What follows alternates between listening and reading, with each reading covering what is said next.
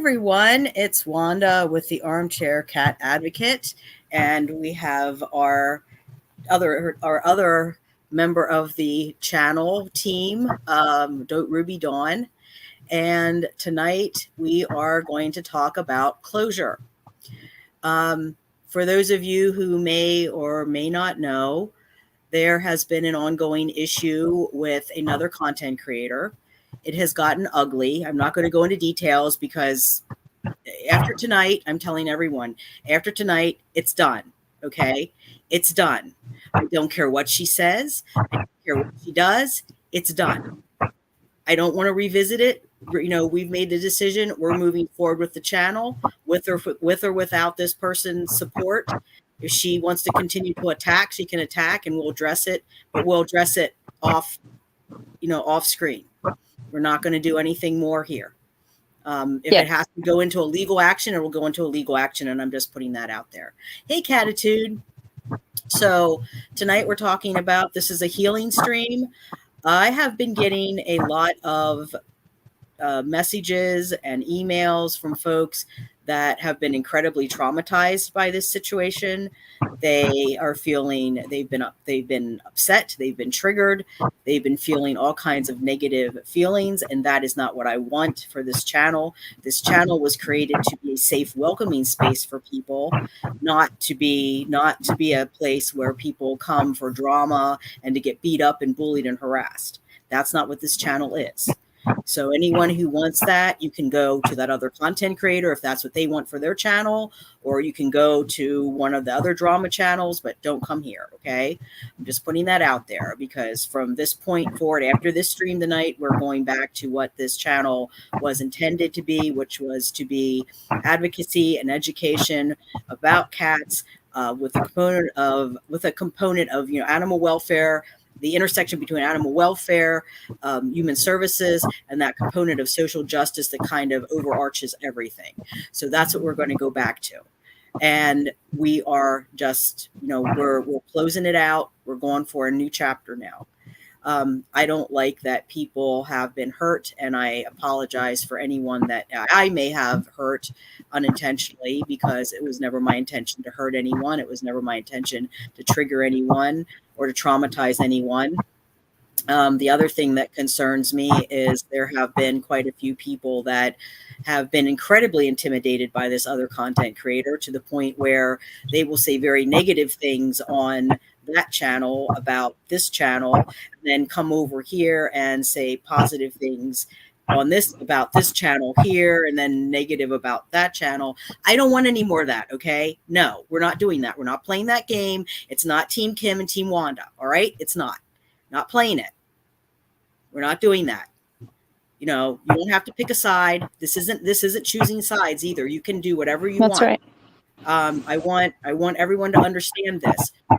We are I don't even like to use the term, but I'm considered a content creator. Okay. I am not your mother. I'm not an authority figure. I can't tell you what to do or not do. And anyone on this platform, any content creator that makes you feel intimidated or bullied, that makes you scared to speak out, that you look and go, oh, I made a comment. Oh, better not say that because they'll delete my comment. Better not say this in chat. I'll get yelled at. No, that's not acceptable. That's abuse. I'm telling you right now, that's abuse. And that's not okay, and that's not acceptable, and you don't have to accept that. You shouldn't accept it. If you can look at whatever you want on this platform. If you like that content creator's channel and they're having a live stream, but you also like Noah the Cat, and Noah the Cat is having a live stream at the same time as that content creator, and you want to see Noah the Cat because you like Noah the Cat better, you go watch Noah the Cat. Doesn't matter what she thinks.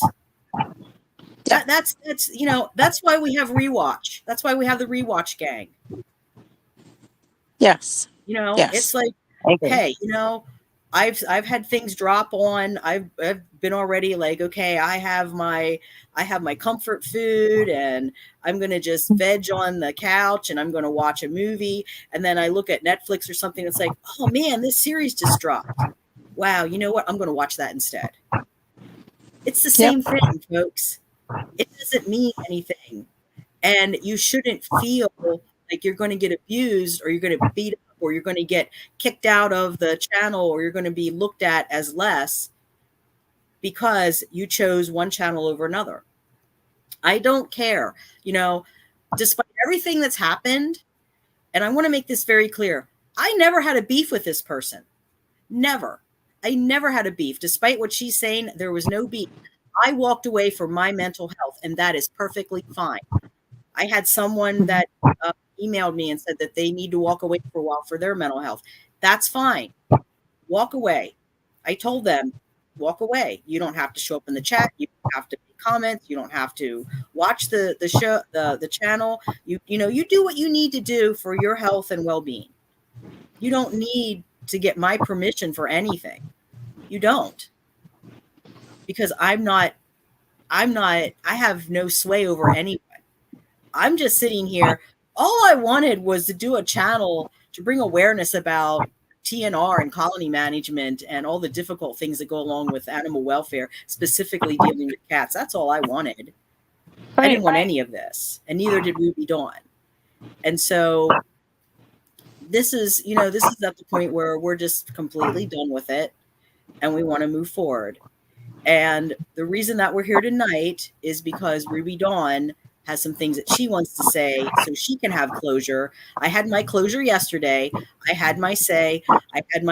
Like 3 different videos. I had my say. I'm not doing it anymore.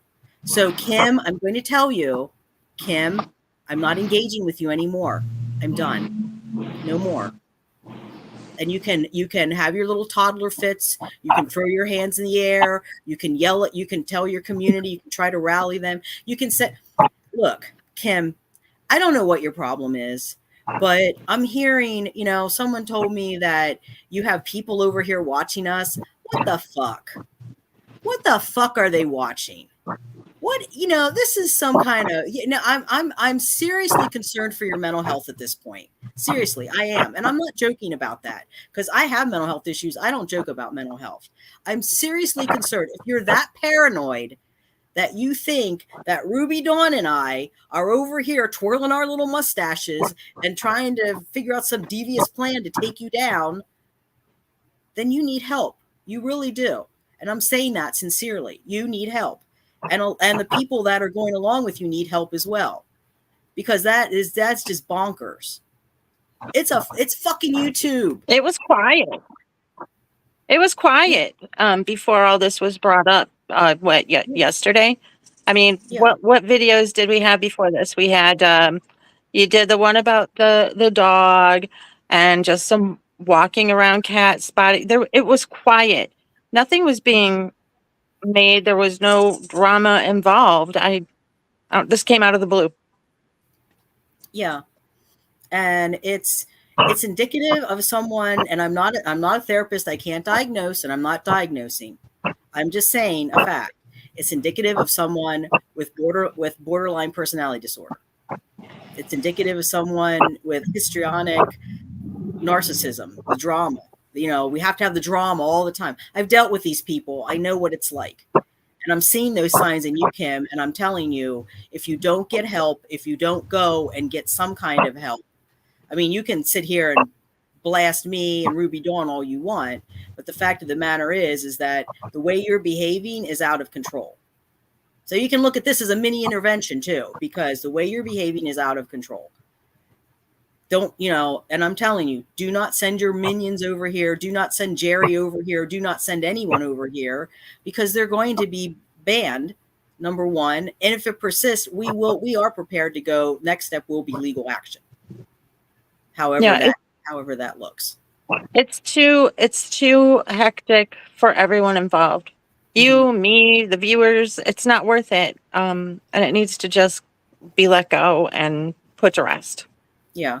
It just needs to stop. Yeah. I mean, it doesn't mean that you or I don't have the right to defend ourselves. I mean, it just means, okay, say your piece and put it behind us. That's all it means. And the other thing, I'm sorry, Ruby Dawn, go ahead. No, that's where we are. That's where we are. I was just going to say the other point that I want to make, and I want to make this very clear too, is It's incredibly offensive when you make fun of people's mental health issues, calling me crazy, telling people, don't listen to her. She's insane. She's crazy. That's incredibly offensive to everyone, including, I think it's like 1 out of 4 people have a mental health issue. So how many, you have 4.32K subscribers. How many people in your community have mental health issues? How many? Yep. How many people in your community have autism? So you're making fun of Ruby Dawn. You're saying negative things about Ruby Dawn. No, that's a low blow, attacking someone for their disability. I have never, and I challenge anyone watching or that will watch this, go through everything that I said. I have never called Kim anything negative for her former substance use. I have never said anything about that. I've had comments in the chat that were removed because I found them offensive. We found them offensive. We didn't want that out there. Yep. I'm putting that out there. I'm not going to allow that in the chat. There's not going to be a name calling. There's not going to be, the drama. It's not going to happen. It's just not. I mean, it's one thing to express your opinion and go, hey, I don't like that person and it made me feel this way. That's one thing. But when you start having attacks, when you start calling somebody derogatory terms because of a disability or a former substance use issue or anything like that, that's where I draw the line. Yeah. So I'm just putting that out there because I'm completely and totally done at this point. I have too much going on. I never even wanted this. We talked about this yesterday. I have all the receipts that this was Kim's idea. This should have been, her channel. And she did, we did talk about if it got bigger and because I have on disability, and she said, well, I'll just buy the channel from you then. But I'm still the one that was going to be responsible to grow it and create it. And I'm thinking, well, if I get to the point where it's big, I'm not selling it to you after I did all the work. Yeah, that wouldn't be right. No, it's not going to happen. So I'm going to end it there. I'm going to go off screen and I'm going to let Dawn have the spotlight. So, well, I do want to tell you, I can't see where the comments are. I don't know why it does that. Okay, well then I'll stay on then so I can see, because I can't communicate with you if I'm off screen. Yeah. No, I just don't know how to pull those up on here. Are you on computer or are you on computer or phone?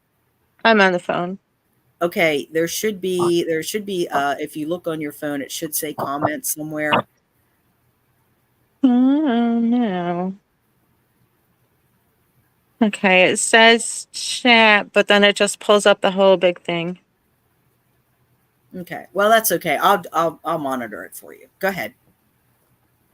Oh, we just lost her. She's having internet connection, so I don't know how long. I don't know if we're even going to be able to do this tonight. Hey, Russ. I'm the only one here. Catitude is here too. Oh, here she is. That didn't work out. Well, I guess I better not be putting my finger on these little buttons here. Well, you go ahead. I'll monitor the chat. All right. That's okay. All right. Yeah, I just wanted to come on here with the chat open in case people had questions. I don't want people to be sitting, and look, I don't want people to be sitting there thinking, really bad things when they're not accurate. If anyone has questions, I've got answers. If anybody wants to know why I disappeared, I've got the answers for that. And I'm sitting here just waiting. And hopefully some people have some questions to ask. I've already gone ahead and posted all of the receipts.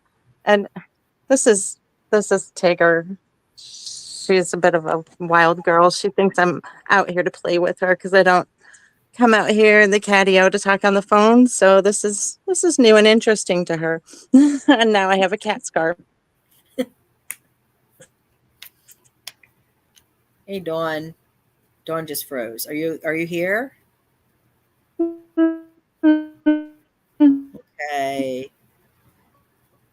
they're just so everyone knows they're having storms in their Anyway, and a so face full and mouthful of hair.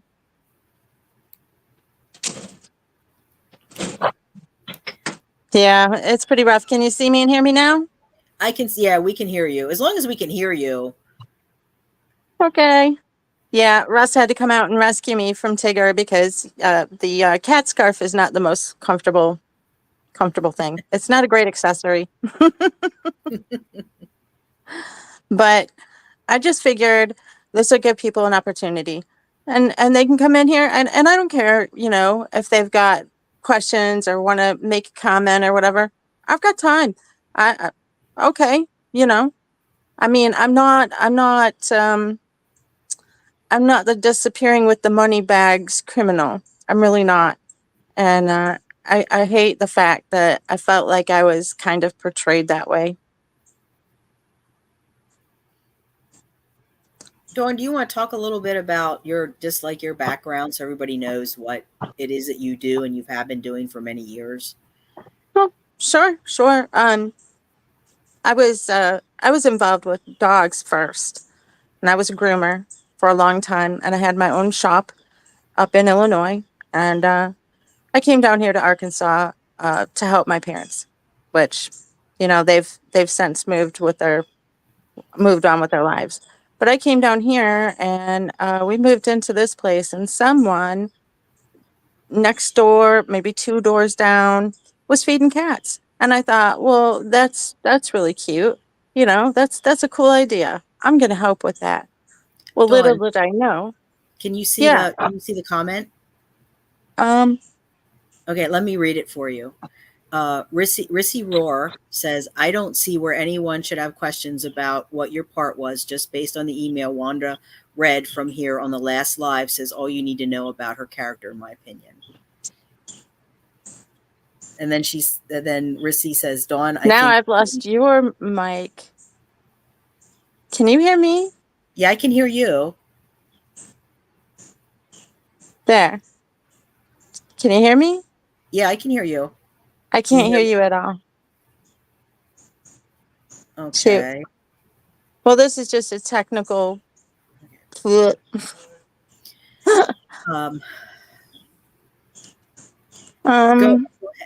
ahead. Do you want to go ahead and maybe close this one and try it on directly on YouTube? We aren't going to be able to. Can you hear me? I'm not really sure if that will work, but we can give it a shot. Can you hear me okay? Because I still cannot hear you. Okay.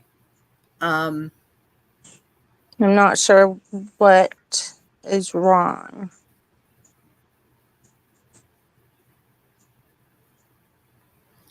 Let me try something here. Okay. Let me pull her out for a minute. Try this. Can you hear me now? Whoops, no, she just lost her. I don't know if we're going to be able to continue the stream because she's got a really bad internet connection.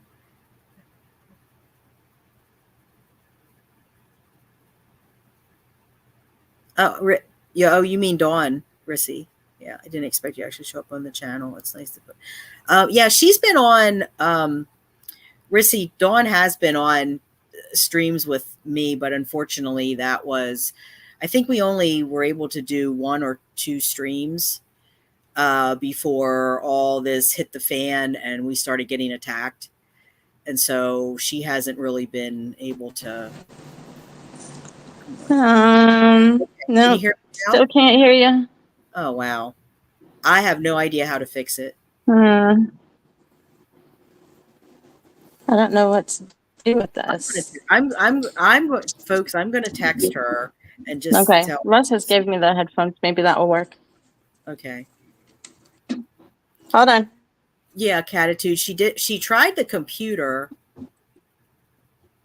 Woohoo! Can you hear me now? Can you hear me now, Dawn? Yeah. Yeah. You can hear me now? Yeah. Can you hear me? I could hear you the whole time. I just want to make sure you can hear me. Yeah. Okay. All right. Well, Rissy said, I didn't expect you to actually show up on the channel. It's nice to put a face to you. And then Rissy said, yeah, I can totally understand her having to step away because of all this. Yeah, it's been really hard, Rissy. It's been really hard. That's why I don't know how long you've been around, but I just actually yesterday put comments back on. Just, and I don't have comments on everything, just what I'm doing right now, because to monitor things, because we've had people spamming sexual things and just trying to get the channel shaken down from that other, coming from that other content creator. Dawn, can you hear me?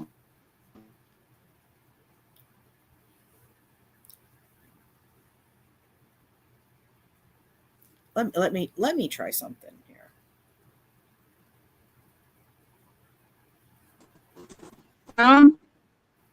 Dawn, can you hear me?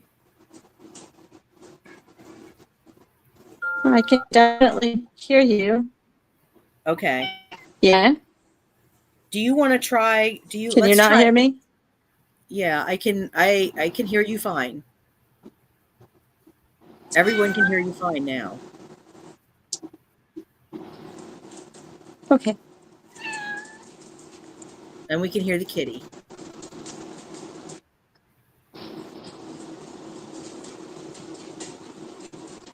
Oh, yeah. Okay. Yes. I did get the email.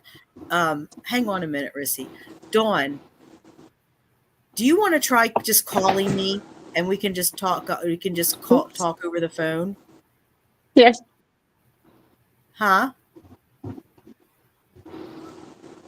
Can you hear me? Yeah, that might actually work out. Do you want to try that? I said that might actually work out better. Okay. Why don't you do that? Why don't you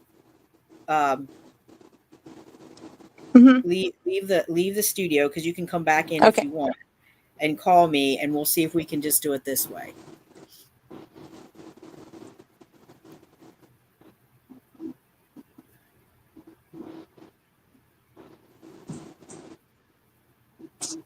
Can you get yourself out?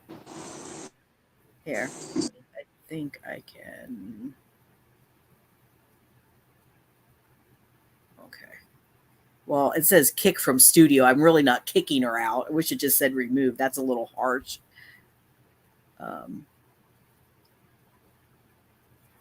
No, I don't want to. I want to remove. That's all. Okay. All right.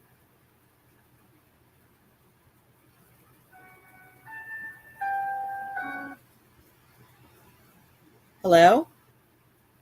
Can you hear me now? I can hear you fine. Okay. Can everyone hear her okay? Give me a thumbs up, folks, if you can hear her.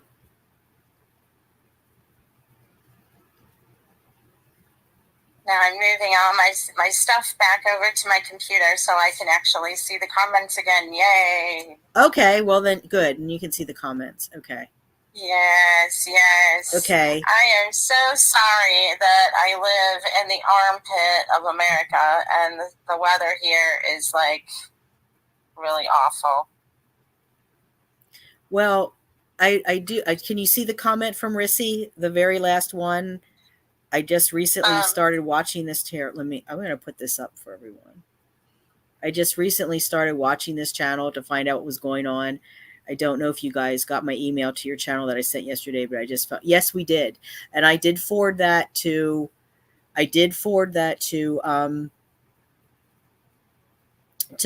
Dawn, and I believe she's going to respond to you. Yes.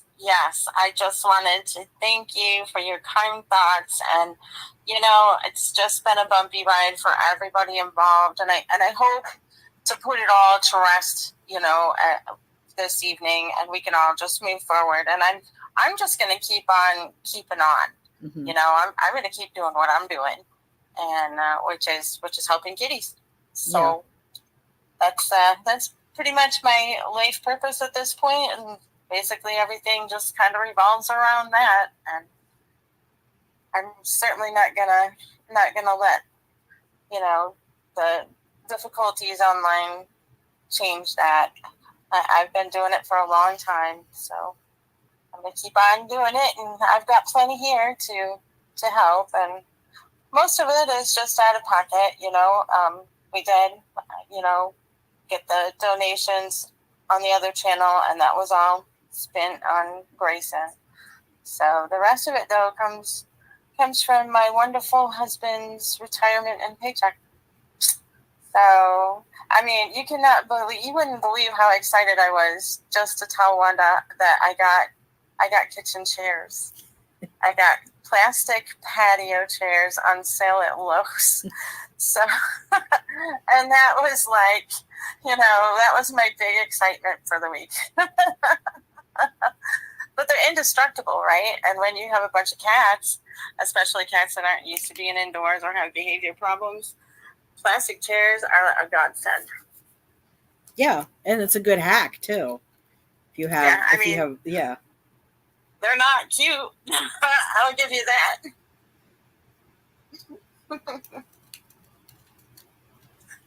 But they're all purpose. So yes, they are easy to clean. Yeah. I can wipe them down, take them out on the porch, and just douse them with vinegar water, whatever I need to do, and that works.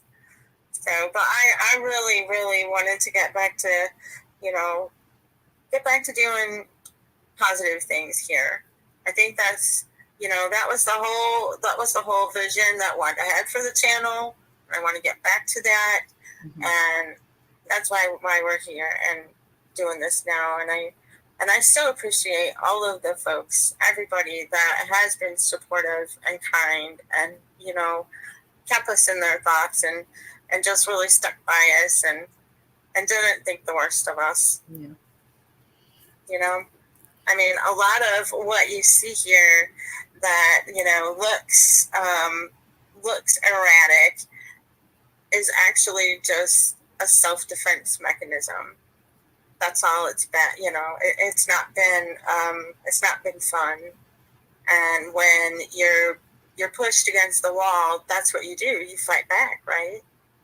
I mean, unless you're like me and you just continue to sit there and take it, which I have also done that with the person that is in question for almost a half an hour. And that it hurt me a lot. I mean, I was really good friends. I thought it was really good friends. Yeah. And I didn't need that. I didn't stop until I said, look, I'm not your enemy. I had to practically yell it as she was full steam ahead on berating me. So I had to yell, I'm not your enemy. I'm not the enemy here. Please listen. And then she did kind of slow her roll, but only when I told her about all of the really bad personal loss and just horrible things that were happening at the time. It was that was the only way to get through, and that was hurtful. And it just didn't get any better from there. Just snowballed, and made us both feel bullied, basically. Yeah, and I just want to add that how Dawn got on this channel.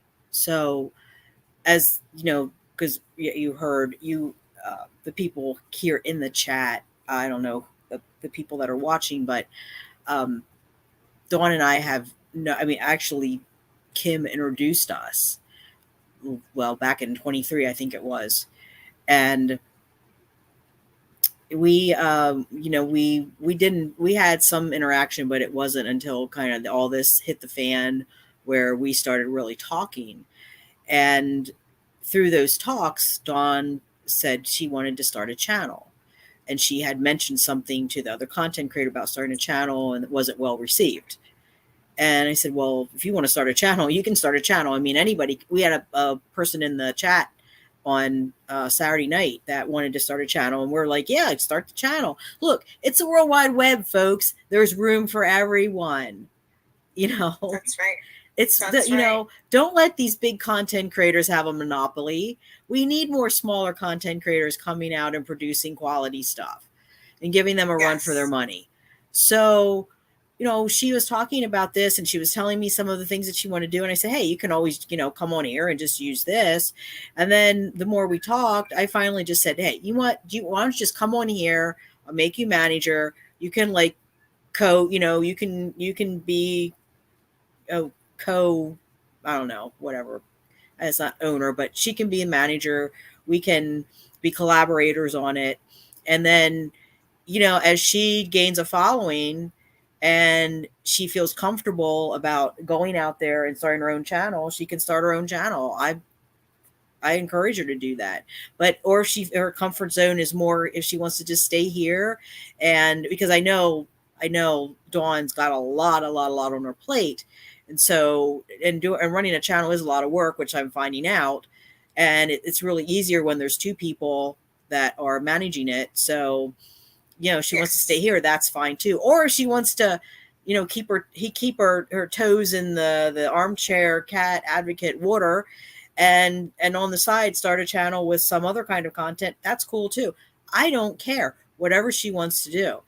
But what does bother me is this whole idea of this extreme, you have to be loyal to me, you can't start another channel, you can't do this, you can't do that. Oh, you better come to my live, because if I find out that you're at somebody else's live, I'm going to be mad, I'm going to ream you out in the chat.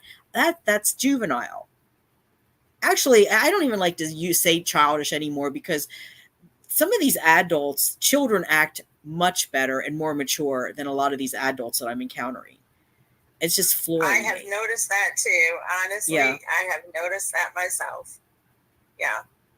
I mean, I'm disappointed in the way things went, because it would have been so much nicer if everyone could have rowed the boat together, right? Mm-hmm. I mean, that's what the whole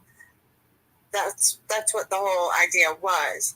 But I'm not gonna let this stop myself or get in Wanda's way, or, you know, mess up her chances to help cats, because that's what this is all for. You know, helping people that help cats is ultimately helping cats, Mm-hmm. right? So that's, yeah. And I will do anything to help cats. Literally, I would drive anywhere, pay anything. If it was within the realm of my possibility, I would make it happen. Ask Russ. He's probably sick to death of me making it happen. Russ is our honorary cat daddy on the channel. Yeah. He's a good husband, I'll tell you that, to be putting up with this stuff. I know, like I said, when I moved here, I just thought it would be cool to, you know, help my neighbor out and feed some cats. I just thought that was so sweet. Little did I know. That's Little how did it I know. starts. I thought, Dawn, I thought, you know, I started this in 2020 during shutdown, during lockdown, because all my volunteer stuff went away and I'm on disability. And this was something that kept me, my mind active and kept me from deteriorating from the mental health issues. And so, okay, I thought, well, all right, I would really, you know, maybe I'll start doing the TNR thing now. You know, I know the spay and neuter clinics are shut down, but hey, and yeah, and here we are 4 years later, and look, oh, you know, I'm like, you know, I'm like taking on some dude with a pit bull, you know, Yeah. and you know, and now hopefully, you know, hopefully using Furball Farm as a template for maybe some positive change in our community. You know, it does, it gets into your blood. And you know, like, Dawn, what did you say, we're a different breed? We are definitely a whole different breed of people. We're the ones that kind of are invisible. I mean, and often made fun of, and that's unfortunate, because what we do is pretty essential, right? I mean, where would communities be? Where would cats be? Where would rescue be? Mm-hmm. It'd be nothing at all, and there'd be just ultimately just a whole lot of suffering. So we bear the brunt of that, and that's why we're special. Yeah. And it's hard too. It is. It's totally. It's the hardest thing I've ever done, and I have done some hard things. Honestly, you wouldn't think it, but I surely have. I've been backed up against the wall by a 110-pound Rottweiler that wanted to eat my face. Yeah, lots of fun stuff. So you can't. You just can't give up. And I've been out here doing this for about, I don't know, maybe 10 years or so. And the very first one that we took in and rehabilitated was a black cat named Blackie. And how original, right? Yeah. And you know, I was thinking that. And he was this old, cranky black cat, right? And the neighbor lady was like, "Don't touch him." She's hollering over the fence. "Don't touch him. Don't try to pet him. He's mean. He'll claw you. He'll bite you." And, you know, I figured, well, she would know because she's been feeding him, right? And then out of the house comes Jay. And, you know, Jay's like 10 at that point or whatever. Walks right up to cranky old Blackie and starts patting on him. And that was that. So I have a long history, and I know, you know, some stuff I'm always learning. I don't, by any stretch of the imagination, know everything, and I never will, because that's not how we're built. We're all built to continue learning our whole life, and that's what I do. I'm always open to suggestions and comments, and, you know, hey. Yeah, and in fact, you know, I like to sit and make an observation to folks about, you know, their cats and what I know, and then ask them, "Does your cat do that? Have you ever seen this? Have you ever seen that?" And it's just like in casual conversation. No wonder they think, "Wow, what is she talking about?" You know, but it's just part of it.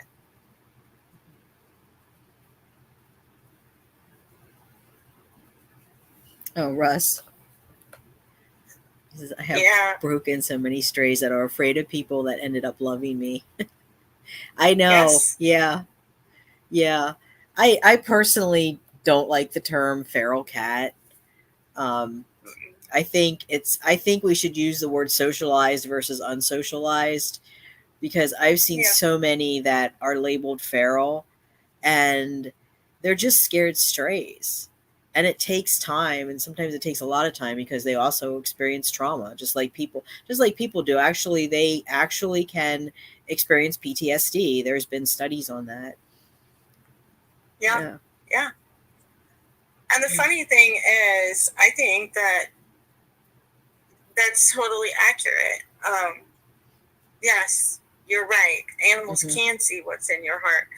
I also truly believe that. And the reason that I do is because I've seen how they react with different people and in different circumstances, and people that have varied intentions.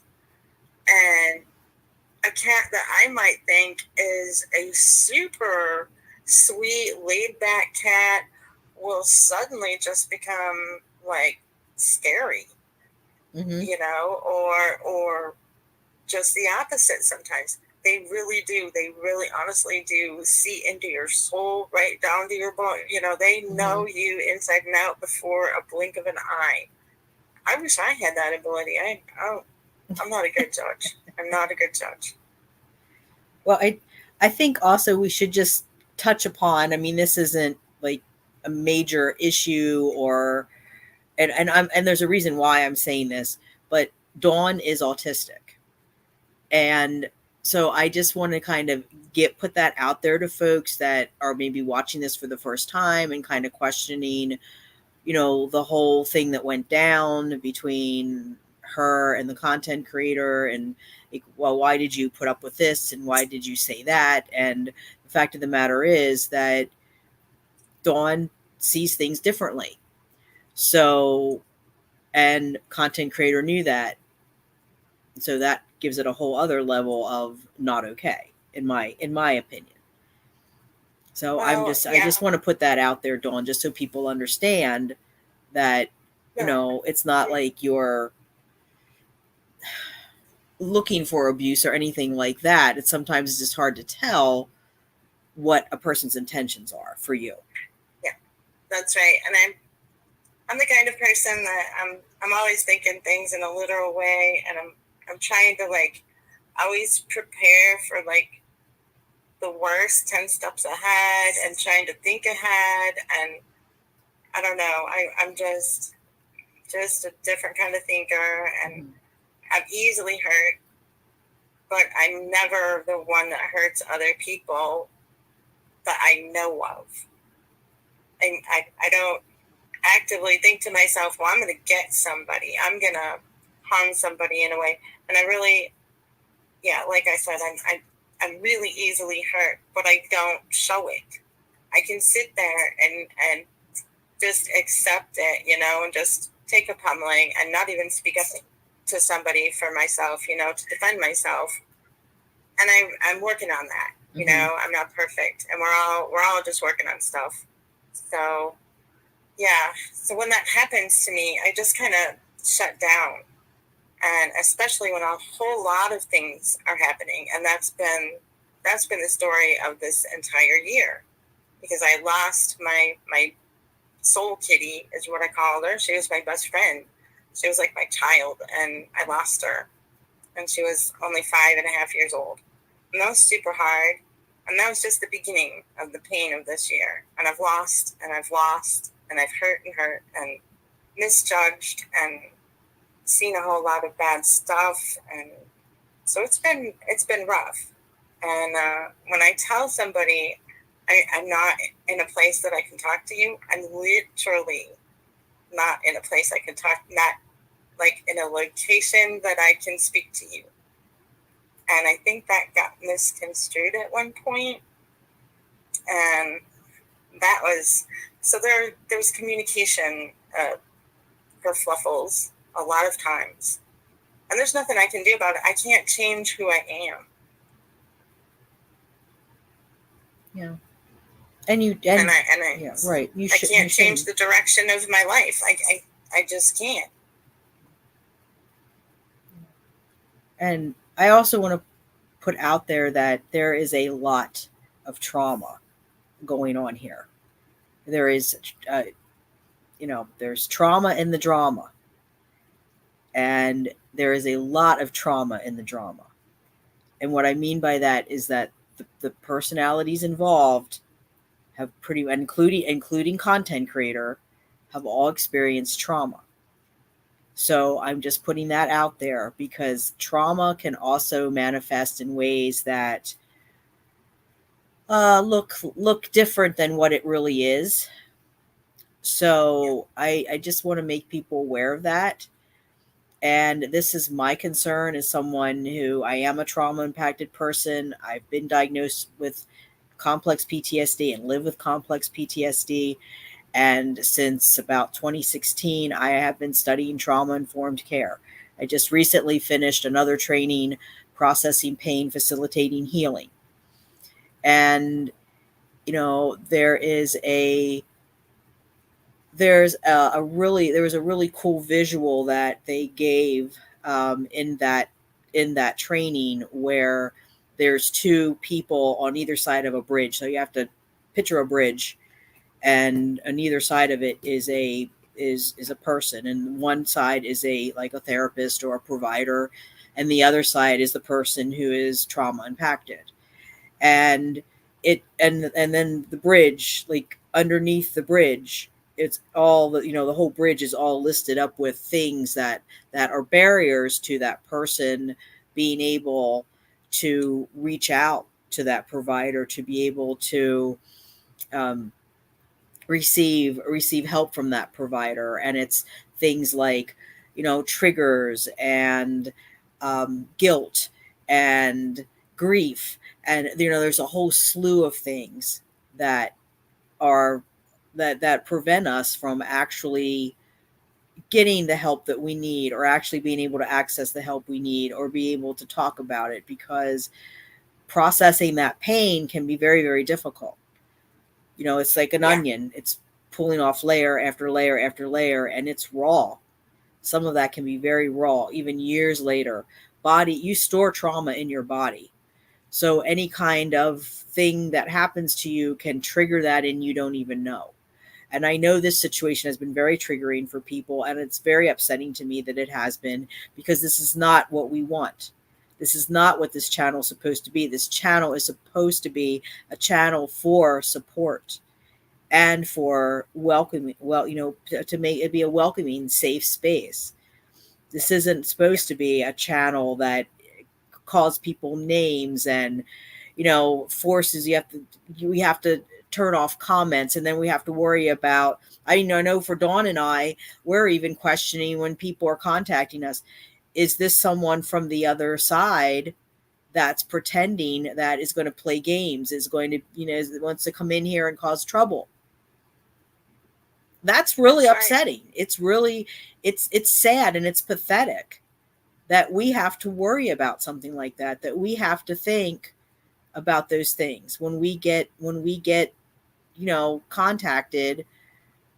Is this person really what they're saying to us? Are they really, I don't want to say on our side, but are they really sincere, or are they just one of the, the quote, watchers that this person professes to have over here watching the channel? For what reason? I don't know why you need to watch the channel. It's bizarre. It's strange.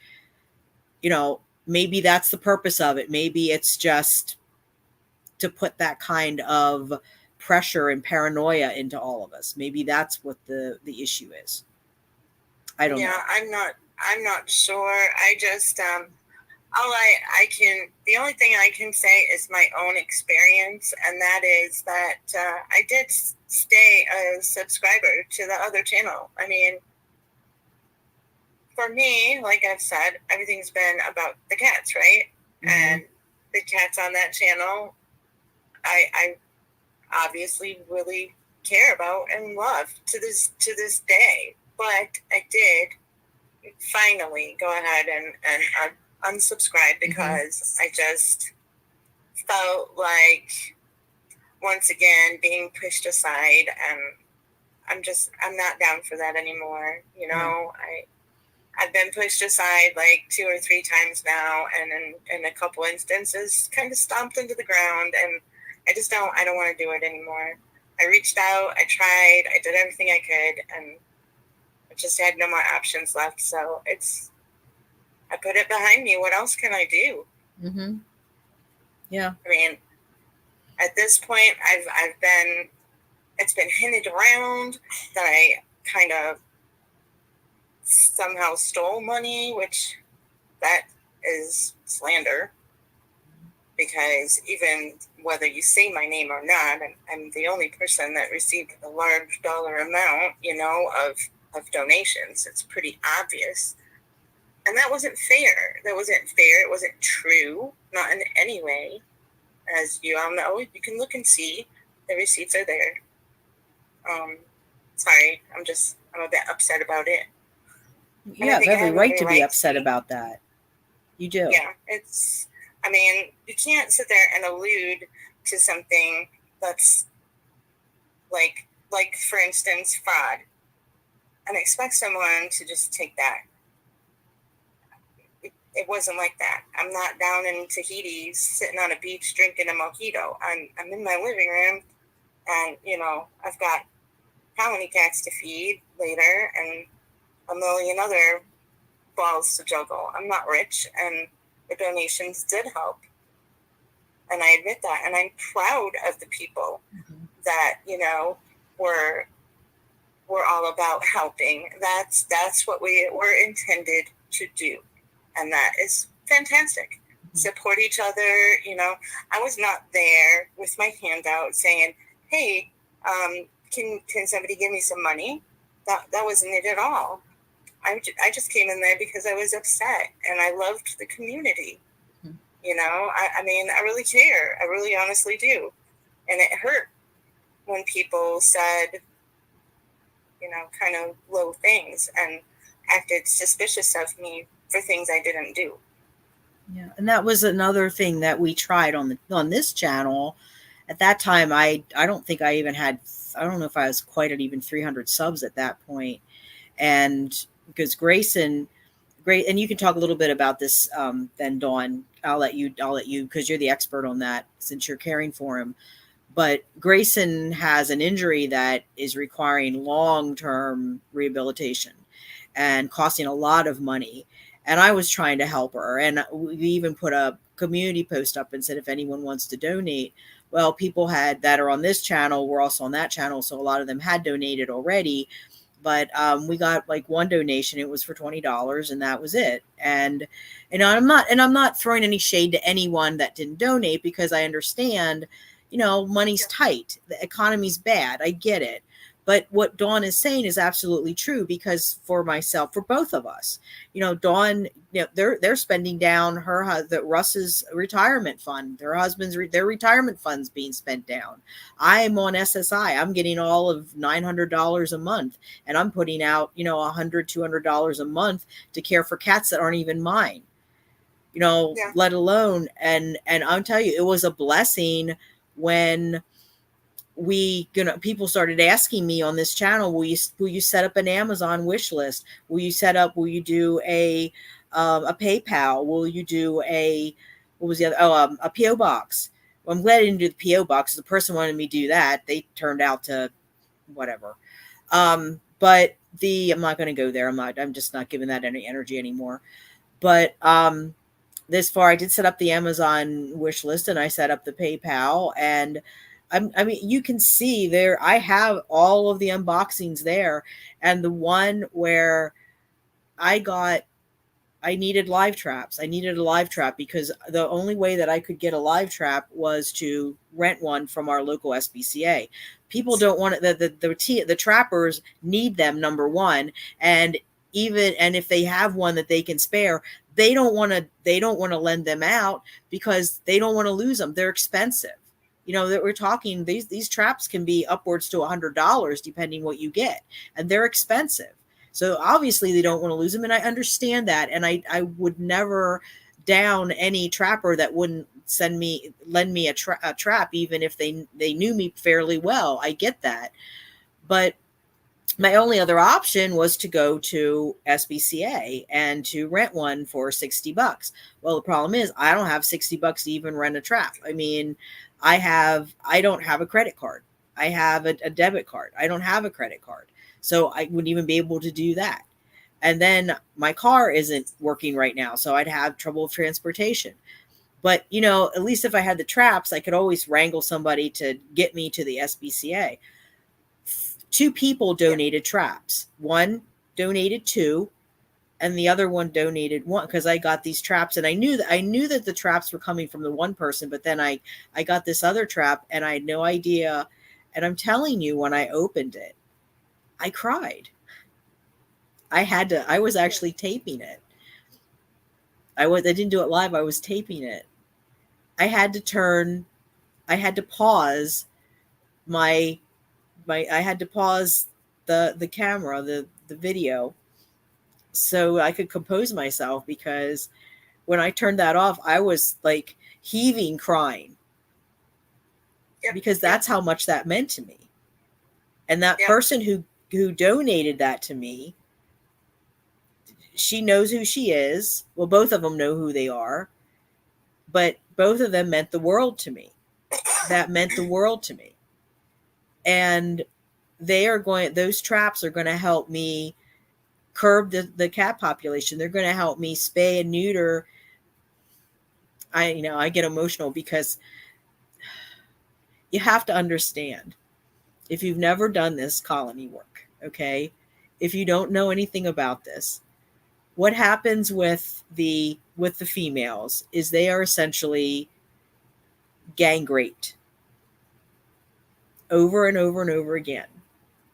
Every time they pop out kittens, the kittens don't always survive. It's hard, and it's hard to watch it happen. And knowing that there's really nothing that you can do. Yeah. And that trap, there's one that I have, little Mushu, Moosh is going to be the first one that gets spayed. First one. Now, I have other cats that from the original colony, everybody's spayed and neutered, but that was back in 2021.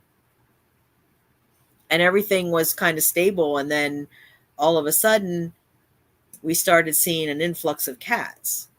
And part of that was because our SPCA would no longer admit strays because they had gone no kill. And if they admitted strays, well, stray cats is like one of the populations of animals that has a very high euthanasia rate. So that would take their save rate down, which would translate into less money. So this is why they don't take them in.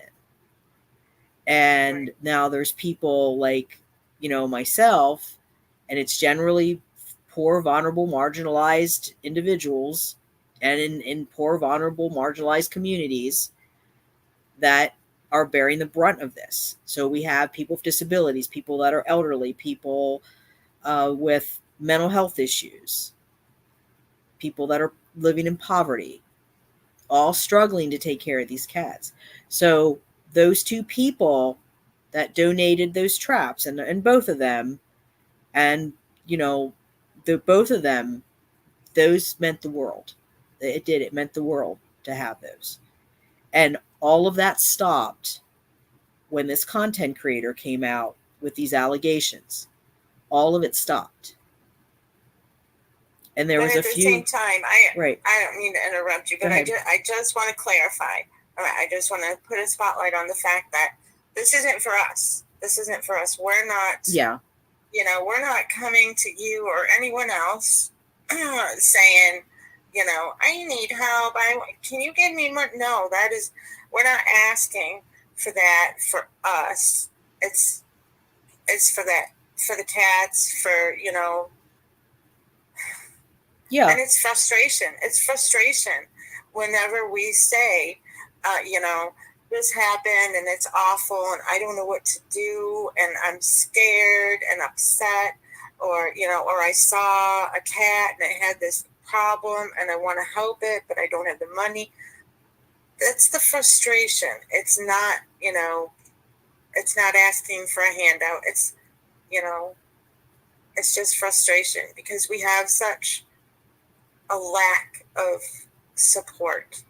And sometimes all it takes is just an ear, it just, sometimes you just need validation.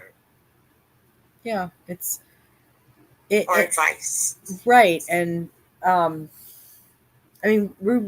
Dawn doesn't have an Amazon list yet. We're working on getting that together for her because now she's on the channel. It'll make it easier for her. That was another issue. That's another reason why I wanted her to come on this channel, because it was hard how to get donations to her.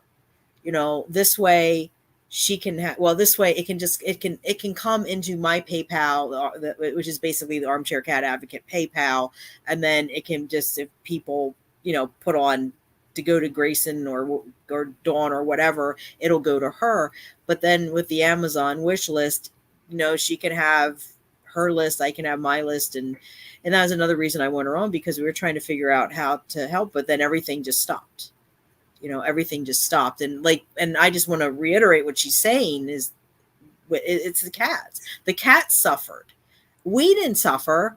The cats suffered because the cats no longer got the donations. I guess, if you want to, technically we suffered too, because we're struggling financially. So it meant, we had to cut down even more on things that we need. So we're struggling even more to try to care for them. And so we're neglecting some things that we need for ourselves, but we're still able to make that work. We've done it before. We'll do it again. But oh yeah, we've gone without groceries. Yeah. Many times. Yeah. But it ultimately impacts the cats. And this is what people don't seem to understand is, you have this person firing up all her I call them the minions, all her community, and they're like, yeah, sock it to her, sock it to her, sock it to her. Okay, well, you're all these people that are supposed to profess to love cats, but you're going to do that. So you're hurting the cats. It's not about us. Ultimately, it's not about any of the people. The people and the politics need to just go. It's at the core of it is the animal welfare issue of caring for these cats. That's right. That's what the core of the issue is. It's not about egos. It's not about, she said, blah, blah, blah. It's not about that. Check your egos at the door, folks. It's not about that. It's about helping the animals because they can't help themselves. That's what it's about. It is now. I'm sorry. Go ahead, Dawn. Dawn. Like a real weird delay. I noticed that we've been streaming for 1 hour right now. We're at the 1 hour mark, Mm-hmm. right?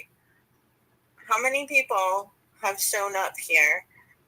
You know that people know that we're on and we're live and Mm-hmm. that the chat box is open, right? Mm-hmm. But how many have actually stood up and said anything at all? I do. I'm very glad to see the people that are here. Mm-hmm. But what I mean is people that previously looked down or made disparaging remarks, or how many of them are here to ask questions, make comments when the time is now, when we're sitting here wide open with the chat and just expecting anyone to come in and say anything. Where are they now? It's because it's about the drama for folks. It's the drama.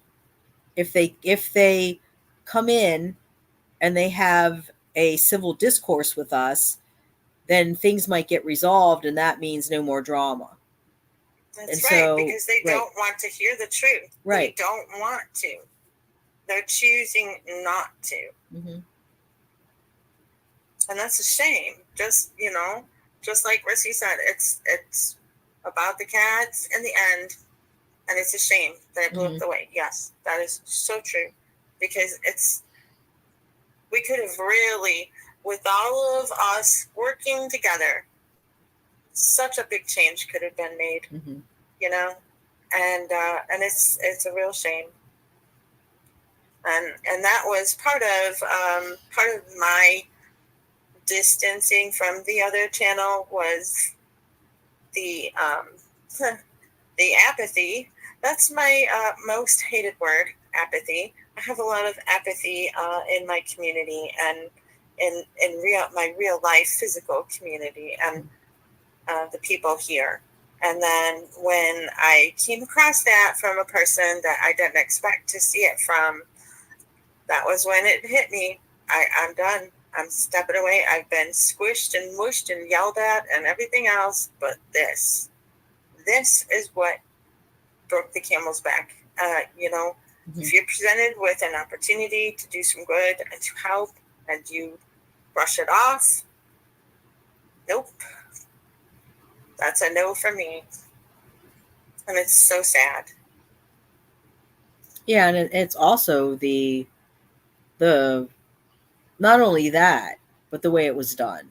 The way, the text message of, I literally just got back and I don't have time. And 10 minutes later, we're doing a stream from Furball Farms, which netted 1 point something K. So we see where the priorities are. That's right. Where are the priorities? We want the views. We want the subs. It should all be clear. That's right. I've been busting my butt to put out shorts, which the shorts are bringing the subs in. That's where I'm getting that one with Aber, I think, got 20 subs. Yeah. So I'm busting my butt, to get things where someone just, I'll go stream at Furball Farms and just use them for content. I find that gross, and I'm just going to say it. I'm just going to say it. I find it gross. because Furball Farm didn't deserve to be treated like that. And that whole comment of stop watching this live right now and go and donate, but make sure you provide a little note that says you're from this community. Why do you need to have that? Why isn't it just enough to say, hey, I encourage you to go donate? Why do you have to make sure that Furball Farm knows that they came from your community? We all know why that is. I don't have to say it. And it's gross. Yeah, it does feel kind of pretty off-putting. That's for darn yeah, sure. This is I don't think risky. It was fair. That's right.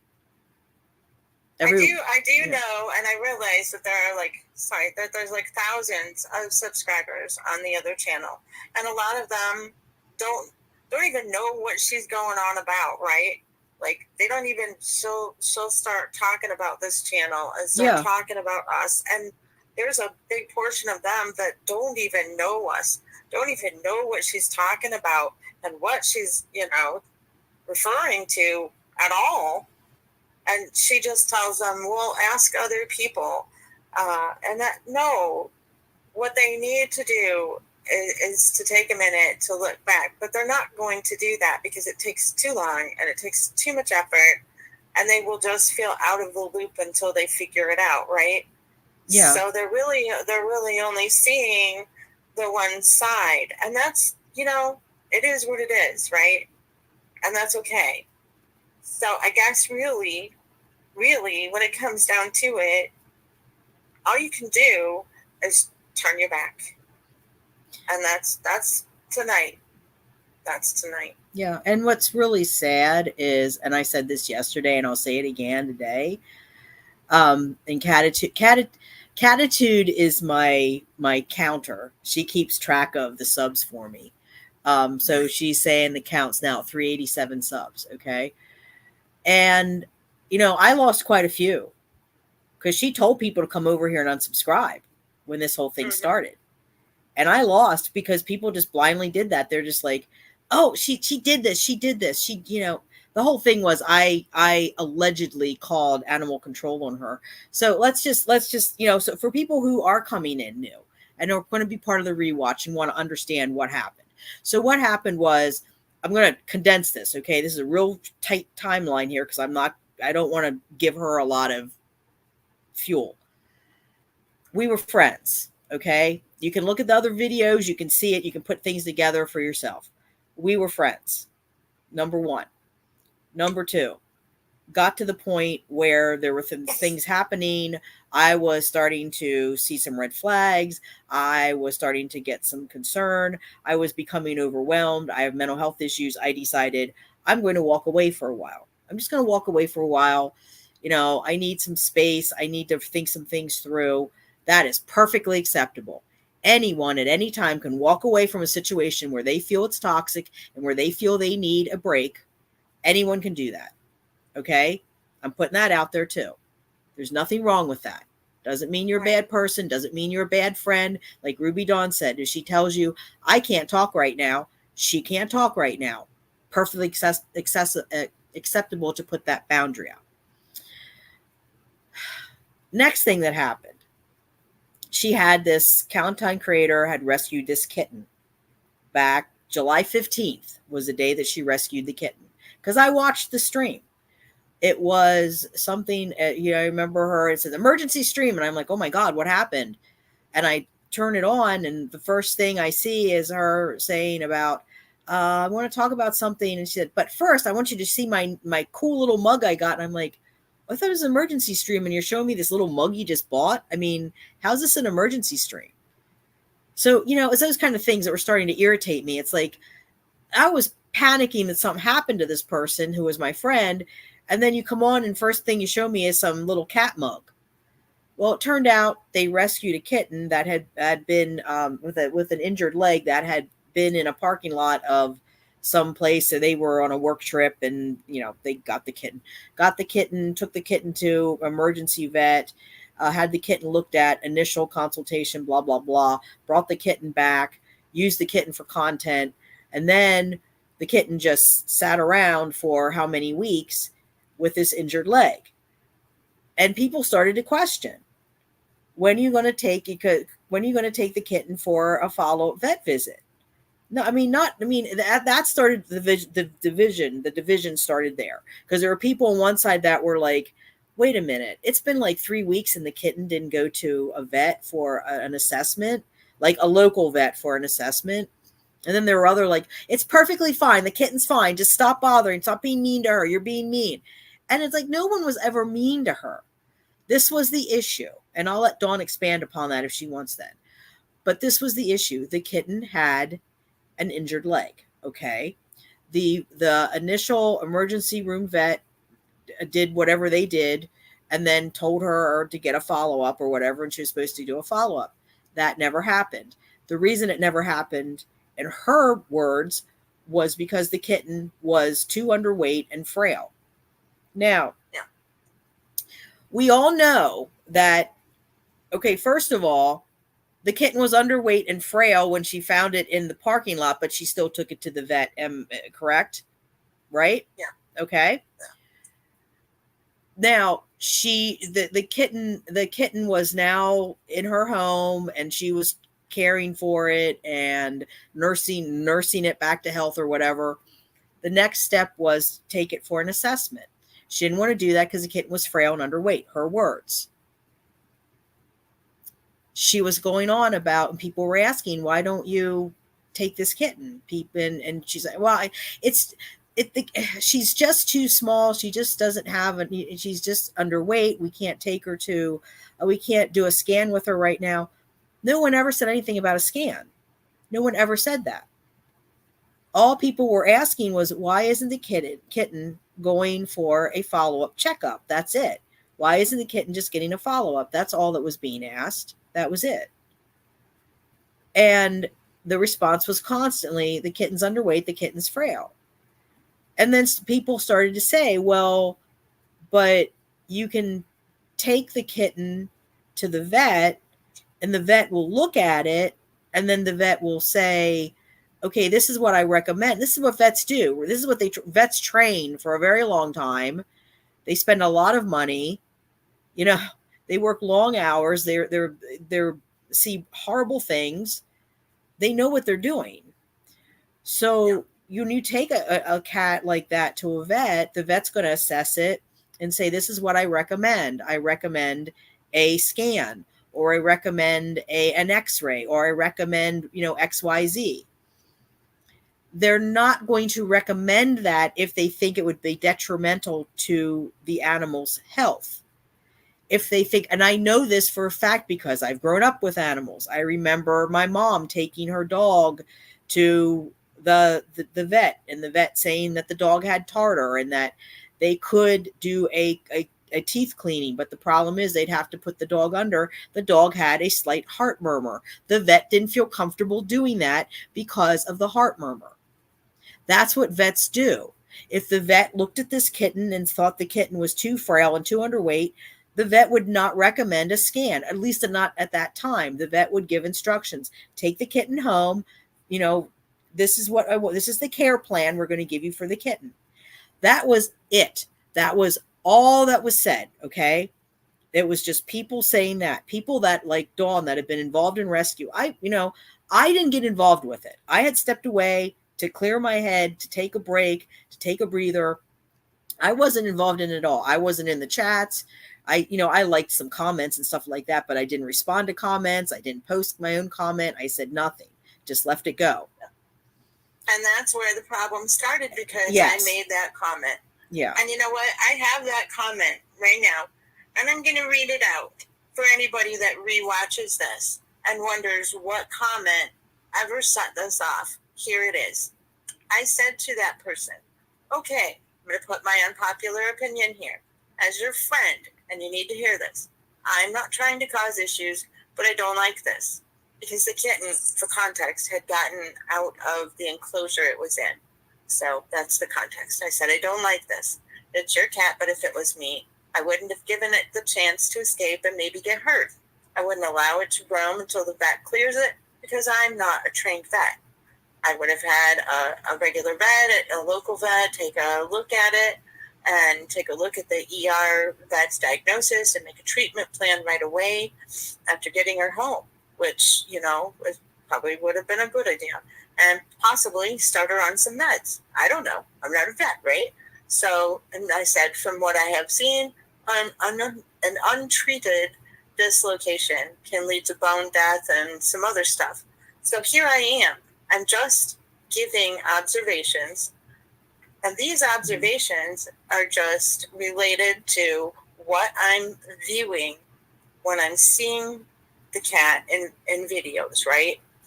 This is just what I'm seeing. She's still, her tail is still cocked off to the side and she's still limping and stuff, and, doesn't look like she's moving normally. And that's okay. I mean, if she's not in pain and if she's being looked at and has a future plan, right? But there wasn't one. And I was like trying to say, all right, this is what I'm looking at. These are the consequences. I have seen these consequences myself and lost my heart cat because I didn't do what I should have done, or what, because I didn't know, because I'm not a vet, right? If I would have had the value of a vet's opinion at that time, it could have helped, but I didn't. I took her to a vet, but the vet that I took her to was not experienced with those sort of injuries. And I didn't know that. He didn't tell me that, right? So I lost her. So I'm trying to give from experience, my observations and what I know and what I have learned, so that she doesn't have to go through the pain that I went through. So the kitten doesn't have to go through the pain that mine did, that ended in passing away. I'm trying to avoid a future that's pretty dark, right? For both of them, as a friend. And I got immediate backlash and told that I was leaving negative comments, that I was a troll, blah, blah, blah. I didn't disappear with those donations. I was pushed out. Mm-hmm. But I still use them appropriately, as I've shown. You also offered to return those donations. I want to make that clear too. I absolutely did. And when I did make that comment that the donations could be returned at that point, that comment was hidden, and I was then a hidden user. So in other words, she didn't want people to know or be able to read my response and how hurt I was, because in that response I included how hurt I was that the community would look at me that way. Why would they look at me that way?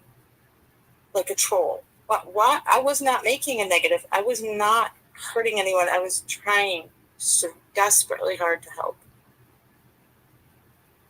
Yeah. And it just escalated from there.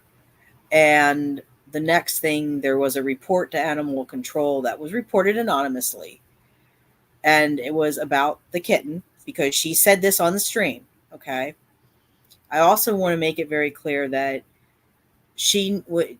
the whole thing, I don't know how much of anybody knows about anything, but where she lives, she has a four pet limit. The city has an ordinance, 4-pet limit.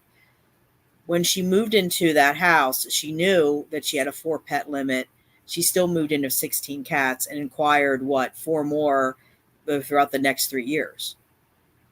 So she knew she was breaking the ordinance. And then she started a YouTube channel on top of all of that, where she put all of the cats front and center. She also told, she even did a stream with the city coming in for an energy audit. There was another city person that came out to check something along her fence line or something. She had to clear weeds or something. And the person came out and she said, "Hey, you want to see my cats?" I mean, she's saying this to a city council, a city person, city worker. do you want to see my cats? City work, yeah, sure. So she brought the city worker in to see the cats. The city worker said, do you want another cat? This is all, I mean, this isn't me making this stuff up. This is all on her streams. This is what things that she's been saying. These are things that she said. So, my thing is, if you're doing all of this and someone calls animal control and well, the report wasn't about the cat. The report was about the kitten. The report was concerned for the kitten. That's what happened. What happened? Are you still there, Dawn? I am. Okay. I thought I lost you for a minute. The report was about the kitten. Somebody reported it because of the kitten. So then that set off a whole other mess, because then it was, then she went down the list of people that had her address or were friends of her or knew her. I mean, it's so easy to find addresses nowadays. It's so easy to find phone numbers. It's so easy to find all of that stuff. It's so easy. We have no privacy. Everyone knows that. We have none. Our phones even listen to us. That's been proven.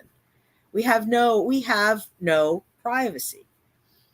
But she went down the list. First, she went after Miss Nunya, who's in the chat.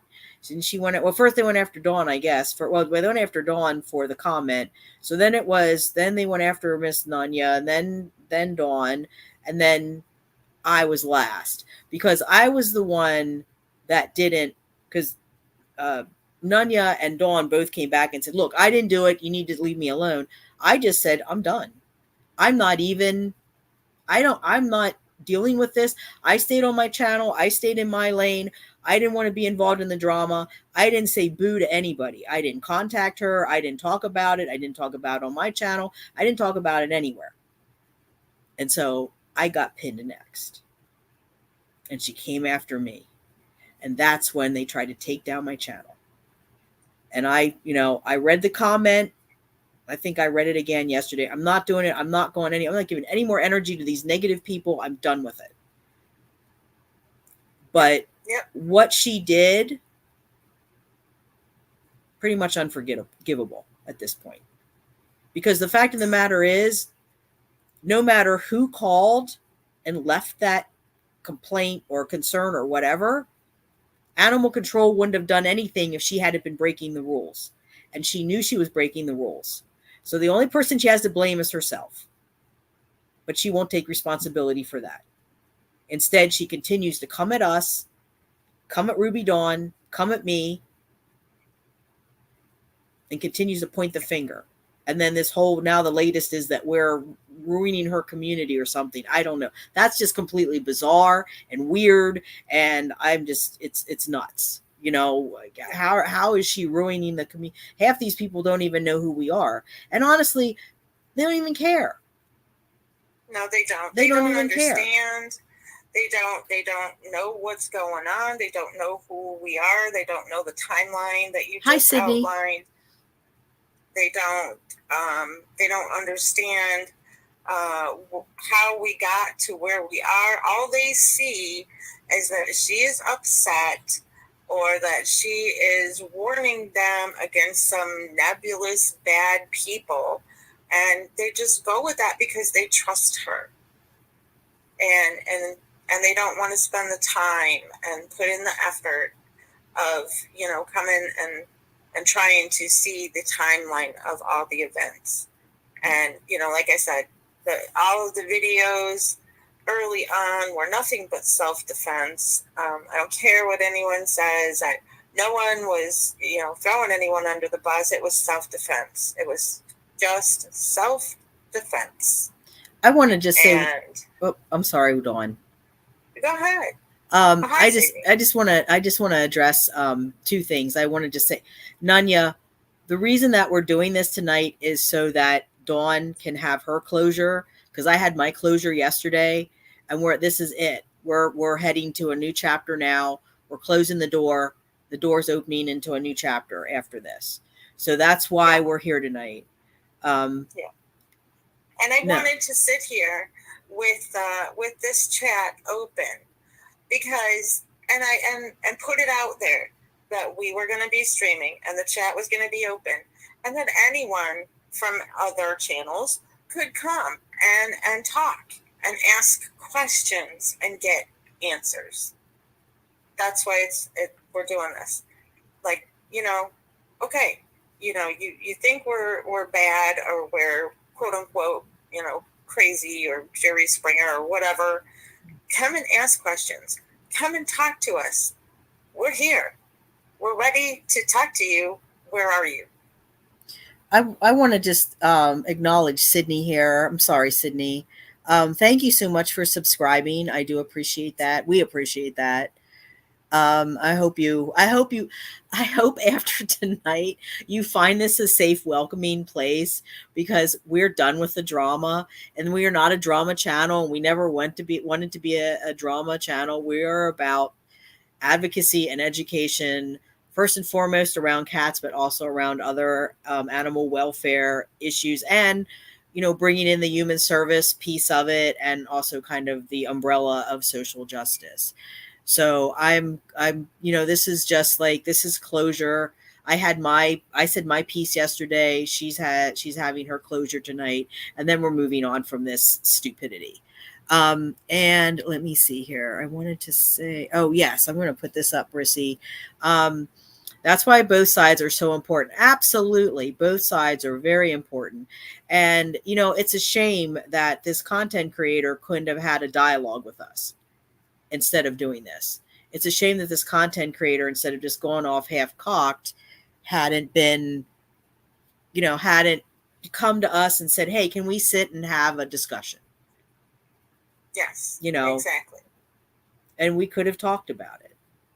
I mean, I'd still talk to her if she, but it has to be calm. I'm not Dawn. I love you, Dawn, but I'm not going to sit and have somebody scream and yell at me. That's abuse, and I don't tolerate that. No, I know. We're just different in that, and the reason is, different people made different ways and been through different trauma, and I get it. I do. I do. And I shouldn't allow it. But I had a goal, and my goal was try to close the gap. Yeah. And it went nowhere, of course. But I was trying to be the bigger person, and to explain, even though I didn't need to, there was no reason I needed to. I didn't have to explain, but I felt like it might help. And of course, it fell flat, but I did try. I reached out. I tried. And, And the fact of the matter is, no one ever intended any malice towards her. No one ever wanted. And in fact, Nanya, who's in the chat right now, Nanya said, just let it go. Let it go. Just, the cats are okay with her. She's caring for them. Just walk away from it. Don't worry about it. No one wanted to separate her. She's spinning this yarn that people tried to take her cats away. Nobody tried to take her cats away. Nobody did. In fact, when this whole thing broke, I called animal control and I said to them, look, I'm being attacked over this. They said, well, it's anonymously reported. Okay, I know that, but I'm being attacked over this. What's going to happen to the cats? And he was nice enough to say nothing, basically. He said, and I quote, what the animal control guy said to me was, he sees a happy ending for this. And meanwhile, she was over there screaming, I only have 2 weeks to get out of my house, or they're going to take my cats, and I have to get an RV and run off. And now we're way past 2 weeks. We're way past 2 weeks. And she's still there. She still has the cats. Obviously, animal control people were telling the truth. They've been working with her.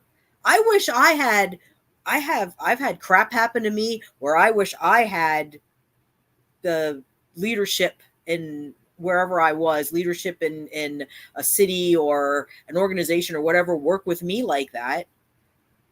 People, I'm sure there are people that have bill collectors coming after them that wish the bill collectors would work with them the way that animal control has worked with her and city council has worked with her.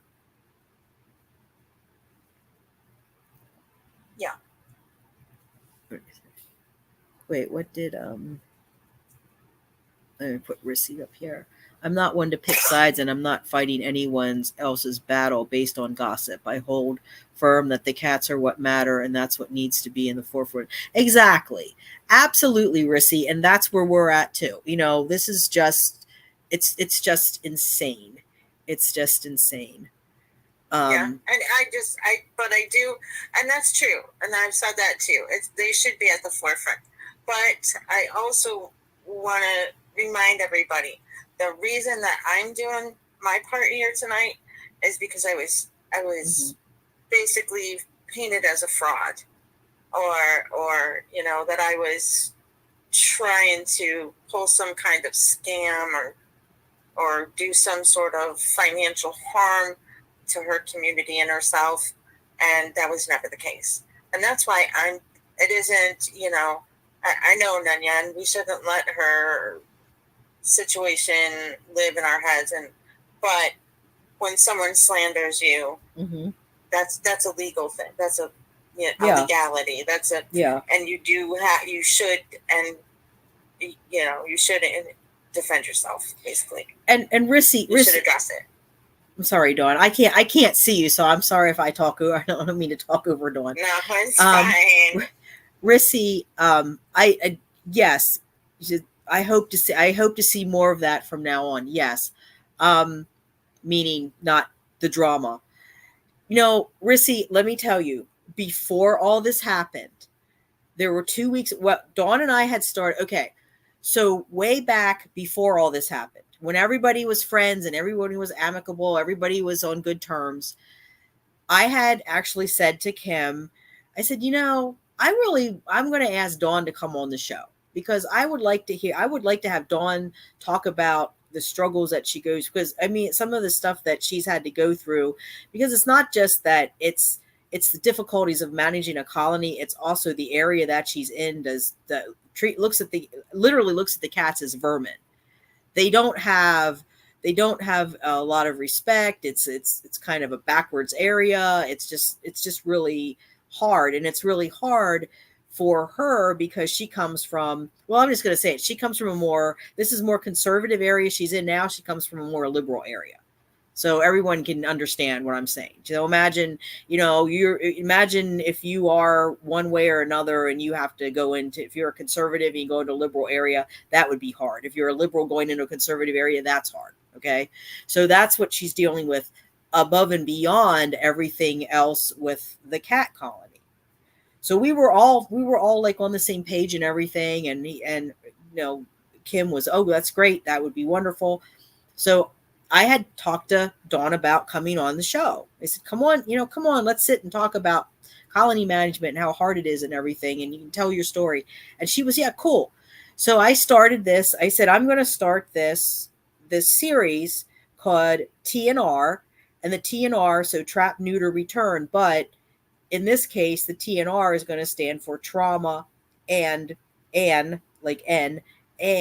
resilience. So it's double. It's like trap, neuter, return, but the trauma and resilience that people have to have when they do TNR.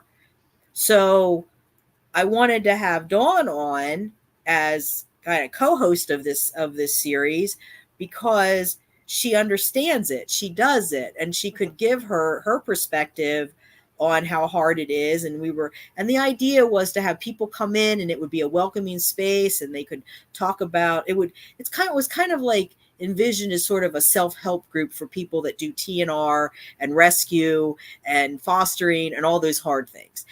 But if you didn't do any of those, hey, you were welcome too. As long as you came in and you were sitting, you were respectful, you were welcome. We did 2 weeks of that. Both of them weren't really well. Nanya came in. We got Nanya we pulled Nanya in on both of them. And Nanya doesn't maintain a colony.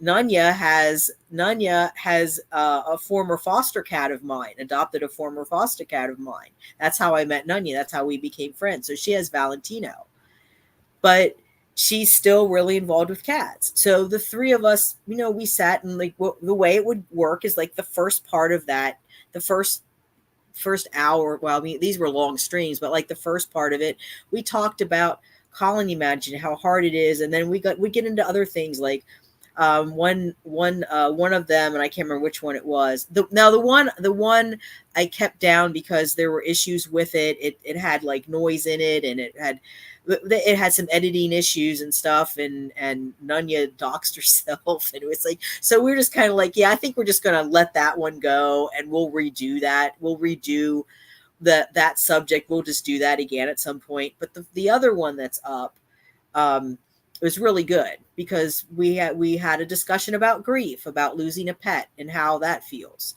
You know, we had a discussion about adoption. I mean, we just kind of would talk about, it was just like a support group, like people being a support group, and you start to get all these different things, you know, going. And then kind of in the end of it, then it just kind of became like, we just sat around. It was kind of like, okay, now we had the support group. First we give the information, then we have our little support group meeting, and then, you know, afterwards we go over to the all night diner and sit and have coffee and talk. And so it was just us talking about anything. And people responded and really liked it. We were getting really good views. 2 weeks in a row we did that. That's what we want to do, Rissy. That's the kind of things we want to do. But then all the drama, whoosh, and it stopped. So this is why we're upset. This is the frustration.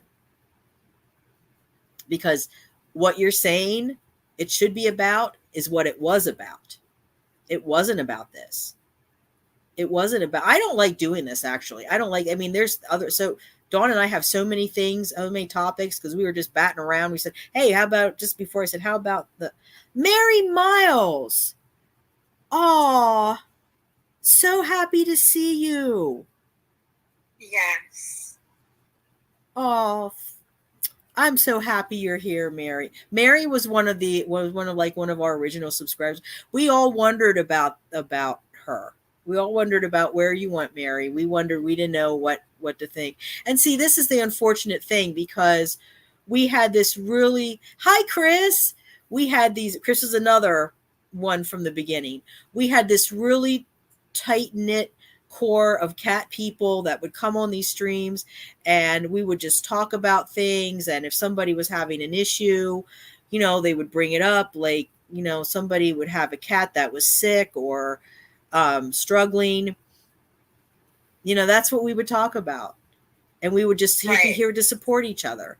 And then all of that stopped. I'm so happy to see you all. I am too. Hello. I missed you. My gosh, I can't believe y'all showed up. Thank you. And it was very upsetting to us, because from our perspective, we're sitting there not knowing. I mean, I've actually, oh, Chris, you're not a hidden user anymore, obviously. I actually, Chris has been an incredibly good supporter. She, you know, we've exchanged emails, and, you know, we've shared information. And when this all happened, I made her a hidden user because I didn't know. That's sad. And I wouldn't have known until she emailed me and said, hey, look, I've been having a lot of personal stuff. That's why I haven't reached out. And for all I knew, that she was like, yeah, Wanda's that horrible person that called animal control and got the cats taken away, which obviously the cats were never taken away. Obviously. Yeah. All right. So on a serious note, now that we have a fairly good sized group, I want to say, does anybody have a question? Please don't be afraid. You can ask us anything, even if it seems like we might take it bad, or please just ask. We will give you the answers to the best of our ability. And I, for one, have no reason to, you know, mislead anyone or anything else. In fact, I'm really fairly capable of doing that, because I'm not wired like that. I'm sure Wanda understands what I'm talking about. Yeah, I mean, we have old friends and new friends here, and you know, this is great, because this is what we want. We want closure. That's the title of this stream, is closure.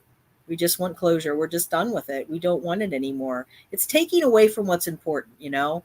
And what's important is the cats and advocating for the cats. I mean, Dawn and I both, you know, it's really important. I mean, this is why if you looked at my shorts, you see so many shorts where, like, Abracadabra, who is Catitude's favorite. Abracadabra was born outside. She was raised outside.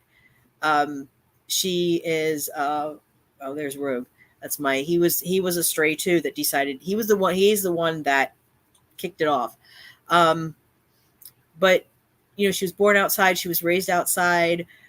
I worked with her. I got to know her, you know, really well. And I started bringing her in like in 2021 because I thought, okay, I want to make sure that she could adjust to being an indoor cat in case, because I was looking to move. And if I had to move, I was going to try to get her placed. But she has the ear tip and she does some really cute stuff.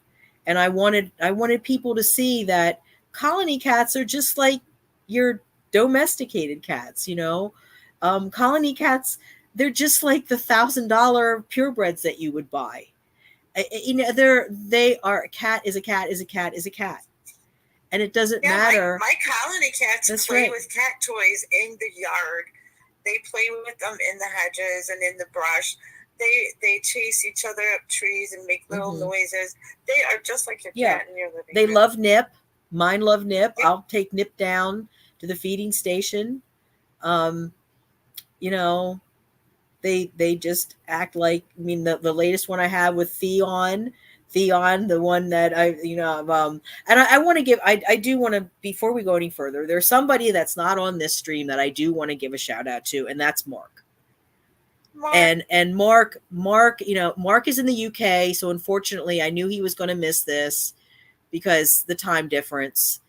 But we didn't want to do it earlier in the day because Dawn didn't have time, and it's hard to do stuff during the day because that's when everything's going on.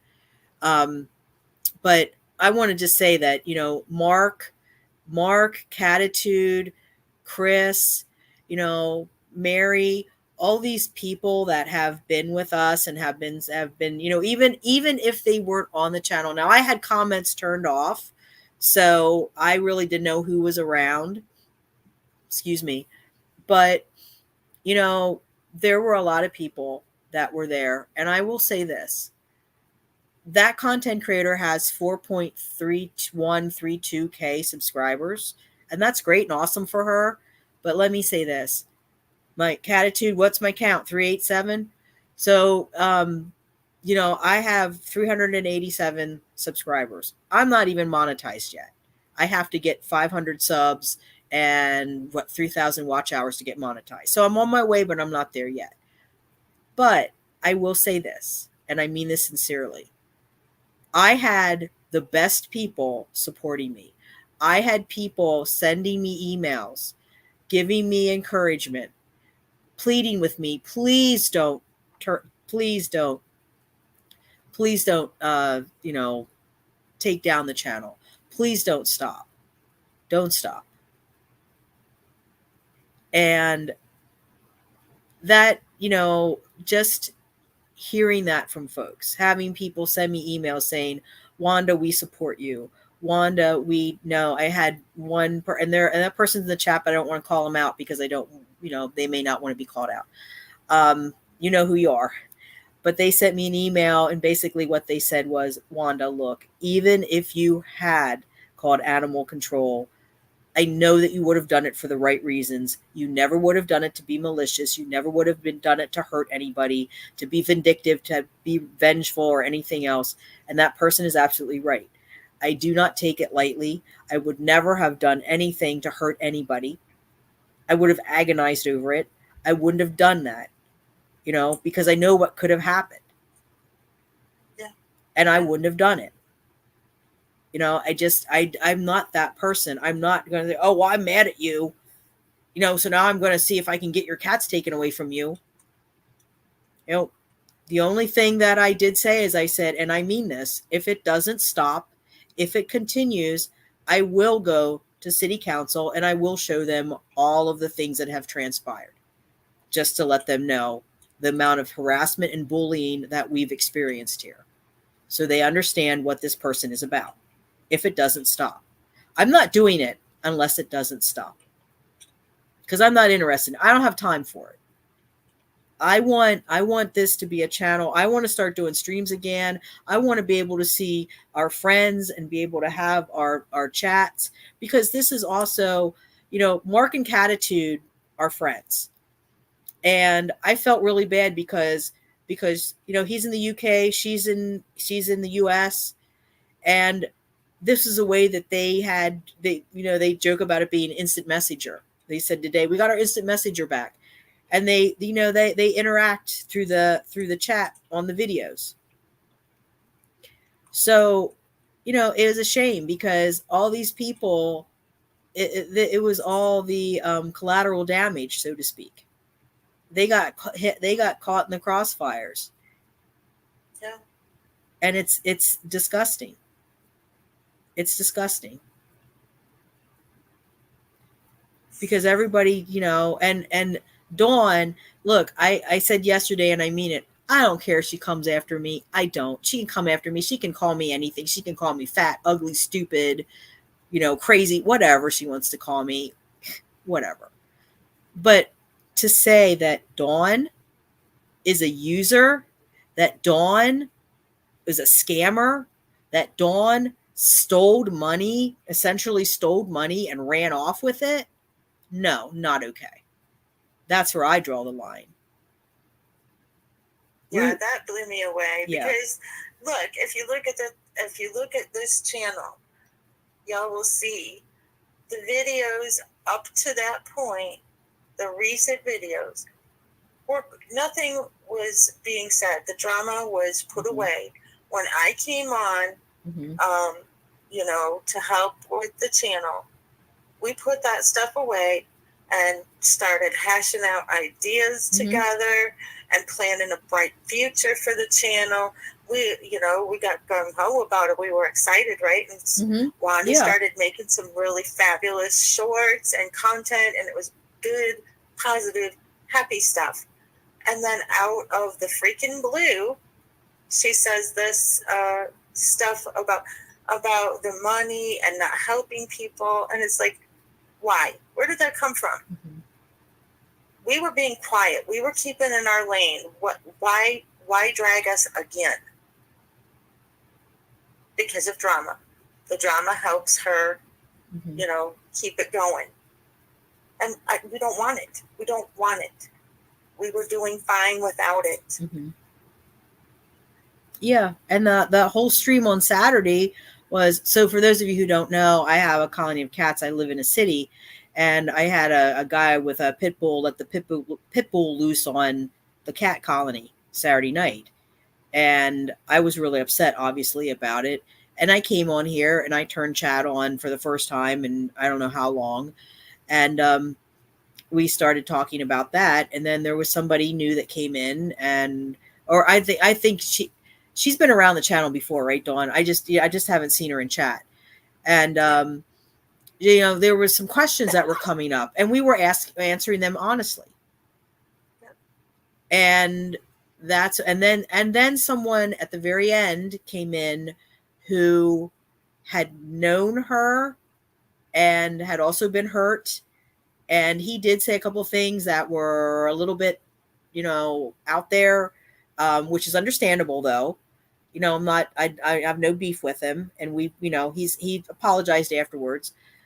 But I think maybe that kind of flipped it too, that this person, because I had reached out, because honestly, when all this went down, okay, I did what Rissy's doing with some other new people are saying that they did, is they came over here and wanted to see both sides, which I 100% agree with, because you have to know, there's two sides to everything, and the truth is somewhere in the middle, right? So I had never asked for these people's sides, and I went to Mark and I asked Mark, what happened? Mark, by the way, was basically run out of chat on that other channel. I won't go into details, but there was, that's why he wasn't in chat. And for a long time, he wouldn't talk. he wouldn't even comment. At first he didn't even want to comment on my channel, and Catitude talked him into it. And then one day he came back into my chat. I was doing a live stream, and it was during the day, and he came in on the live stream, and everybody that saw him was like, "Mark, where were you? We missed you so much." And it was sad because he felt like he couldn't be in the chat because he was going to be attacked by this content creator, that he was going to be yelled at by this content creator. Same thing with Catitude. Catitude had the wrath on her for something that she said, which wasn't even meant. It was innocent. Yeah. So, it just, you want to look at both sides. And I also went to Mark, and I went to this other person and asked him, I said, what exactly happened? Can you tell me? And he gave me his side. And I'm like, okay, well, that's different too. So now he's subscribed to the channel and he comes into chat. I don't see a reason to yell at anyone. If someone is saying something that's maybe a little too rowdy or whatever in the chat, all you have to do is say, hey guys, tone it down. That's all you have to do. You don't have to, lecture them, treat them like a child, berate them. You don't have to do that. There's other ways you can handle it. And don't be afraid to ask questions. For Pete's sake, don't ever be afraid to ask questions here. Mm-hmm. We will be forthright. I can't stress it enough. Yeah. That you shouldn't ever feel bullied. You shouldn't ever feel like you're being rejected because of right. Who you like, and it's just about being good. It's just about mm-hmm. being good to each other, and trying to work together to help each other, even if that help is just an ear or a bit of advice or something. None of us are here for a long time, folks. We're just here for the moment, and you got to squeeze the juice out of that moment. Get every little last drop. Mm-hmm. Do the very best you can. And I know that sounds like cheesy as hell, but it's real. It's the truth. And I know because I faced a lot of health problems recently, and I had some extremely bad heart issues. Mm-hmm. And I kind of had a glimpse in the ER one night of some doom for myself. And a lot changed in my mind. Yeah, exactly. Life's too short. I mean, I don't know who I was talking to the other. I mean, I'm 57 years old, and I'm just starting, I'm just really like, things are just starting to come together for me now. And it's been a long road, and a lot of it is because of doing the therapy and trying to get things stable. And I just, part of the other part of this piece was, the content creator wanted me to move out to Missouri and be her roommate and, pay rent. And I just got to the point, I thought about it and I was like, I can't do it. So when they're talking about me wanting to have revenge on them, I don't understand that. It's like, I don't understand what Dawn and I could have possibly done to their community. That's weird. But also, why would I have any revenge? There's nothing. You have to do something to somebody in order for them to want to have revenge on you. You don't just have revenge on people for no good reason, unless you're a complete psychopath or something. Like the guy that let the pit bull on the dog. Okay, that's a revenge thing. If one of those cats had been unalived, he would have known a real wrath. He would have known the true meaning of crazy cat lady. Let's put it that way. He was down there screaming at me, "Oh, you don't want to mess with me," And I'm like, a little, gangsta kid.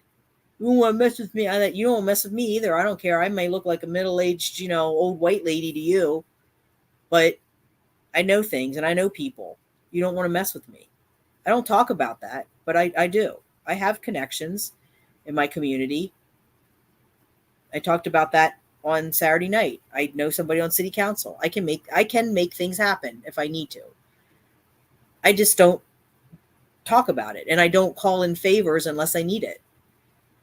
But that's a revenge situation there. Yeah. I chose not to move out there. There was no revenge. I mean, it's not like I went out there and then she said, "Oh, by the way, you can't stay here."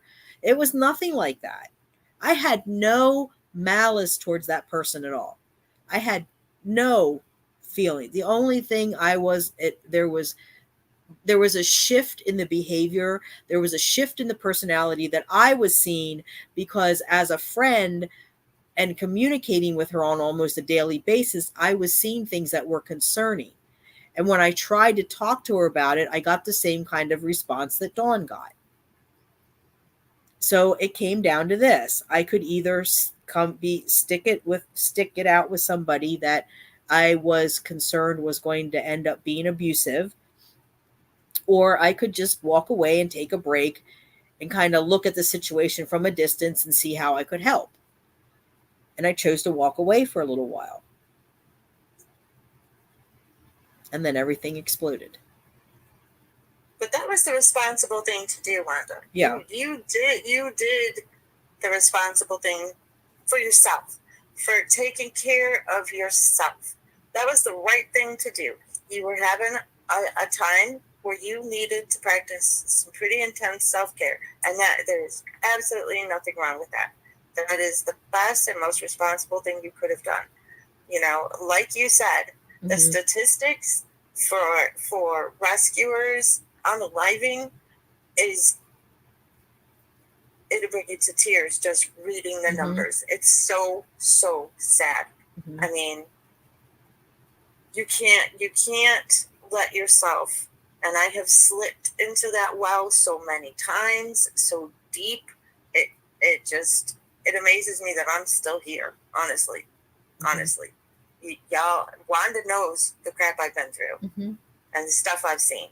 It freaks me out that I'm even still walking and talking, folks, but I'm here. I'm not going away. I'm too stubborn because I'm German. But anyway, the fact is you did the right thing. And I don't know why the suspicion. Where did that suspicion come from? Yeah. I don't know. I mean, the revenge thing, I don't get that. I don't get it. Because there was nothing that I would have wanted to take revenge on. There wasn't. She never did anything to me. Now there's stuff, but not then. And I just don't get the whole thing. It's just so wild to me that it got this far, and it's been going this far. And it keeps being picked up. Every time we put it down, it keeps getting picked up. Yeah. Why? There's something wrong with the picture. We tried to stay in our own lane, just doing our own thing, and get hit out of nowhere yet again. Why? Yeah. I mean, the thing is, like, so for those of you who don't know, so the content creator did something pretty amazing when she started the channel. She got monetized within a month. Okay. Within a month. So to get fully monetized, you have to have 1,000 subscribers, 4,000 watch hours. She accomplished that in a month. That's pretty incredible. Then she got someone to help her. She got Jenna. Jenna came on as producer, and they worked on the channel together. They now has, I don't know, last time I looked, it was like 4.331K subs or something. Okay. You have a huge channel. You have a huge channel. You have, you have a producer. She's married to someone that works for someone who used to work for the Howard Stern show. Okay. So they got some clout there. They have all the technology in the world to do all kinds of amazing stuff for that channel. Why are you worried about my little stinky channel? My little stinky channel. Let me show you my technology. My technology is what you see right now. Me on this. This is my laptop. This laptop came from a friend of mine. Has a friend whose son works in tech, and they were the business that he works for routinely throws out their computers. So he's a geek. So he goes and collects the computers, takes them home. This is his hobby. Takes them home, refurbishes them, reprograms them, does all this stuff, makes them functional, and gives them away. That's where this computer came from. My friend called me one time. I used to have a Chromebook. I had a Chromebook, a used Chromebook. And that thing, well, I spilled iced tea on it. That was the end of that. It was about ready. It wasn't updating anymore anyway. It was old, but it was still, I could use like this kind of stuff. I could use it for this kind of stuff. But anyway, so I got a call one day from my friend. Hey, do you need a computer? I'm like, yeah, I could use a computer. Okay, got one. Come up and get it. So I have this laptop. It's a Dell, I think. I think it's a Dell. Yeah, it's a Dell. So I got this laptop. That's my one piece of technology. This is my other piece of technology. Cell phone. New cell phone. Just got it. That isn't even a month old yet. My other cell phone, just to give you an idea what I was doing, my technology prior to that was 3 phones. Okay? Let me explain. My main phone, which had 32 gigabytes on it of storage, that was it. And then I had 2 spare phones that, where I didn't use. I just used them for like games or apps or whatever that I didn't want to bloat my regular phone with. So I would go between these 3 phones and say, okay, what can I delete here? And then I ended up getting the clouds, the Microsoft, the Google photo storage, whatever. I paid $2 or whatever a month to get that storage so that I could delete stuff off of my device and keep it in the cloud. So that's how I juggled all of that. I didn't have any real editing thing. I couldn't really do thumbnails. I couldn't do any of that. Okay. It was really hard to do any of that stuff. Editing, because I didn't have enough space to put the programs and everything on. This phone, I was able to get, at least put the down payment on it. I'm paying it off every month. Was because of our subscriber, Mark. Because Mark donated money for cat food, which enabled me to get the phone so that I could continue to film content, because this has 128 gigabytes of storage, plus it will take up to a 1 terabyte SD card. So next month when I get my check, I'm going to try to get the SD card. And then I'll have 1 terabyte of storage. So that's my technology. Oh, and I got this light that you see, this ring light. I got that. I also got that because somebody donated cat food. I had a little extra money. So I was able to get, this was like, I think it was like $20 on Amazon because it had like, special. It was like marked down. And sale was like $30 and it said additional $10 coupon. I was like, cool. Like regular $50 light. So I got it for like $20. That's my technology, folks. I don't have a producer. I don't have anybody editing my stuff. I'm doing all of it. Now, I'm not, there's no shade being thrown. There's no jealousy. Although that person wants you to think there's jealousy. There's not jealousy. I don't mind doing it myself. It's just a process. Whereas this person, and this person also was gifted a $400, one of the $400 like vlogging cameras. She was given $400 to go out and buy the camera. I don't know if she uses it, but she has it. Yeah. And last I heard, she was gonna do a GoFundMe or add to the GoFundMe for a gaming computer. So And that's not me just spreading gossip or rumors.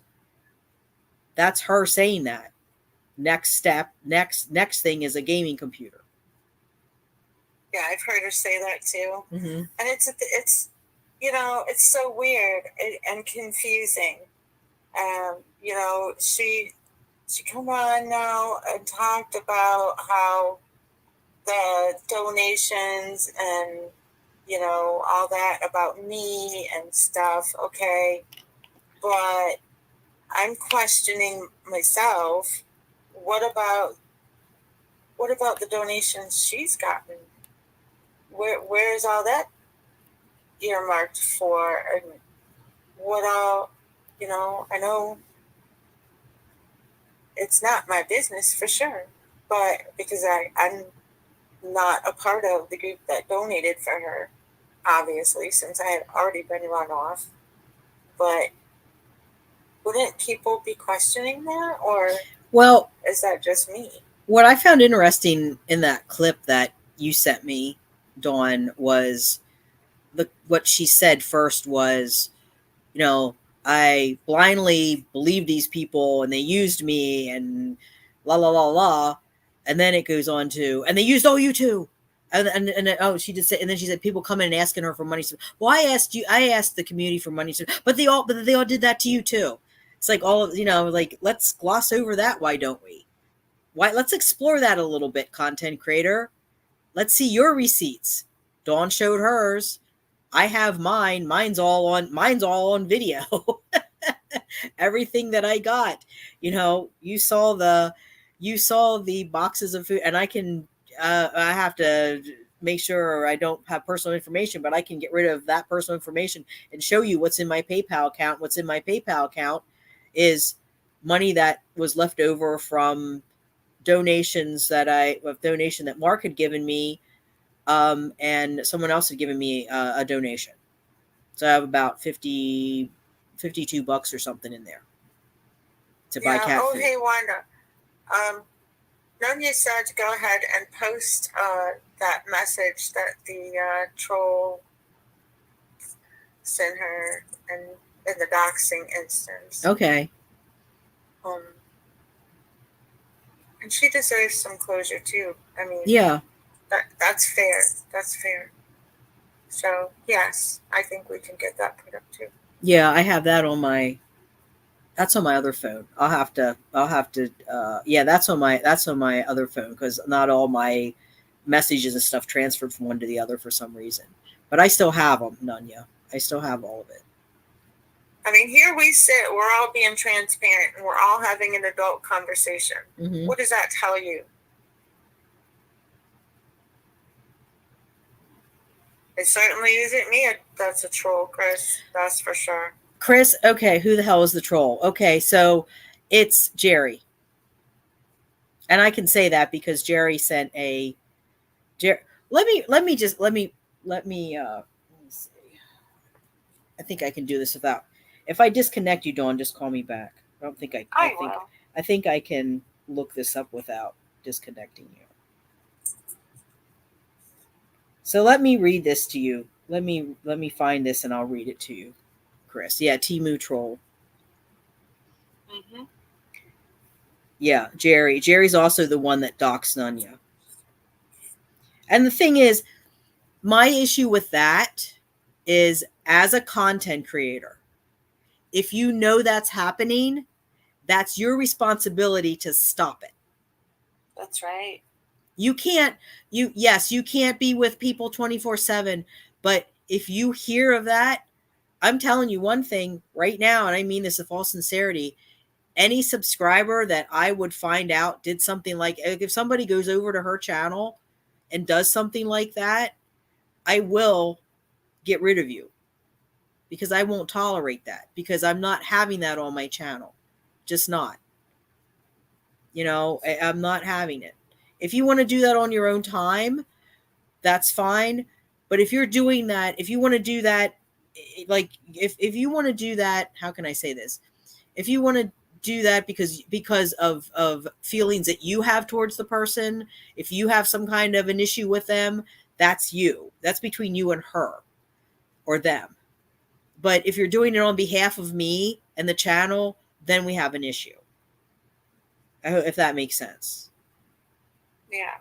Chris is asking to clarify who the troll is. Okay, Jerry is the one that started the GoFundMe.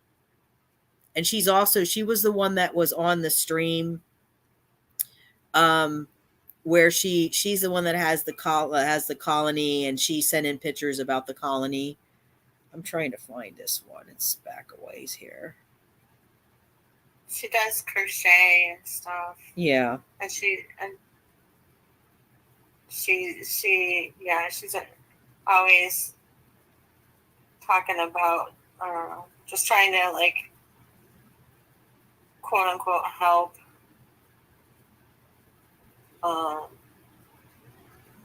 with whatever issues, like the furnace and stuff like that. Yeah. That person is the person that was trolling Wanda's channel. Yeah, her username is Jerry Nicholson 2314. I think that's what it says. Yeah. And so what she did was, and actually, thanks to Mark, I knew about this. I wouldn't even known about it. She went. What she did when all this started, Jerry came over to the channel. She actually had, and I have screenshots of this too. And that's what I'm saying. I have all this stuff. I don't have a problem emailing it all to City Council, to Missouri City Council, if this persists, because, I don't know, they might legally even be able to do something. I don't know. But when all this started, she came over to the channel. She posted, or she commented in one of the chats on the other content creators channel and said something like, I was bad, but God will forgive me. And I went over, I could have taken down her channel, but I just messed it up instead, or something like that. And then in the next one, and then the other dude that likes to puff on strange substances. I don't know how else I can say it. The one that comes into the chat and has all kinds of weird stuff that he goes on about. He threatened to unalive me with a knife. That was in her chat. Yep. Yeah. Just Power Wheels. Yep. Yeah. Just blatantly threatening Wanda's life. Yeah. Over the situation. Yeah. When there was no evidence of anything and nothing. Well, and the fact is, like, what I kind of wondered too was why, okay, so she was crying about how animal control is going to come take her cats, but and this was Dawn. This was Dawn's observation that I didn't even think about. And Dawn said, "Why isn't she packing?" I'm like, that's a good point. She said she has to be out of there in 2 weeks, but she's not packing. And then when I called animal control, and they said, "Oh no, it's going to be a happy ending. We're not. We don't see the cats being taken away." Like, oh, okay, so she probably knew that from day one.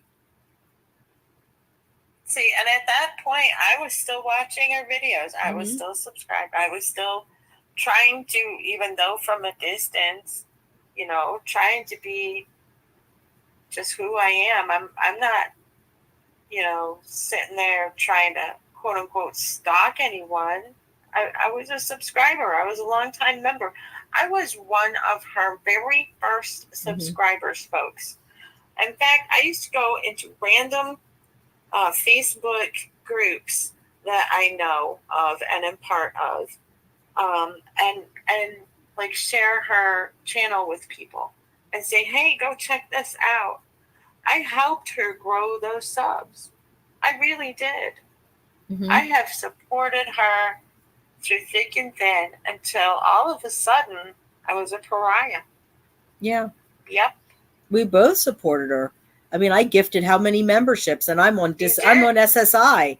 I only get like 900. So, I was taking money. I was literally taking money out of my cat's mouths to support her channel because she kept telling me this is the best way to support it. And, and I get more, and I get bigger and stuff, and then I can help people, because this whole thing from day one was, I want to be like Mr. Beast. I'm thinking, okay, well, now that I know what, we're not going to go there either. But now that I know what I know about that person, which I never liked him in the beginning anyway, never followed him, but she was always like, I want to be this humanitarian person and give money away and help people.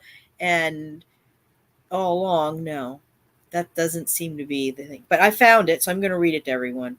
So this is what she spammed it. I want everyone to understand, it wasn't one comment. It was like 12 spammed throughout my channel, okay? Now, here's the thing. I want everybody to understand this. On YouTube, there's some things you just don't do on YouTube. If you do them on YouTube, you get banned. There's a pie chart somewhere on YouTube, and you'll see it, and it'll show you what you can get banned for. The biggest piece of the pie is spam. That's the biggest piece of the pie. In fact, that content creator's producer had a private channel. Her channel was all private, okay? She's not making any money off of it. It's private, just for friends and family. Somehow it got spammed, or I don't know, the AI thought it was spam or something. They immediately took her channel down. She had one heck of a time getting that resolved. If she hadn't had it backed up, she would have lost footage that she never would have been able to replace. Like her husband playing the guitar for the first time. Things that she never would have been able to replace. That's how militant YouTube is about spam. So I know what this person wanted to do. She was going to try to get my channel taken down because she spammed the same thing over and over and over again. Copy, paste, copy, paste, copy, paste. I wouldn't have seen it hadn't it been for Mark. So Mark's the hero of this story, Catadude. If it hadn't been for him letting me know, because I don't always check. I do now. But at that point, I wasn't, because people were pretty good on the channel. I didn't get, once in a while, you'd get some creep doing something, and I would just, get rid of them. I get rid of their comment. But in the most part, people were respectful. Most of it's always Catadude and Mark going back and forth. So a lot of it's that, and I just let that. I know Catadude will keep Mark in line, so I don't worry about that. She's my mod for Mark. He has his own personal mod. But but this was buried like in the middle of the channel. It was in the middle. It wasn't like the first couple of where I would have seen it easily. It was buried. And this is what she said. Okay. I hope you are all happy. You are not animal advocates. You made cats homeless by being a human petty machine. Now, the cats were not homeless. The cats obviously were never even in danger of being homeless, according to what I was told by animal control and what ultimately played out, and what we're seeing now. Still has cats over there, right? We were able to we went to Minnesota for a vacation. Didn't seem to have any concerns that the cats were going to be taken away while we were gone. If I was under attack by my city leadership, I wouldn't go anywhere because I'd be afraid they'd come in and take my animals while I was gone. And also, if I only had 2 weeks, because I was in that situation, and I talked about that Sunday. I had to get out. I was evicted. I had to get out of my. That was a messy, nasty eviction. It was illegal. It was a retaliatory eviction. But I was told, I was every day. I was on the phone trying to find a place for my animals. I wasn't on live stream every day, trying to figure out who ratted me out. I knew who did it. It was the landlord, but still, I wasn't on every day, talking about it. I was too busy. I was too busy having a mental breakdown, trying to save my dogs, which I ultimately had to surrender. She never had to surrender any of her animals. which is a good thing. But I'm just saying, Dawn had to surrender hers. I had to surrender mine. It does something to you. That effect is lasting. You never get over it. That trauma stays with you for the rest of your life. So let me read this. I hope you are all happy you are not animal advocates. You made cats homeless by being a human petty machine. I hope your karma bus, add an H to the end of that, has no lube in a cactus phallus. What you have helped do has caused over 15 cats to be removed from their loving, well-cared for home. Your channel is a farce and you are not for animals. You are selfish and only for yourself. And for anyone wondering, they called animal control and reported a home with 20 cats in it because they were upset with the owner's opinions. To this day, I don't know what opinions that I would have been upset with, because I wasn't even on her channel at that point. I had walked away. I didn't comment. I didn't reply. I didn't even go into the live streams. I wasn't even going into the live streams at that point. And no, it was because I know it all stemmed from that little comment that I read y'all just a few minutes ago. Mm-hmm. And because you and I were friends, and you and me and Nanya did a couple of streams, and I guess she thought we were like targeting her, which that's a whole nother thing. I mean, that would not be the reason why animal control came. That it had nothing to do with one or the other, but I think that's how she put it together in her mind. Maybe, I don't know. I can't understand where the suspicion came, but I understand that you were the easiest target because you have the channel. I can tell you where the suspicion came from. The suspicion came from I had her address. That's where the suspicion came from. But so do I. I know, and that's where the suspicion came from for you, because she came after you first, and then she came after me. And the reason I had her address was only because I was trying to figure out the cheapest way to get a U-Haul to go from here to there. Yes. That was it. And it just is bizarre to me that she would cast all this doubt and suspicion and anger on people that, like us, that were there from the very beginning, that, supported her in various ways, her channel, in her personal life, etc., and were, close with her. Well, but I don't get it. I'm gonna. Go ahead. To say that you were trying to throw me under the bus, or this or that, or trying to make me think bad things at one point, and I'm like, no. And that's when I went on and I did my own little thing on my channel, which doesn't have any content, but I did make a little video, and I left it up for about 48 hours explaining my comment, because I wanted to clarify back then, way back then.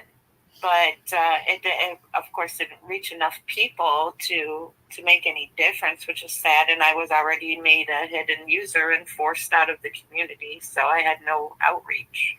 Well, and the thing too, Rissy, is it was reported anonymously. And when something's reported anonymously, it's reported anonymously for a reason, because there's fear of retaliation or something going on, and there's going to be every attempt to keep that anonymous. I mean, I went through this, like I said, with this thing with my landlord, when I went into court, and with the eviction thing, I still couldn't get the name. I couldn't. They wouldn't give it, even in the courtroom setting, which a lot of times they're supposed to, and I still couldn't get it. And the thing is, even if you do have, and honestly, the thing is now that, because I did call, and I called a couple of times after the fact, so now I would be, she could legitimately say that I called because I did, and I'm admitting it, I did.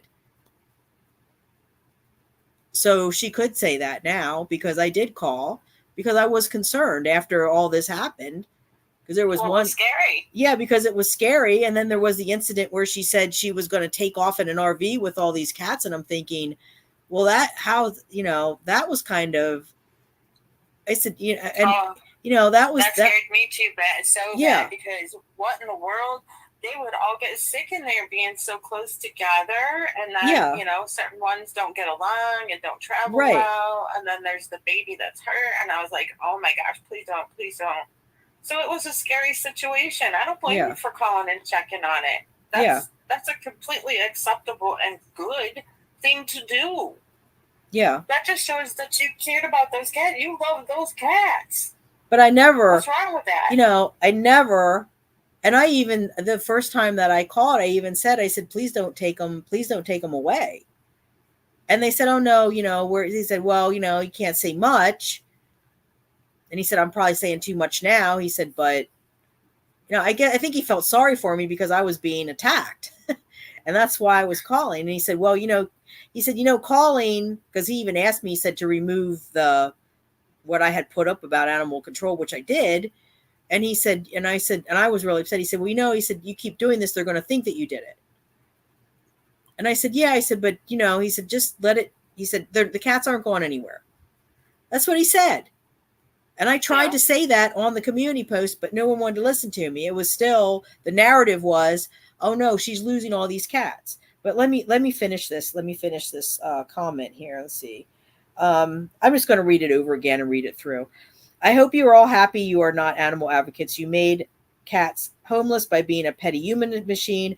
I hope your karma bus has no lube and a cactus phallus. What you have helped do has caused over 15 cats to be removed from their loving, well cared for home. Your channel is a farce and you are not for animals. You are selfish and only for yourself. And for anyone wondering, they called in animal control and reported a home with 20 cats in it because they were upset with the owner's opinions. They over petty crap made I guess that's 20, I don't know, I can't see that, 15 cats or 18 cats, pets homeless when they had very good care and vet care, all because they are petty humans. Well, the other thing here is, let me see here, this other one. There's another point here I wanted to make. Okay, they said it called animal control and reported a home with 20 cats. That's not what the call was about. She admitted that. Kim said that on screen. She said that on a stream, that they called about the kitten.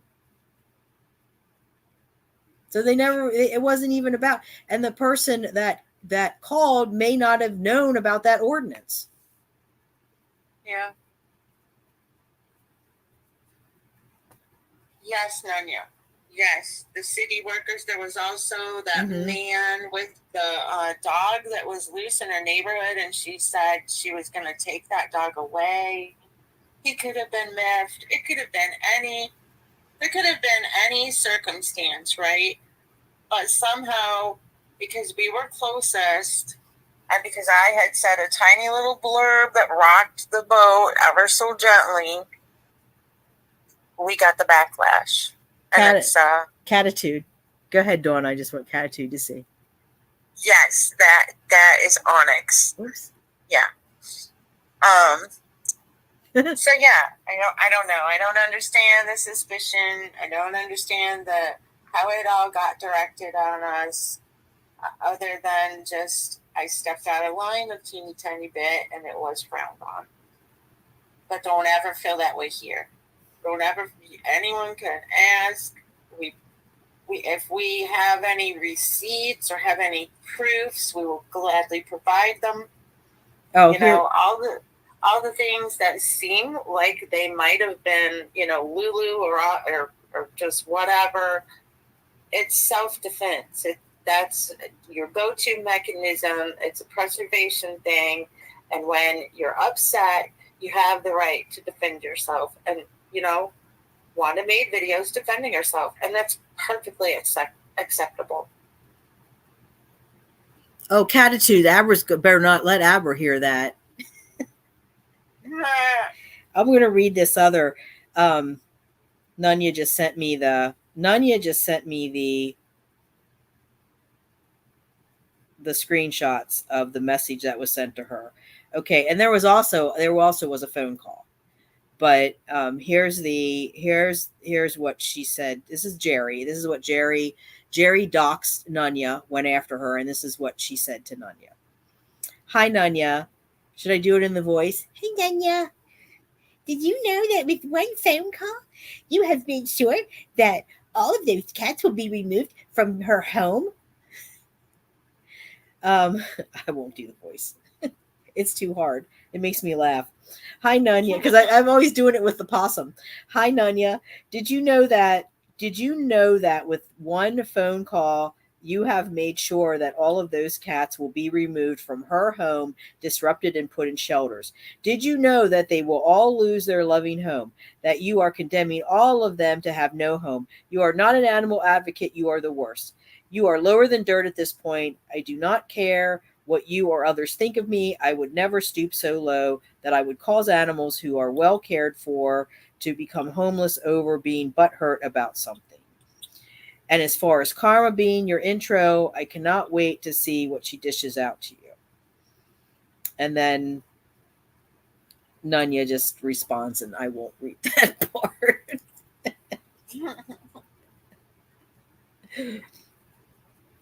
But Nunya had every right to. That was the most heinous thing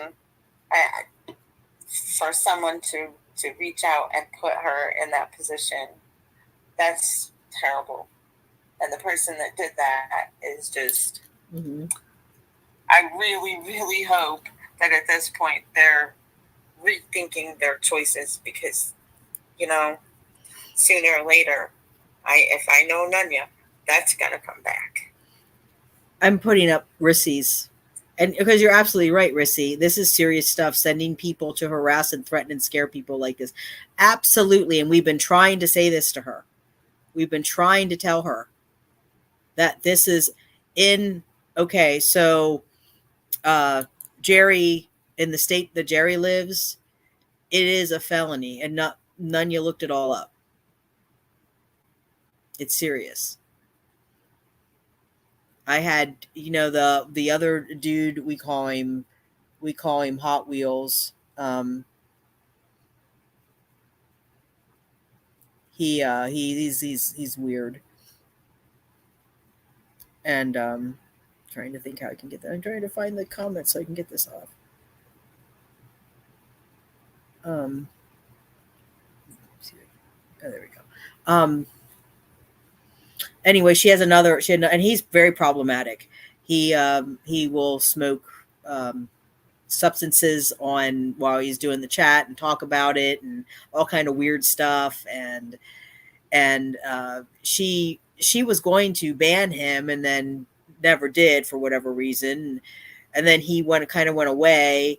And then he came back when all this happened and took her side. And then she was like, I want to give a special call out to him because he's been so supportive. I'm like, you wanted to ban him, along with, she was also going to ban Catitude and Mark. And she was going to ban Catitude and Mark because she didn't like the Catitude and Mark were friends. And there's more to it than that, but I'm not putting it out there because that's not my business. That's Catitude and Mark's business. But they're friends. And she didn't think it was appropriate for them to be friends. See, I'm sensing a theme here, and it's a control issue.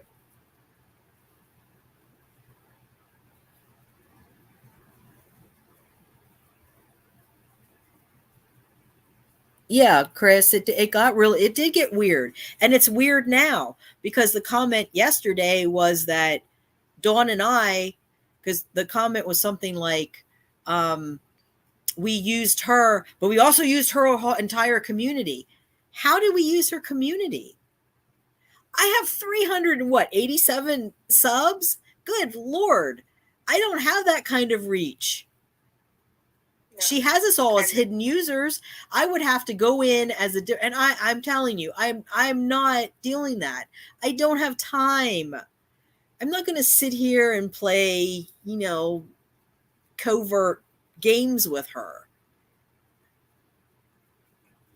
No, I don't understand how she figures that her community was harmed. I mean, yes, there were donations. There were donations for Grayson's care, and those were all reported and receipts shown. He's very well cared for. So, and I wasn't running off. I was run off.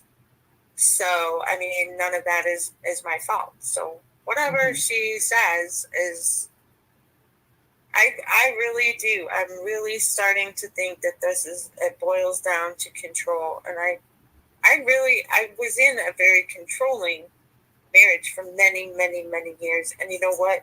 This is how that channel ended up feeling to me and how it is still feeling. I want to address something here. Rissy, you brought up a good point here, because I took it as truth, assuming it was actually known. Here's the thing that I want everyone and this is across the board, doesn't just apply to this situation, but this is a good example for everyone. My therapist actually brought this to my attention because I was talking to her about this. And she said, well, Wanda, here's the thing though. She said, people only know what they're told. They only know what they see. It's social media. The content creators control what can be seen and what can be heard. So they won't know the whole truth. And it's up to the person to decide whether or not they want to know the whole truth. And like Rissy, they want to go digging. Most people are not going to want to go digging. Most people are just going to, because this is the thing. I firmly believe that most people are trusting. Most people, and they're not gullible, but most people want to believe. They want to believe. If someone says something to them, they're going to just take it. They're not going to question. I think it's just part of being human experience. Unless you've been burned, like some of us have been, where we've learned that, okay, just because somebody says something doesn't mean that's what it's about. Most people will just go along with things. You know, if someone says, hey, if I go up and I say somebody, and I say, what do you do for a living? I'm a doctor. Oh, really? What do you do? I'm a neurologist. Oh, yeah. You know, I'm in private practice. Most people are going to, I mean, if you know, that's how people grift. That's how people scam. Because it's very easy. If you know a little bit about something, you can play it off. Look at the, oh God, what was that one? There was a famous one. It was Will Smith they did a movie about it.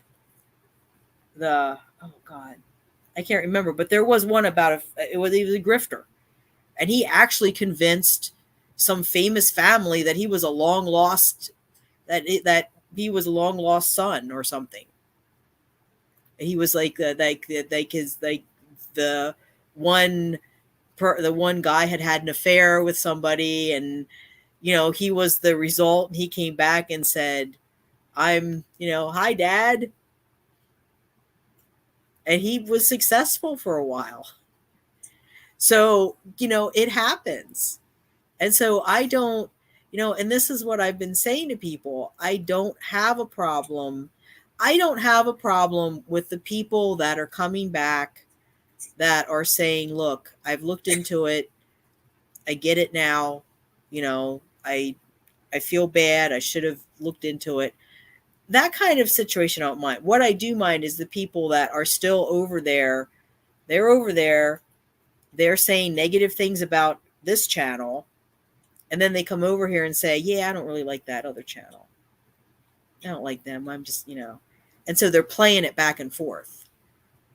Those are the kind of people that, you know, you're saying, oh, no, and I have somebody that I have banned off of Instagram because of that. Because they were over there and I saw all the nasty things they were saying about me. But then they're following me on Instagram. And then they're also saying like, well, I go over to her channel just to watch to see what's going on. And it's like, well, why don't you just admit you come over to the channel because you like the comment? You like the content. Why don't you just admit that? It's okay. See, it's okay. Really, folks, it's okay. You can like that channel. You can stay with that channel. I know, unpopular opinion, but you can, if you enjoy the cats, don't let that human and whatever they're spewing interfere with your enjoyment of the cats. Just don't watch her streams where it's all focused on her. Just watch the videos of the cats. Go back and watch this is what I recommend everybody. Go back and look at her really early stuff. Look at the difference. I just hope that us talking tonight and, the opportunity for people to rewatch this, I hope it gives people I don't mean to say like backbone, but I hope it gives them the motivation to ask questions over there and see just what answers they get.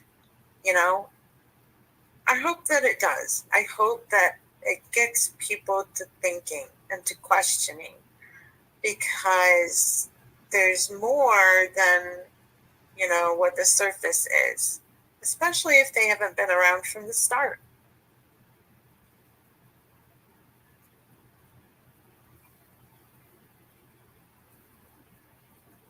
I'm just going back and reading comments because I've missed a lot of stuff.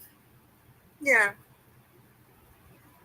I really do. I hope this encourages folks to say. I want to put this up too. I'm glad you're bringing this up as well, Rissy. I'm so glad that the people who got this horrible treatment are strong enough as not have done anything to themselves over this. That is such a blessing, because I did do a stream about bullying and I brought this up because this is a reality. And you have someone over here that's making fun of people with mental health and someone who's autistic and trying to take down a channel, not only trying to take down a channel, but actually terrorizing and traumatizing and doing everything they can to make life a living hell. Yeah, I had people coming under bogus email addresses apparently from that channel, asking all these questions, making all these comments in my personal email, telling me to go to hell, telling me to choke on birthday cake. He sent this when I was at a birthday party for my kid, and we were eating dinner, and they were asking me if I was the one that ratted her out to animal control. And I'm like, look, I can answer your questions after my kiddo's birthday.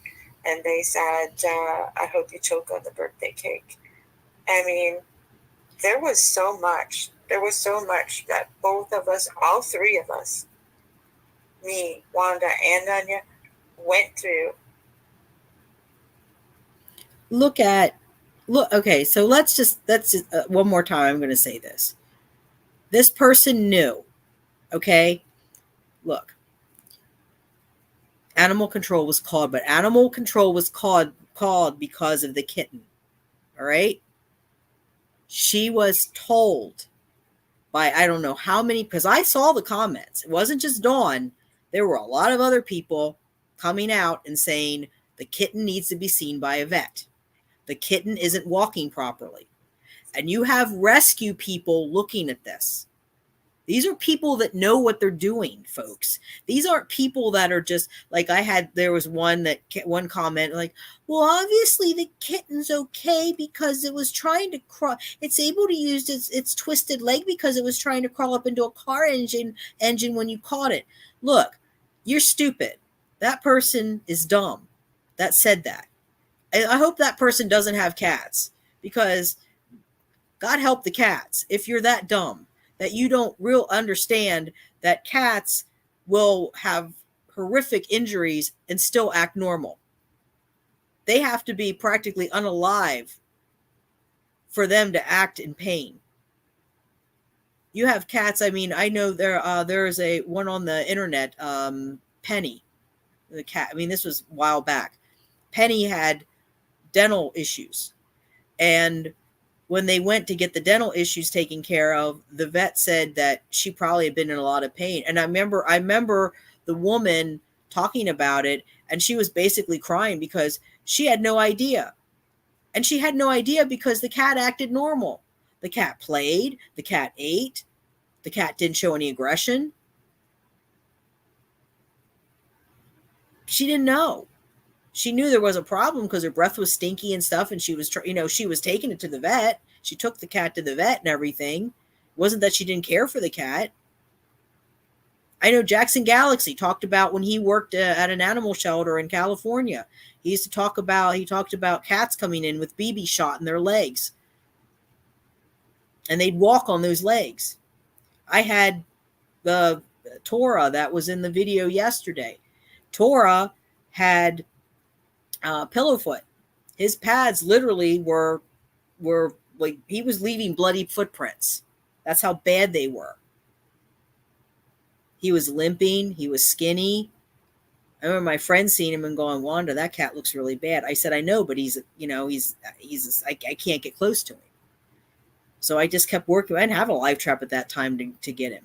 So I just kept working with him, and he started to come up on the porch to eat, or in the balcony to eat. And he started to come up into the bed. And I just, and I just kept saying to myself, please hold on. Just hold on until you trust me enough that I can get you. Eventually he trusted me enough that I could get him. And then I was able to take care of it because SPCA didn't help me. So I had to go through I had to do research and go to a rescue and say, hey, if I give him this medicine, is it going to hurt him? And I cleared it up. But he was leaving bloody footprints. And that cat never tried to bite me, scratch me, nothing. I know he had to be in pain. The Valentino, the cat that Nunya adopted, Valentino had pads that the person from the rescue thinks that he got them like stuck. They got him the pads were like frozen to the ground or something. They might have been laying and sleeping, and the pads got frozen while he was sleeping or whatever. And when he pulled it off, they were tore, or maybe he got them burned when he got up into a car engine to try to get warm. And they were bad. And she told me that. She said, it's bad, Wanda. This is bad. I said, what do you mean? How bad? She said, bad. I know what that meant. And she said, we're going to try. And we fixed him up. It took about 2 months. No, 3 months. March, April. Yeah. No, February, March. I got him like 2 days. That's why his name is Valentino. I found him about 2 days before Valentine's Day and brought him in. He was laying out on one of the cat beds. He came to the colony, and then he was laying out on one of the cat beds. And it was starting to snow and sleet that night, and it was cold, and he was biting at his foot, and he had been limping. And I looked, and it looked like his one toe had been amputated. So I got him, and I brought him in. I put him in a crate. It was snowing. The next day I called. I'm like, I don't know what I'm going to do with this cat. I just hope the rescue. I'm going to plead with this rescue to help me. And they said, we'll help you if you can foster him. If you can keep him, we can't keep him. We're beyond capacity. We're not even just at capacity. We're beyond it. There's no way we can bring in another cat. Yeah, so that's I kept where him. I was with Grayson. Yeah, so I kept him. Poor dude had no skin or fur on his foreleg. What are you going to do? Yeah. No one's going to take him. They don't want him. Yeah. So I brought him in and, treated him and he got adopted by Nunya. But, the whole thing with this is the thing though, that the cats, they have that survival. They have that survival instinct. They'll even eat. Their mouths they have to have incredible pain before they stop eating. People don't understand that, because you have to understand, it goes down to this. Cats live in a weird space between predator and prey. So they exhibit traits of both. They're going to be, in one hand, they're a predator. In the other hand, they're prey. And the prey side of them is the one that is going to always keep that sickness hidden. Because if you show weakness as a prey animal, you're done. So they're always going to show strength. So that person, that dumb person, And I'm saying that person's dumb. I'm not going to say that person's ignorant, because that person has a lot of dumb stuff coming out of their mouths. That person, like, oh, well, no, that the cat's fine. And I'm thinking to myself, nobody on here is a vet, to my knowledge. Nobody on here is even a vet tech, to my knowledge. But you have rescue people that are saying to you, the cat needs cared for. So the person that called, and this is the thing that I want to say, the person that called because they were concerned about the kitten. They should not be demonized because they called about the kitten, because it wasn't their intent to have cats taken away, or they would have said, oh, she's got 20 cats. No, they called about the kitten. She said that on a stream. So they called it, they were concerned about the kitten. And that was her fault that she didn't take the kitten when she should have. Or maybe she shouldn't have used the kitten for content. Then it wouldn't have happened either. People wouldn't have been watching the kitten. People, just keep the kitten off camera until you get everything addressed. Because people are going to have something to say no matter how well you take care of something. It's an internet. It's wild, wild west here. So, and the other piece of that is, don't lose sight of the fact that this person knew from the day she moved into that house that the limit, the city limit for animals was 4. She moved in with 16. And when she first moved in, again, all on her channel, if you go into like early videos, it's all there. The story of Marcel. Marcel somehow got caught in the crawl space between the walls, got in there. She had to call the fire company out. And she said on the stream, I was so scared because I'm only supposed to have four pets, and I had 16. So she knew. So why, if you know, and before that, when she lived in Missouri, again, this story is out there. Not me making things up, not me telling tales. She's told this story herself. She was homeless for a time. She was working, but she was homeless. She was living in a motel with those 16 cats, a motel room, 16 cats. Every day she had incredible anxiety over somebody coming and finding those cats and having the cats taken away. So if you had all that anxiety with that situation, why would you want to move into a house where you're going to continue to have it? Because that's going to be a motel room's temporary, hopefully. A house is more permanent. Why wouldn't you have found something maybe outside of city limits? I don't know. I see where you're coming from. And you know what?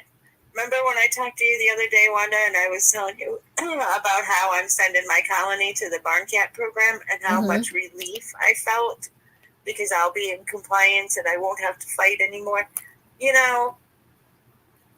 There's a difference, isn't there? There's a difference. I didn't freak out. I actively chose that. I was given an opportunity and chose that for their good. And I didn't freak out and start blaming friends or anything. I deliberately chose that. So there's the difference. And I just don't understand the leap. I mean, I get that they're her beloved pets. These are too. I love mine just as much. I love them so much that I have given up, and Russ has given up so much just for them. But you know what? It's for their good. It's for the good of their lives to be somewhere where they are safe, and I don't have to worry about them anymore. It's so weird to me. I don't, my brain don't think the same, I guess, but it's just odd to me. Yeah, I want to address this comment too from Rissy, because this is another. You're helping me out here a lot, Rissy, with these comments, because it's things that I can address, that Dawn and I can address, that makes things more clear. This is, plus it was more difficult because at the time you'd taken down everything, so it's important that all this is public to find now. The reason why I took the comments down was because of that comment that I read, that the troll comment, the Temu troll comment, the cactus comment. That's why everything was taken down, because I was afraid My channel was not backed up. Okay. Like I said, I just talked about the little bit of technology that I had. I didn't have someone whose husband works for a former staff member of Howard Stern. Okay.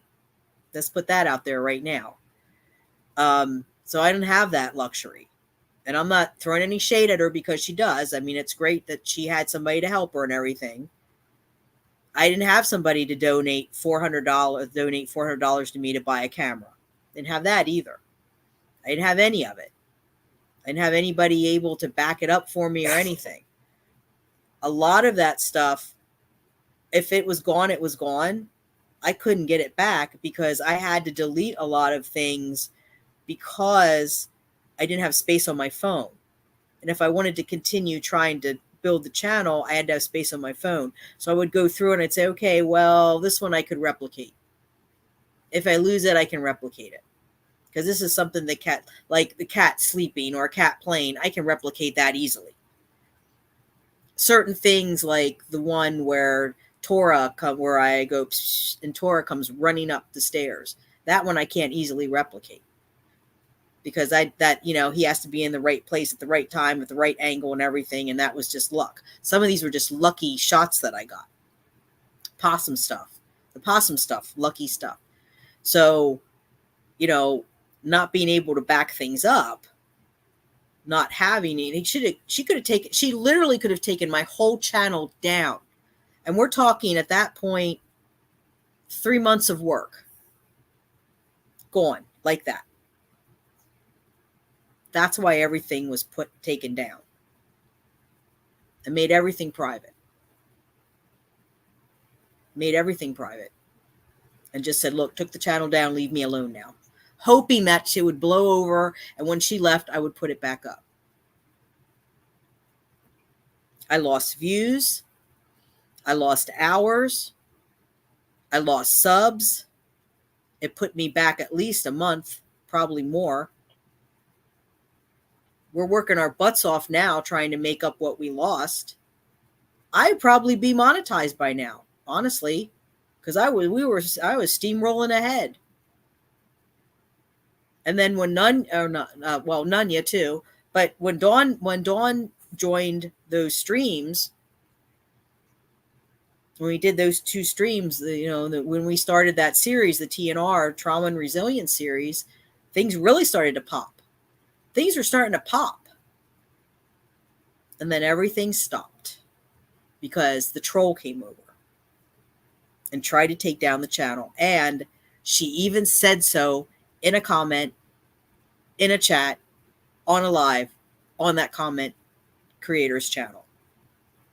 Very clearly. I was going to take down her channel. Well, God will forgive me for it. Well, let's hope so. Because I don't forgive you for it. I don't like that person.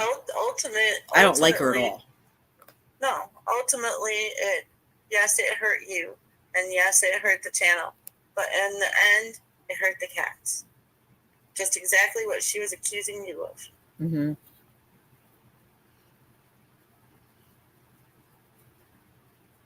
Yeah, good night, Chris.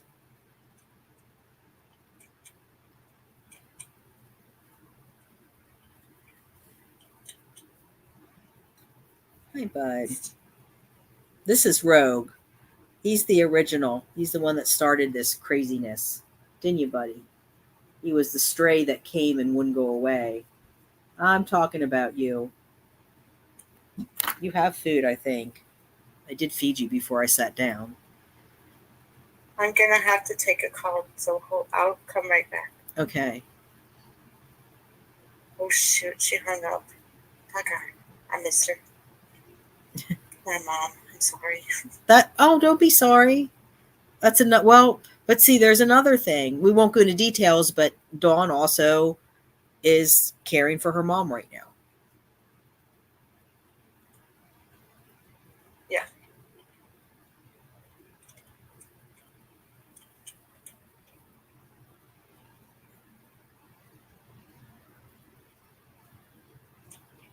Okay, so So Nanya is asking if the barn cat and foster program is a positive thing. Yes, it is. Someone approached me with an opportunity, a person that I very much trust, one of the biggest rescue organizations in my area, and she was talking to me about helping, and I said, I have been trying to get help. It is such a relief because I worry all the time that I'm going to, out of the blue, be hit by a situation that happened just like it did with the other channel, animal control coming, because they've been breathing down my neck for years and they're just waiting to pounce on me, right? And if they did, I wouldn't have enough time. I wouldn't have enough time or resources. I don't have, thousands of subscribers to help me. I don't have, and here in my state and in my particular area, they pulled up with a truck and immediately euthanize them in your driveway because there is just nowhere to go and they are vermin here. So this was an opportunity and a blessing, and they're here still. The director of this program is super busy right now with a vaccination drive, and so she can't get to it right now, but she will be within the next 2 weeks. She'll be freed up and we can get started on it. And it's a good program. We have several businesses here that they would go to. The library is one of them. Our library gets to have cats, and a lot of the cats that go to live at the library ultimately get adopted into homes by library patrons. And we have the brewery takes them, and they do tours, and lots of folks that go through the brewery tours will later come back and adopt one of the cats. So it's such a good positive blessing, and I'm so relieved. I love them. Don't get me wrong, they're my babies. Honest, I can't even tell you how heartbroken I will be, and I will be in desperate need of a lot of hand-holding on the days when they go. All right, so I'm going to need y'all because it's hurting me right now, but it's also tears of joy because they'll be safe. They'll finally be safe. They'll finally be safe. How many do you have outside, Dawn? It fluctuates a lot, but and especially with this horrible weather, but it's probably anywhere between 20 and 30. It's big. It's real big, and that's just my section. There are about 5 people in the park, so that do the same or similar, or at least put out food. So, and they have their own numbers. So all in all, in the entire park, this is going to be an entire park-wide effort, there will probably be 150 cats that get saved. Oh, that's great. Can you believe that? Around 150 cats, and her and I are going to save them. We're going to save them all, for real. Well, you have to make sure you vlog all that. Oh, I am. Video all I it, am. Yeah. And I know exactly where it's going. Yeah. I'm going to share it with all of you. And like I said, I'm going to need so many virtual hugs and support because it's gonna be painful, but I love them. And it's weird to me to see somebody who purportedly loves their pets, so much. And yes, they aren't the same. There's a difference. But I let them in my house. They come in my house. They eat in my house. I cuddle with them. A lot of them, not all of them, but I could never let 150 in, but right. Anyway, I feel the same. It's the same connection, and I can't imagine being so, I don't know. It just doesn't seem fair to them. If I know that they're not safe, I need to make them safe, right? Yeah. That's my goal. So if she knew they weren't safe, I don't know. I just don't get it. I guess I'm weird like that. No matter how much I love someone or something, their safety means the world. Mm-hmm. And that's all. That's all I can. That's Oh, all I got. know. I mean, that's, Nunya will tell you we had a cry session when Valentino exchanged hands. But I know I couldn't keep him. I just don't have the financial, I don't have the resources. I don't have the financial resources. I don't have the time. I don't have the energy. I don't have the space. I don't have, I just can't. So, it's like the ones that are outside, those too, some of those can be adopted. But see, and if you knew that they were in danger, if you knew that there was a chance that someone could call and say, hey, she's doing something illegal and y'all ought to do something about it, that would keep you up at night, right? I mean, it's their lives on the line. I don't know. I don't get it. The pit bull thing scared. Yeah. I mean, I think he got the message very clear that, you mess with it and you will have cops on your butt. Because I did contact I contacted the leadership for the housing program today, and they're aware of the situation now. They'll be keeping an eye out, and they agreed with me that it's a very dangerous situation to let that dog off leash like that. So, so I mean, and the thing is, like, I have everything documented. So if anything, and that's another lesson for everyone, document everything. It doesn't matter, even if they don't do anything, it's still documented. So if something does happen, you can always go back and go, hey, you know what? I asked you about this. I told you about this. You didn't do XYZ when I told you about it. So I think the city council member that I know who does TNR, she said she's going to look around the area, the neighborhood here, and see if there's a place that maybe we could move the colony that would be safer, like more secluded, maybe be able to have shelters for them. Because I don't have the kind of colony. I mean, that guy is saying 25 cats. I don't have that many. I mean, everyone that's seen the videos of the colony can see that I don't have 25 cats. I mean, there's cats that come and go throughout the night that feed, but I don't, like, my regulars are not 25.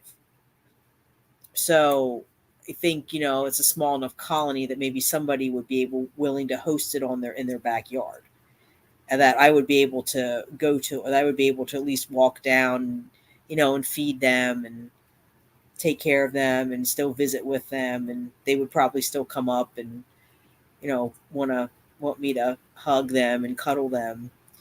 So I'm hoping, it is sad though, but that's amazing. So yeah, definitely. Well, see, Dawn's a manager on this channel, so she can do pretty much everything that I can do, except like actually delete the channel. There's like 3 major things or something that she can't do. But she can definitely live stream through this platform. And she can definitely post things and upload things. Yeah. Yep. I don't know if I'll be brave enough, because I'm sure I'll be blubbering away and, But, like I said, their safety comes before my heart. Mm-hmm. And that's just part of it, right? It's the hard part. The hard part is the goodbye. Well, you'll still have the ones indoors. You won't get rid of all of them, because you have some that are. Oh no, like Grayson. He's not adoptable right now, and he could not work as a working cat or anything. He couldn't. And the ones that I have that have behavior issues and stuff, and she knows. Mm-hmm. She knows all about them. And has also taken that burden off of me by, telling me, look, if there's ever an issue, I'm right here. and I'll take care of it, because she's also our humane investigator here. Oh, So, okay. Yeah, so I'm good now, and I feel so much better and safer knowing that they're safe now. And it was real scary, it was real scary basically telling on myself, right? Yeah. I mean, but I had an opportunity, I knew she was trustworthy, and she has come through, and it's so worth it for them. I just can't see them just, they're so beautiful. They are so gorgeous and healthy, and just their personalities are just amazing. They've come through in their short lives as much as I've come through in 54 years. Mm-hmm. And I can't see them in the back of that truck at the end of my driveway. It would just, I would lose my crap. I would. This is a very different place than Missouri or Pennsylvania, or this is a very different place, and it's awful. Yeah, it is. There's a lot of I mean, even we're lucky because we do have the low cost spay neuter clinic, which is $20 for a cat, for a feral. And we do have the city council member now that does TNR, so that helps. And she's advocating strongly now to get some legislation in. And Missouri actually has, because one of the times that I did call animal control and was talking about, the issues with what was going on with that other content creator and the harassment and everything. Because I had said something about it. I said, she wanted me to move out with her, and that would have been more cats. And he said, you wouldn't have had to worry about your colony. I said, what do you mean? He said, oh, you could have got a certificate for that or a permit for that. I said, what? He said, yeah, we permit. Yeah, we have, they apparently, they permit the colonies. So you pay to get a permit. And I was telling my contact at city council here where I live, about this, and she was like, wow, that sounds really good. So I told her, I was telling her about this, and I said, I said, your city council, I said, it'd probably be better if you called and talked to them rather than me, because you're the one that, she knows all the budget and all that stuff. I don't know all that stuff. So I said, there's ways that we can, there's some things about it that need to be tweaked. Like they require you to have all the cats with rabies shots and spayed, neutered and everything. Well, if you're on a fixed income, maybe you can't afford that. And if you can't afford that, then you would,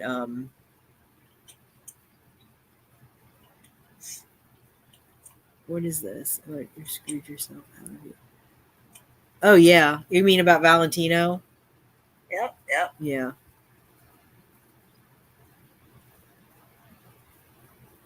Yeah. Yep. See, we've all of us have a reason and a purpose to have met each other. Even those people that are watching and haven't, had anything to say, or are just not the kind of people to step in and say, we're all in this ship together, and it's just, there's a purpose for us all, and there's a reason everything happens, whether we like it or not. Some of it's scary, but Wanda gave me a good piece of advice about finding the light, the little pinprick, and I have run with that. Yeah, and you have to. In every situation, I learned that a long time ago, no matter how bad it is. I mean, I've been through some crap in my life. I know everybody's been through crap. Some people have more crap. Some people have crap, and then some people just have diarrhea that they deal with. And, but no matter what it is, I have a friend who said to me one time, when you're really starting to heal from everything, when you can look at the situation and you can say, I'm actually kind of glad that happened, because it made me a better person and it gave me this, and this opportunity. And I'd never, That's and right. I was like, I said, yeah, that's never going to happen. But, it has. Eventually it did. It happened. And I think about that, Dawn and I talked about this. I said, look, we were having one of our exhausting sessions one day over this whole situation. I said, here's the thing. Let's try to spin this in a different way. Let's try to reframe this more positively. Okay. We wouldn't have become so close had this not happened, because it's kind of like a trauma bonding. I mean, really, that word's, I know that term's thrown around a lot, but in this case, this truly was sort of a trauma bonding experience for her and I, because we did know each other before, but we didn't really talk that much. And I mean, she would email me things and say, here's an idea or a suggestion, and here's a news article, and here's something, cat related. She would do things like that, but we really didn't talk that much. And then we started, and then we had the conversation of her wanting to start her own channel and the other content creator not being too keen on that. And one thing led to another, and I said, well, just come over here and just do what you want to do on this channel. And, it's like, it helps me because it adds to content. It helps bring more people in. And it helps her because then she doesn't have the responsibility of her own channel, but she has the freedom to do what she wants to do. And, at some point, if she wants to go, then she'll have a following. She'll have a built-in following. She won't have to struggle like I had to struggle. Because when I started this channel, that channel over there had over 4,000 subscribers, only about 10 people, including, Catitude and Mark were like the first people that subscribed. There was a handful of people that came over and subscribed. And when I got to 50, because when you get to 50, you can actually stream through YouTube. Like on their, this is StreamYard. I pay for this every month, but that YouTube has a regular streaming platform that their creators can use, but you have to have 50, you have to get 50 subscribers before you can do that. And when I got to 50 subscribers, I was ecstatic because it's like, oh, first step, first level, leveling up here. It's exciting though. Yeah. That you're reaching out to people. Yeah. But unfortunately, I keep getting blip, and responsibility calls. So, and her name is Mom. So I'm going to have to hop off of here. I do appreciate everyone listening though. And if you want to continue, just keep it going, Wanda. I think I'm actually going to jump off too. Maybe we'll go to 11:30 if, because it's been a long time since anyone's been able to have this kind of chat. But I need to. Ruby Dawn, can you make sure? Nanya, I can read the comments. I will post those receipts. I definitely will. And I think I also might have it, Nadia. So if not, I can do it. So, but I want to tell everybody, I'm probably not going anywhere ever. I mean, as far as my own channel, there's a glimmer, but I am in life spread about as thin as a cat's whisker. So, just being able to come in here is my place for right now, and probably for the foreseeable future. So, well, hi Jessica. I'll tell you what I'll do, Jessica. I will hang into 12:30. I can't go much beyond 12:30 because I do have to go out and feed my colony.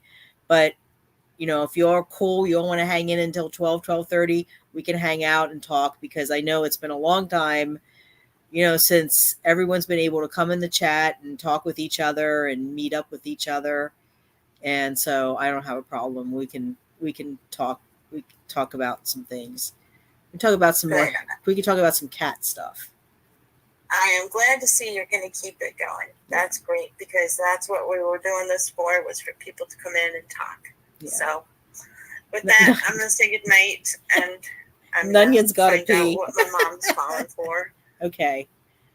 So yeah, so sorry I have to step away, but that's okay. If anyone has any questions, maybe we can keep the actual comment section of this open, and yeah, we'll keep it open. And they can, yeah, since I'm stepping out now, if they didn't feel good about getting into chat and asking questions, they can ask questions or make comments in the comment section, and I will see those. Yeah. So, anyway, good night, everyone. All right. Get some rest and take care of yourselves. Okay. Good night, Dawn. I'll talk to you later. Good night. Okay. Alrighty. Bye. Bye-bye.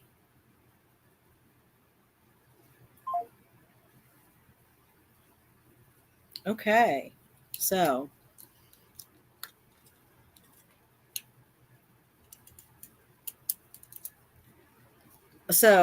let's see. Let me see if I can find this. I don't know if I have it on here. If I can find this picture of this, what I was talking about earlier, the bridge with all the trauma, we can have a little trauma discussion.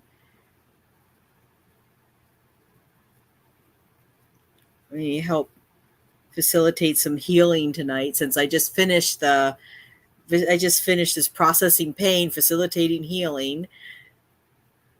Oh, that was Dawn on the phone. Okay, Jessica. Yeah, let me explain this. So she started out on stream, but they're having storms. They're having hurricanes in her area. So she was high ascended soul. She was not able to maintain the connection. So we decided just to put her on the phone instead. So that's why she was on the phone. So, no, I see some new people. So Ascended Souls. Everybody say hi to Ascended Soul.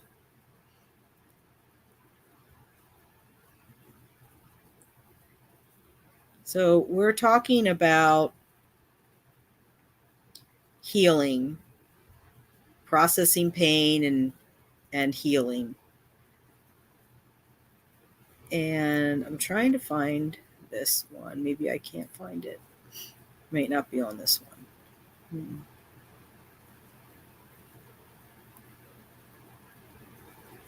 So Nunya, you're having, how do I say this? Well, thank you, Sydney, for subscribing. Yeah, you can be Team Rewatch.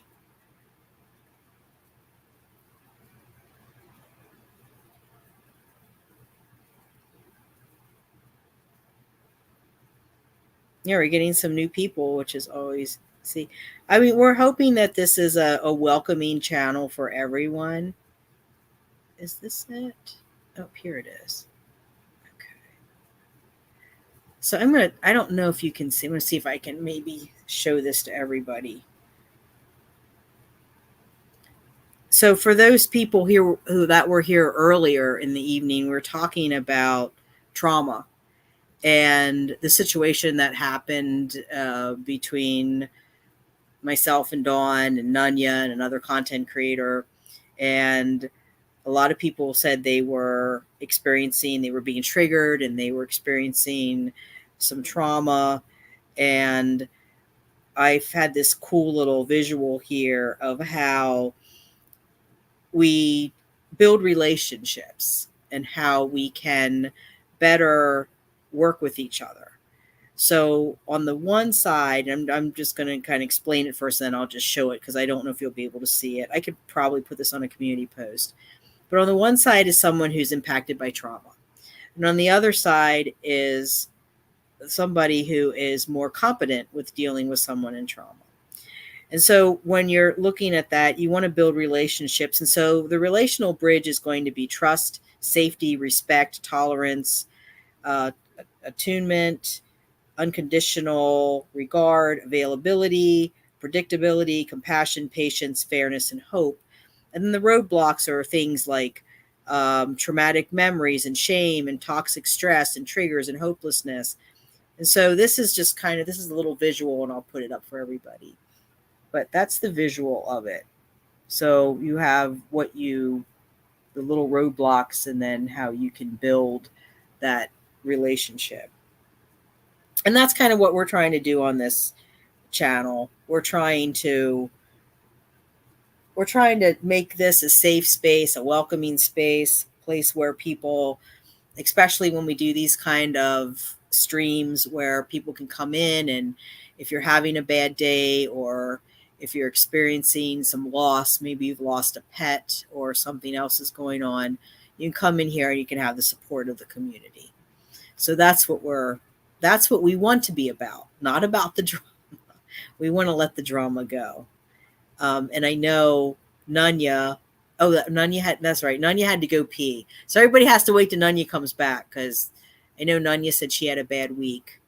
And then see if she wants to talk about that a little bit. But do you have Sydney or Ascended Soul? Do you have cats? I know Jessica told us about her cats when she was in on Saturday. Just curious. We're just trying to make small talk here, because we do a lot of we do have people that do rescue and foster and colony management and TNR, as well as people that have companion cats.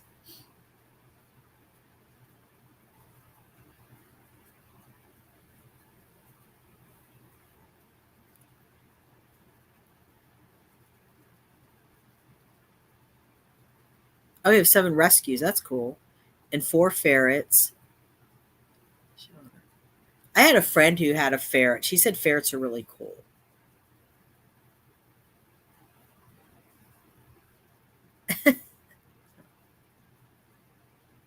Oh, ferals. Okay.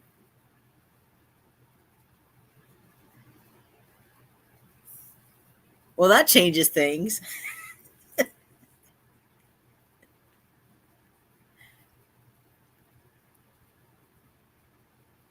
Nanya, you said you had a bad week with Mew Mew. Are you feeling better now?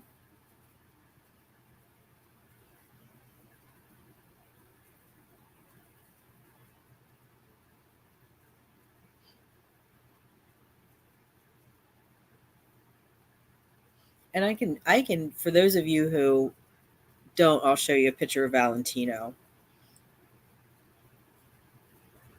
her psycho cat.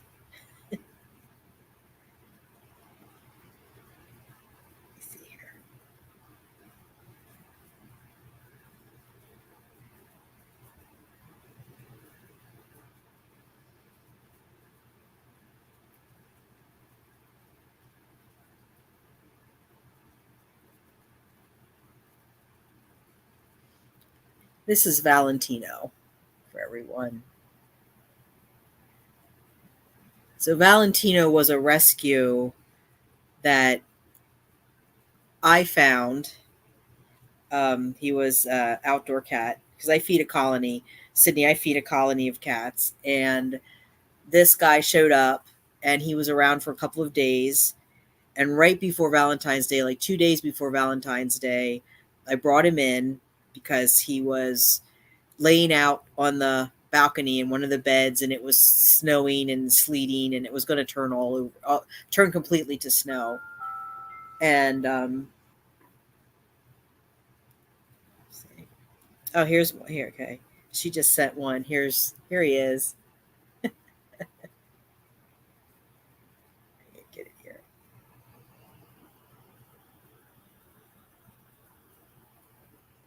Valentino. He had injuries to his paws, and I called rescues, and I called the rescue that helps me, And the rescue said, yeah, we can help you as long as you can foster. So I did that, and we took care of him, and we got him back in shape. And then Nunya decided that she wanted to adopt him.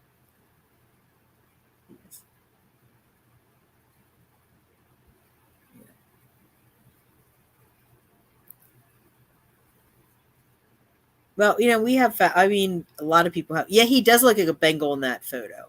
But Jessica, a lot of people here have cats. And this is what this is about. It's for, you don't have to take care of a colony or do rescue or anything like that to be a part of the community. Because, this is just about learning from each other. And, there are people that have indoor cats that, if they do have an opportunity to rescue, then maybe you have a community that you can come to and get information and network with, which would be cool to eventually have like a database or something to network.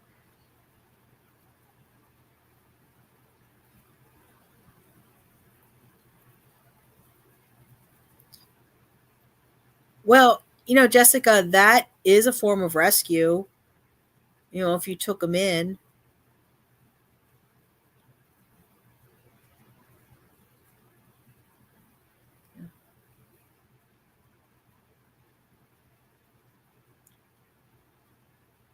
Catitude has rescues, and Catitude had rescues in Mark.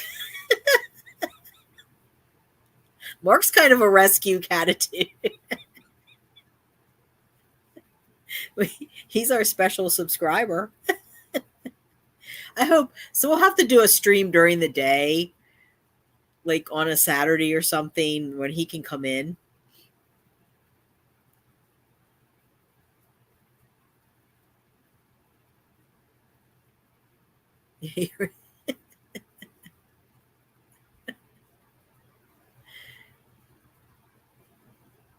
I know he said like around 1:00 in the afternoon is for him, because he's in the UK. That's kind of a good time for him. So we'll have to do a stream. We'll have to do a stream around 1:00 or something.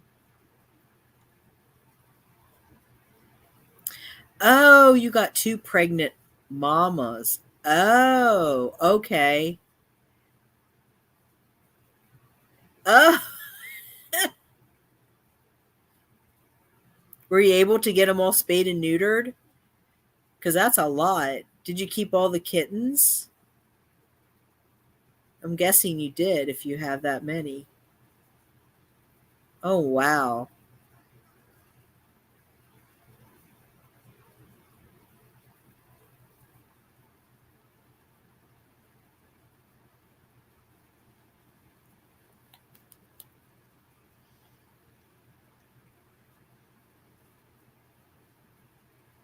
That must have been.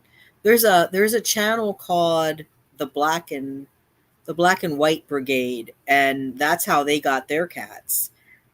They had a mama that had babies, and she was outside cat, community cat, and they got one of the kittens.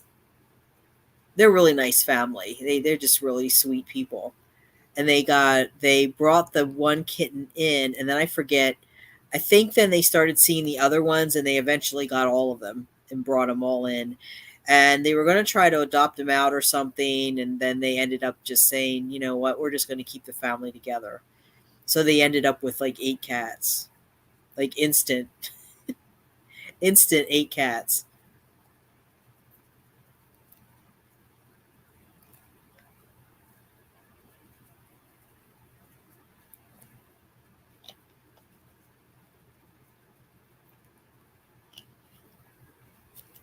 Yeah, I started with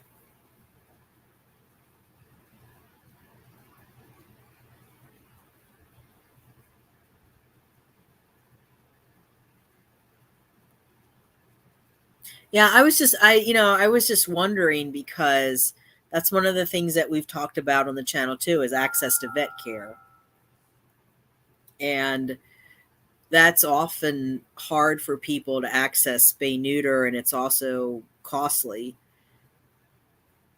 And that's the one thing that I keep saying to people when they say, "Oh, people don't spay and neuter." I said, "Yeah, but sometimes there's barriers, and transportation is one of them."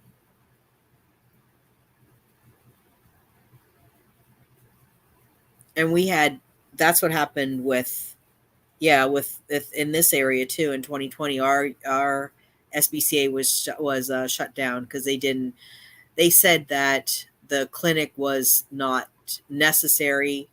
I forget what they called it, but it wasn't a necessary service, although it was.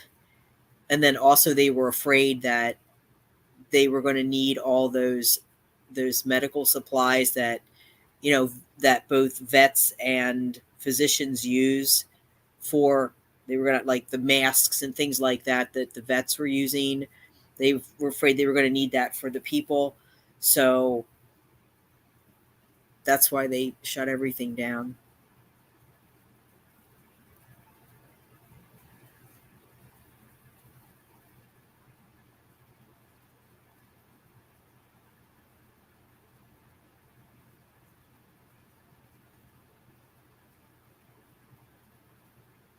Yeah. Yeah, it's hard.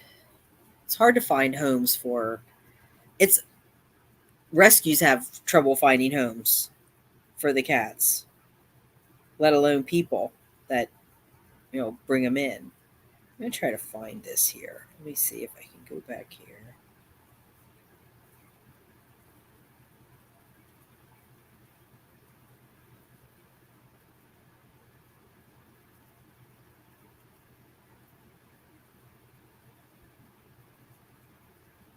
Okay.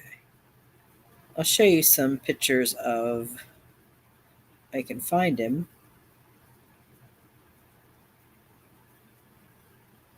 Let me show you Rogue from the beginning.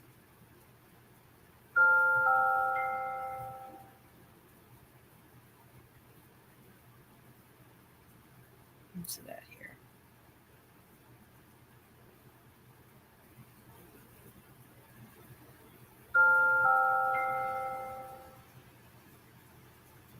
Oops, here we go.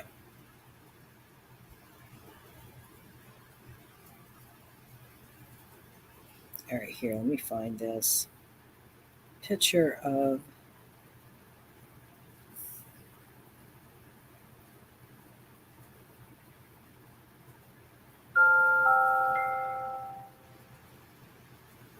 Oh, okay, Nanya. Okay.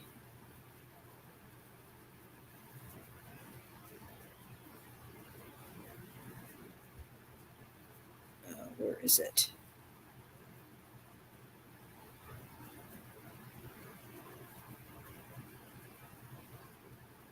Okay, here he is.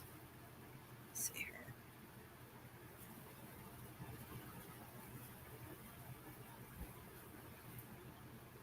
I'm not sure if you can see him. It's kind of, but this was Rogue. This is the very first night that he showed up at my door. And that was back in January of 2020.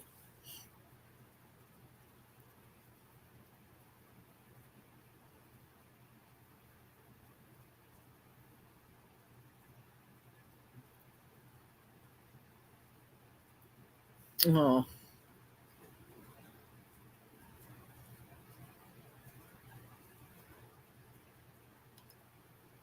And then we had, and that was Wuss Puss. Actually, she's the one that started it all. She's the one that's when I first started feeding. That was back in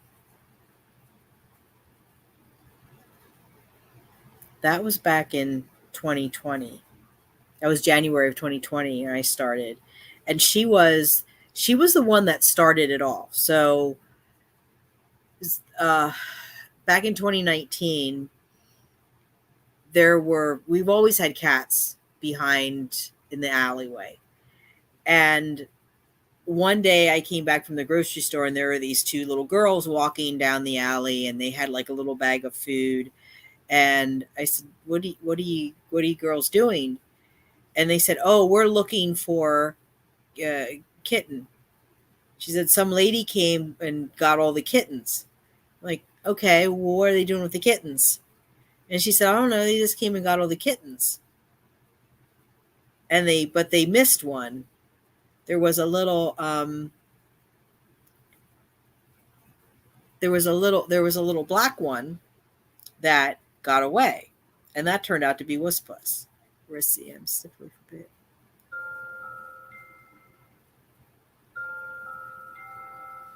I don't think you missed too much. Let's see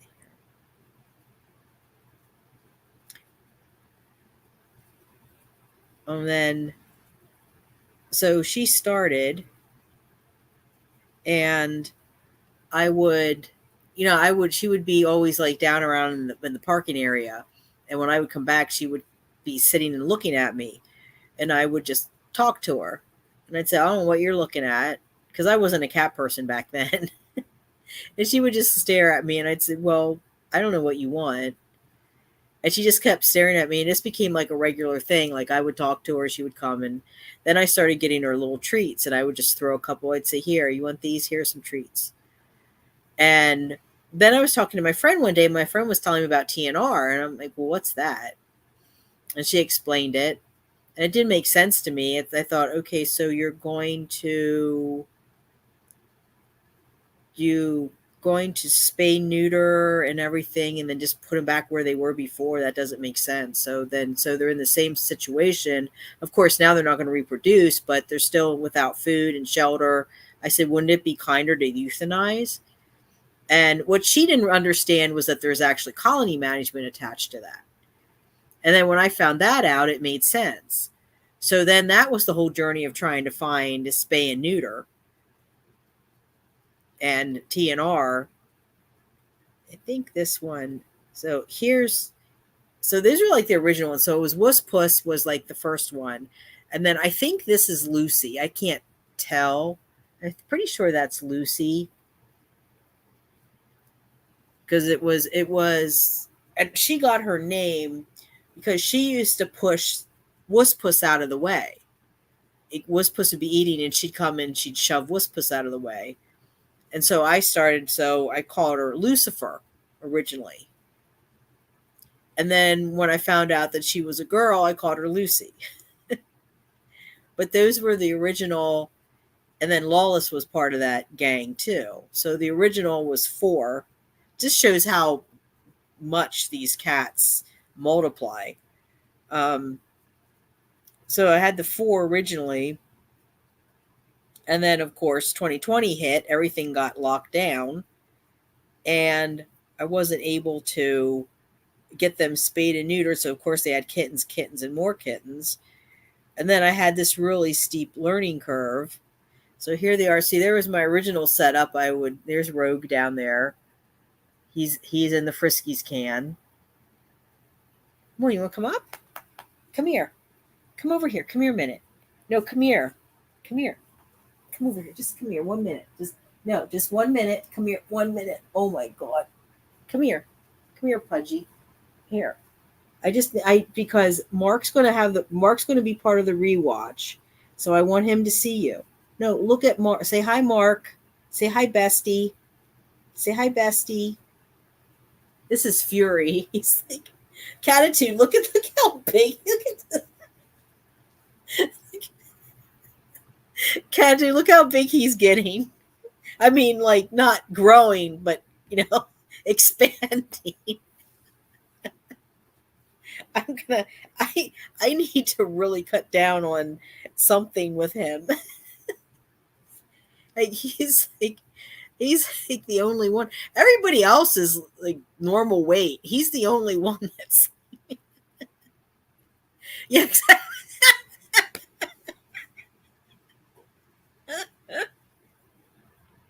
exactly.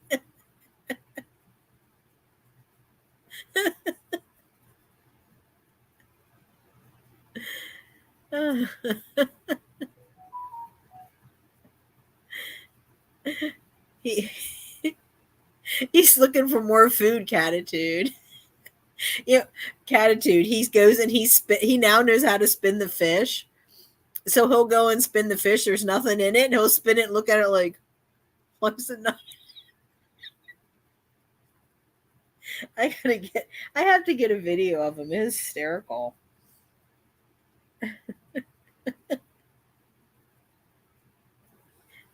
Yeah, he be eating good. Yeah, that's he be eating everybody else's. That's his problem.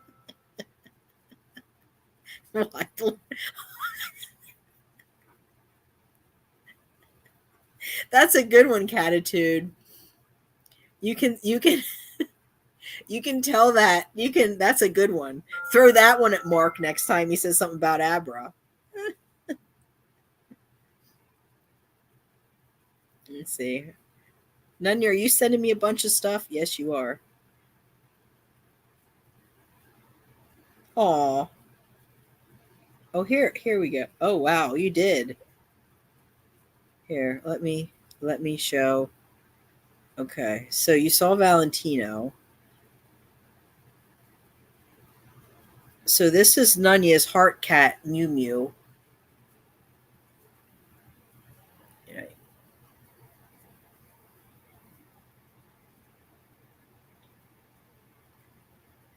That's Mew Mew. That's her heart cat. And here's, oh, that's a video. I can't play that. I don't know if I can play that. Can I play that? Let's see here.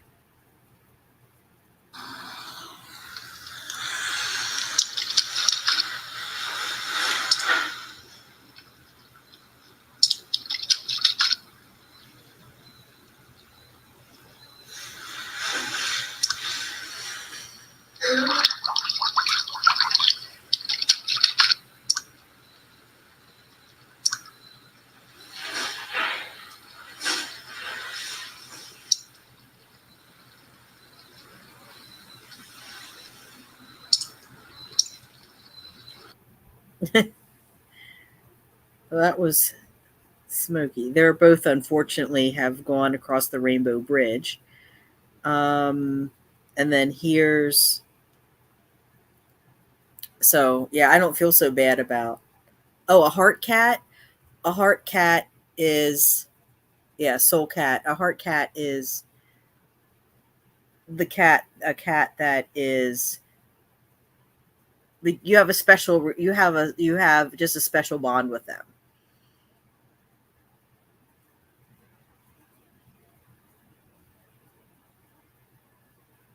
They're like your soulmate. You have a special bond with them.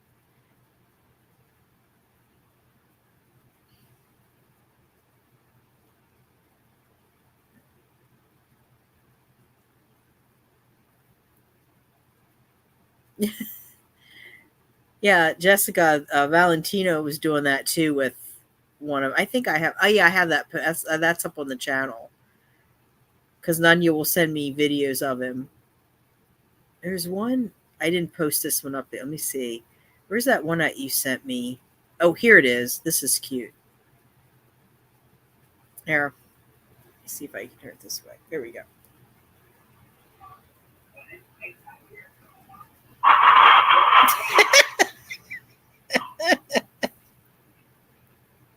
This one cracks me up.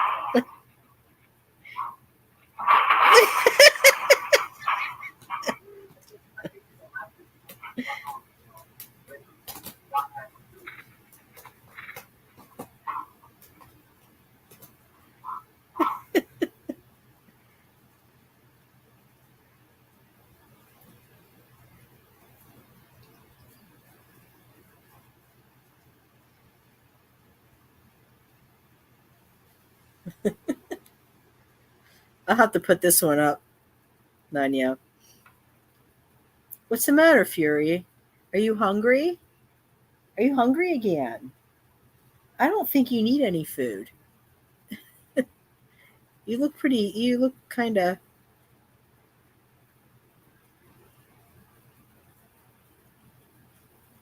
And this is Smokey, right? This is Smokey.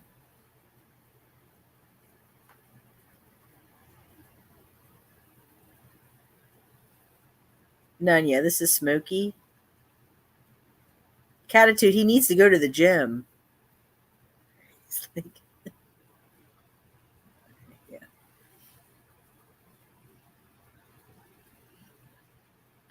Let me see if I have some. I have some of. Oh, well, this is though. So let me see here.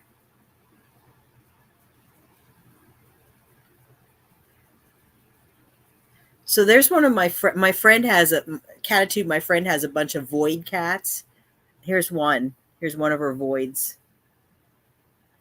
Here's one of her voids. Get him a treadmill. Yeah, he needs one of those. I'll have to. Should put that on the Amazon wish list. Tell Mark. Say, Mark, this is what Fury wants for Christmas. Oh, Smokey's the one. Okay. Let me see if I have. She has. Where's that one? Let me see if I have. She has a really funny one that she sent me of her cat. Let me see if I can find that one. There's one that's really. Oh, here's her other one. Wait. Oh, here's. This is cute. She likes my both my friend and her cat likes. Let's see, can you see it? Oh crap! Come on here, focus. It's Star Trek. You can't see that the what's on the screen. There it is.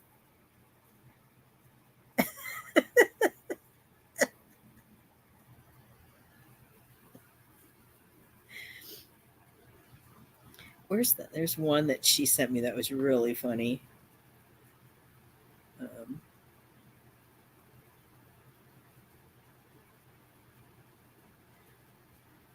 There's the panther feet.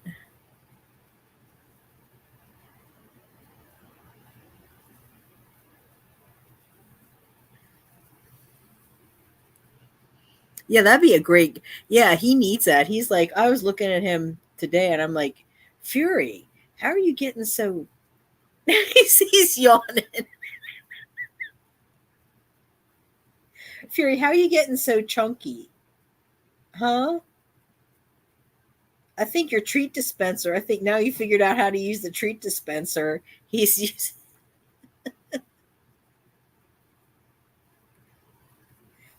Fury, how did you get so chunky? Hmm?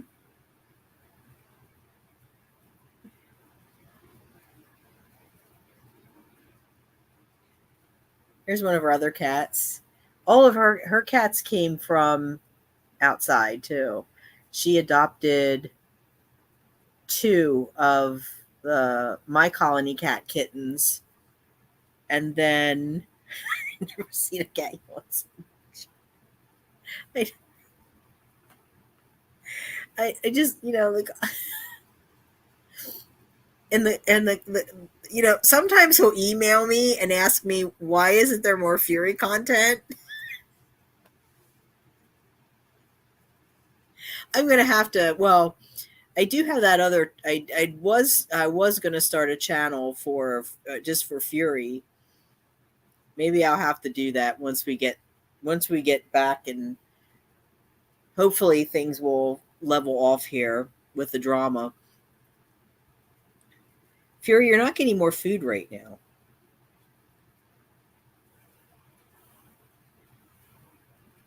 Let me see if I can find. I know. Oh, I think it was after she adopted them.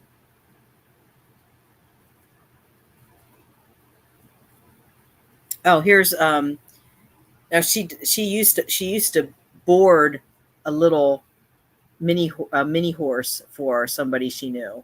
That was Lily. She doesn't have Lily boarded there anymore, but she used to board.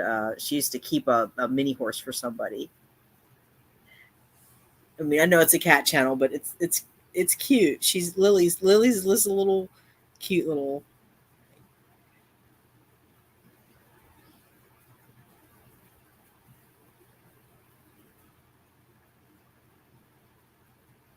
Let's see. And there was Wusspuss before we had all the other. There's Wusspuss. That was Wusspuss before all the other kittens were born and all the other colony. She was, for a while, she used to come into the apartment. I was getting her used to come in the apartment, and Lucy. And then she got, I don't know, I think she just got intimidated by the other cats because we started to get more cats.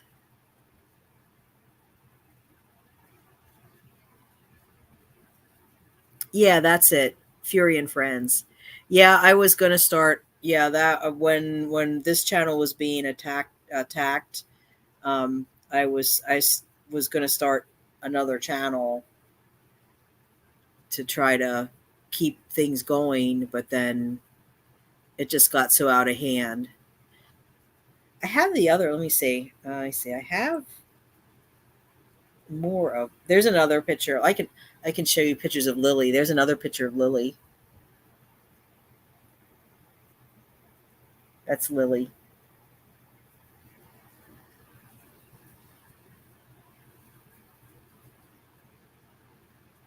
Yeah, I don't have any because I don't have any content or anything over there, Catitude. I just, I was still getting videos and doing videos, and actually, I still have videos that I haven't even uploaded because I had all the videos and stuff, and for a while, I just didn't post any or do anything. Um, wait, is this? Oh, there's Rogue. There's Rogue before when he was still an outdoor cat before I brought him in. There he is.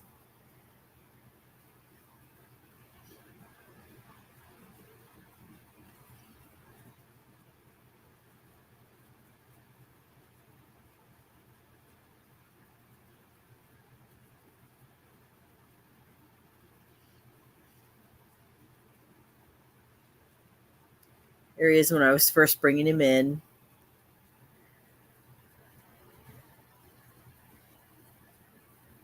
He wasn't taking no for an answer.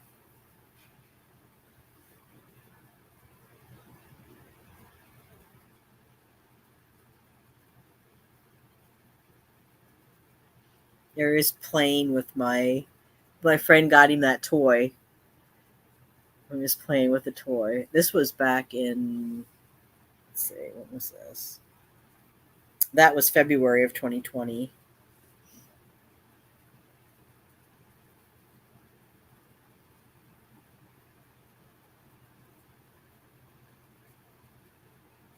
Let's see, where's that picture of him?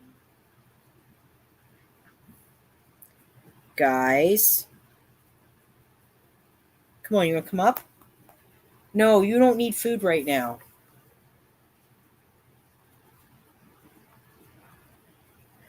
There he is.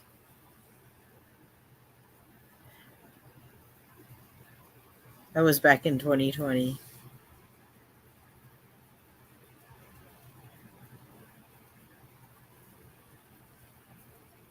Oh, hi, Daisy B.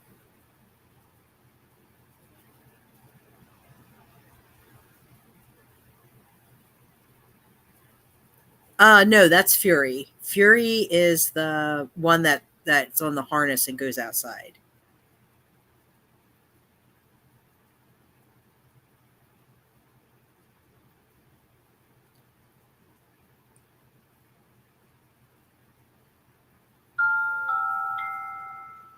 I have, let's see.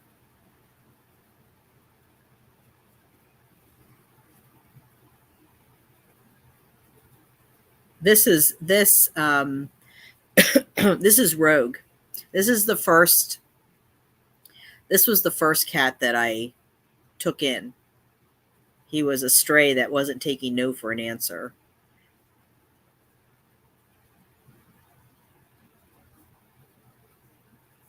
And it's funny because I'm looking at my apartment back then and going, wow. I actually used to have things in here for me, not just cats. Let me see. Where's the one? Oh, here we go. Here's a cute one. There's Lily. My friend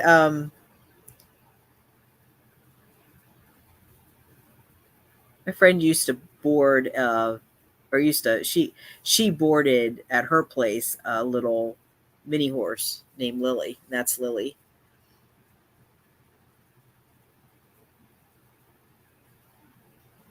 But that's my friend Tiana. We've known each other forever.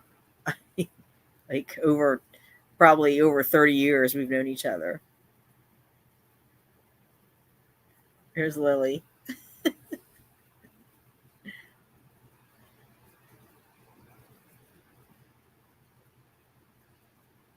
Let me see if I can find that. There was a really good one of. Oh, wait. Is this the one with his.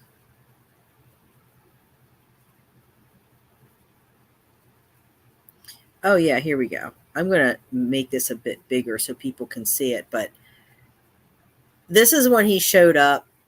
You see the wound on his nose? He showed up with that one day. And I was like, okay, what do I do with this? I agree, Daisy.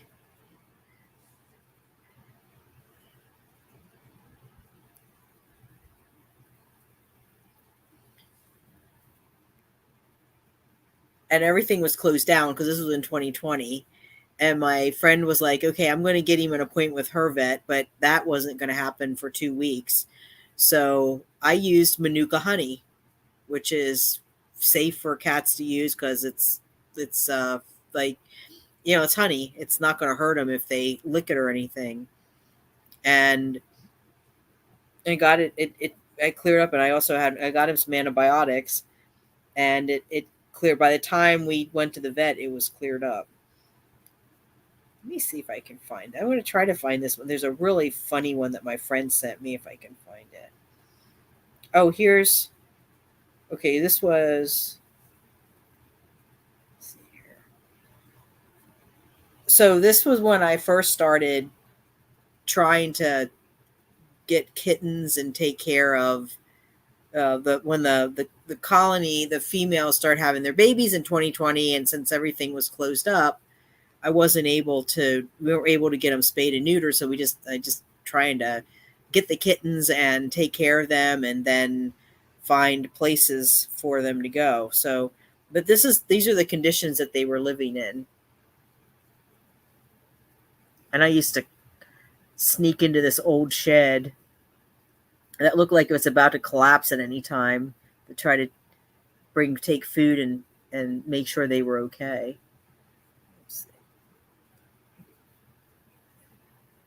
These were Wuss-Puss's babies.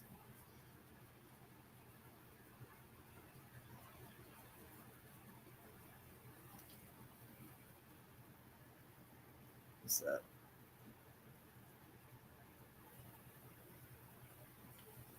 they would have their babies in all these old sheds in the alleyway, and I would have to climb in there and try to catch them. What's this one? Oh, this was his first trip to the vet.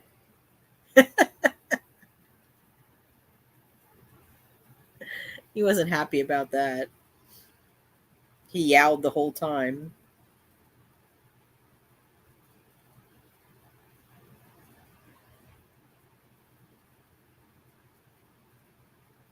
Why are you staring at me, Fury? You're not getting any food. Pretty sure you have food? You have food in your dish. Go over and eat it. I am fostering 5 newborn kittens right now. I need to feed. Yeah, that's a lot of work. Dawn has done that. She was here earlier. He wants cookies. He doesn't need cookies, Nanya. Did you see the size of him? We're gonna have to start cutting down on portions or something.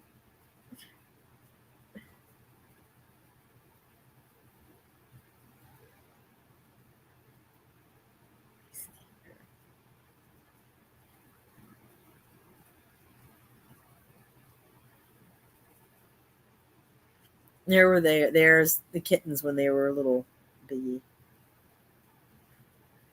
bit bigger. I mean, they just kept having litter after litter after litter.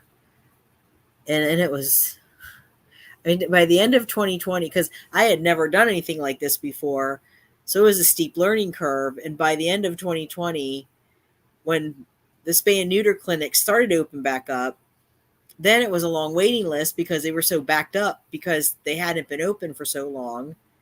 It was a mess. Yeah, that's exhausting. I've watched. Do you watch Hannah Shaw, the kitten lady? Because it looks like a lot of work. She actually helped me so much when I was trying to take care of kittens, because my one neighbor handed off a little, like, that wasn't a newborn, but it was still young, and I didn't know how to care for it. And so I'm looking at Hannah Shaw and learning how to, because you have to stimulate them so they can go to the bathroom, and that was an experience.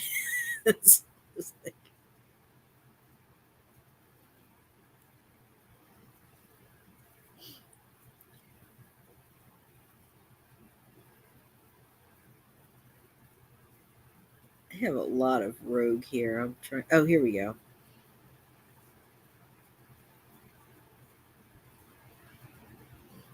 So there's some of the kittens from, these were Lawless's kittens, I think. Yeah, these were Lawless's kittens. And we were able to catch them. Also watch Tiny. I don't know that one. I'll have to look that one up.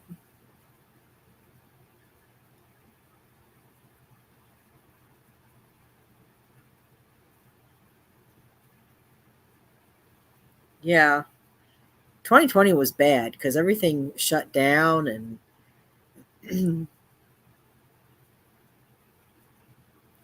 people can. Here, Catitude, this is kind of hard to see, but here's two of the black kittens. Yeah, these were Lawless's kittens.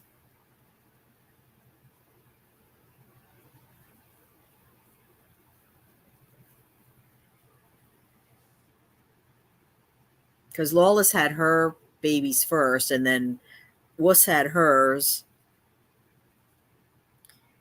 Is it true that after they get fit, messes with their metabolism or something, and it's easier for them to put on weight?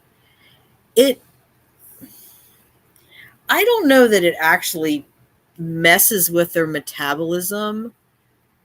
Yeah, the short answer is yes.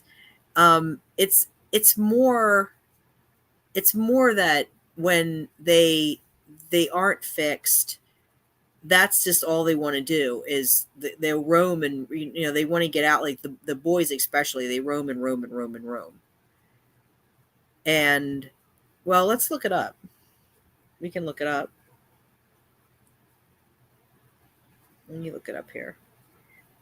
Because yeah, I think like what Nunya's saying, the short answer is yes, but it's a little more involved, I think. And if I remember, because I remember that too. Because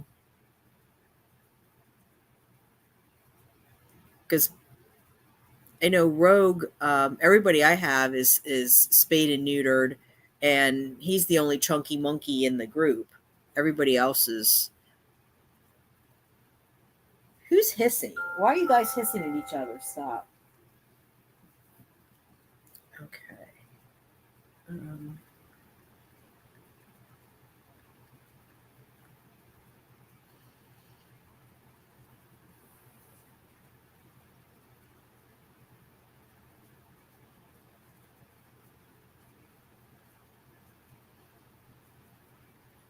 Okay, so here, weight gain and neutering. And this is from an actual vet surgery. Oh, it's in the UK, Catitude. So we'll look at this and see what it says. This is veterinary surgery. So this is actually for a vet. It says weight gain and neutering. There are a wide range of long-term health and behavioral benefits that come with neutering your dog or cat, both male and female. However, although neutering will have a long-term positive impact on your pet's health, there can be a number of side effects that may need to be monitored. One of the most common is how neutering affects your pet's weight. Can neutering cause weight gain in pets? You may have heard anecdotal stories from a fellow pet owner about how the neutering procedure caused their pet to pile on the pounds. But does neutering actually cause weight gain in pets? Well, the latest figures published in the Journal of the American Veterinary Medical Association suggest that neutered pets are around 3 times more likely to be overweight than unneutered pets. Thankfully, this relationship was only statistically significant during the first 2 years after the surgery was performed. This suggests that with the right management, neutered pets are no more likely to suffer from long-term obesity than unneutered pets. And that's what happened with my Rogue, because when he first got neutered, he did chunk up a lot. But over time, he's like, because he does go in and out, he goes outside. He goes outside when I go out at night to feed the colony. He comes out with me, and then I let him out for a couple of hours because he just roams around. He'll either lay down in the courtyard or he'll come and lay on the balcony, and I just keep an eye on him. But he lost the weight. He gained it, but then he lost it. I haven't had a problem with Nif or Masu. Masu is lean. Tora's lean. Zuki's normal. He's the only chunk-a-monk in the group right now. And I don't think it's from him being neutered. I think it's from him just being a piggy wig.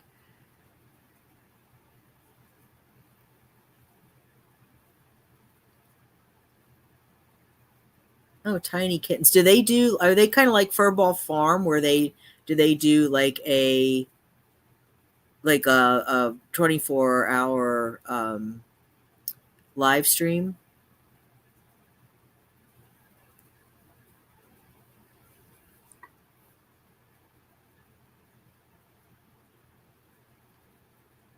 Let's see. So it says,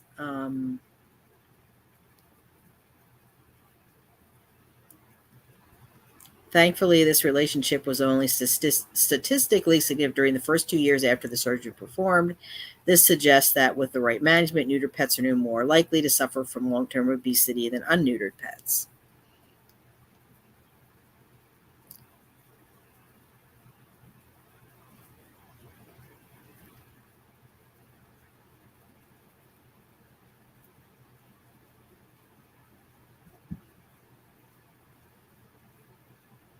Oh, they do a 24-hour live stream on YouTube.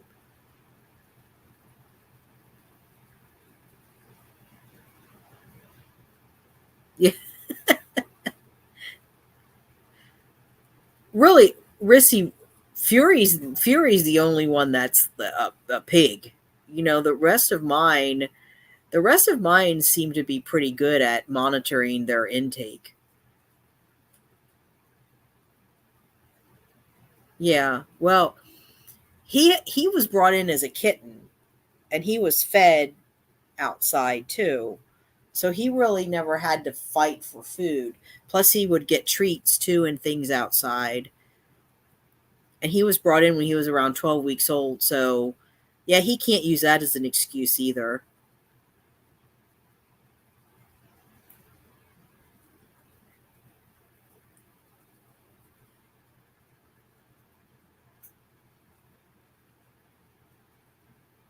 So it says,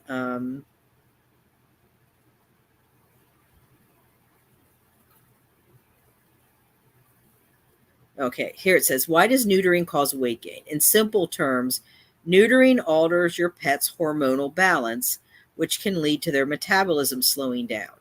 This means that the calories they do consume are converted to energy more slowly, meaning they need to take in fewer of them. They lose certain hormones, including estradiol, progesterone, and testosterone. I don't know what that other is. It also causes a shift in levels of leptin, a hormone that influences appetite and food intake, and insulin, which controls blood sugar. Ostradiol,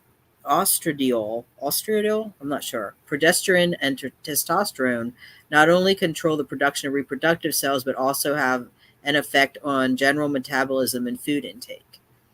You may be aware of the effect that metabolism has on your own weight, and it is much the same for our pets. This change in metabolism can reduce your pet's energy requirement by up to 30%, whilst the change in hormone levels increases their appetite by up to 25%. The perfect storm for weight gain. This change in hormones can also reduce your pet's urge to roam and be active, meaning they will burn fewer calories and become more prone to weight gain, which I think is just Fury's problem, because he's just lazy. Let's see. Right.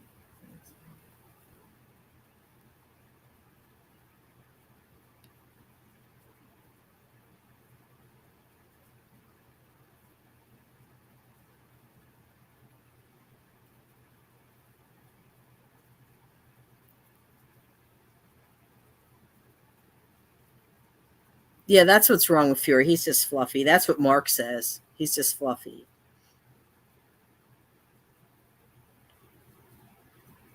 It says, how can owners counteract the impact of neutering on weight? The good news is that research into the link between neutering and weight gain has found that weight gain is not unavoidable. With the correct management, owners can reduce excess weight gain in both cats and dogs. Ensure diet is appropriate. As with any animal who needs to lose weight, one of the most important things to do is ensure that the diet is appropriate for energy needs. Well, then, Fury should have like maybe 2 temptations a day.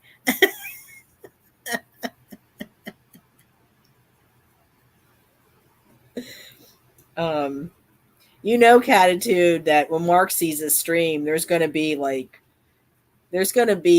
spam that comment section. defending Fury.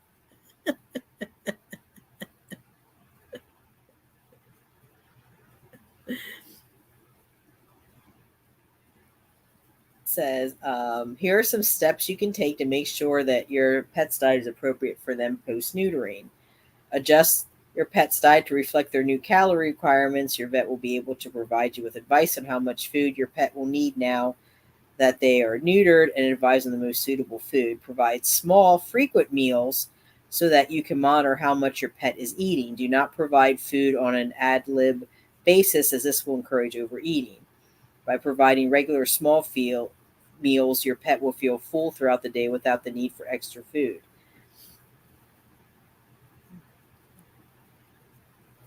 Yeah, you'll hear about this. Yeah.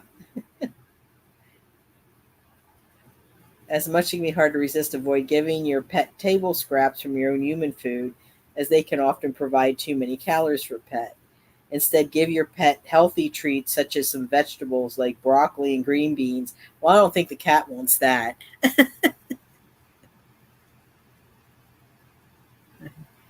Good night, Daisy. Nice having you in here. Come back again. We'll be doing more streams, and Dawn will be part of that.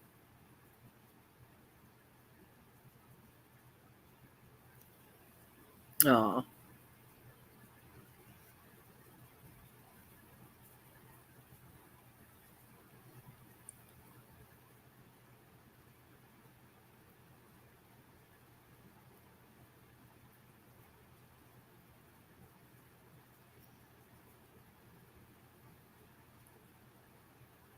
And then it just says like increase exercise.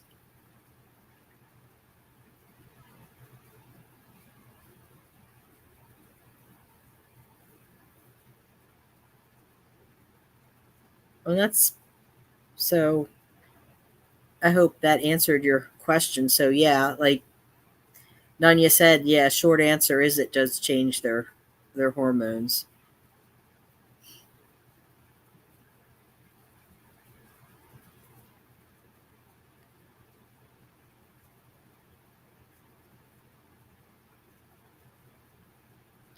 Now let me see if I can find.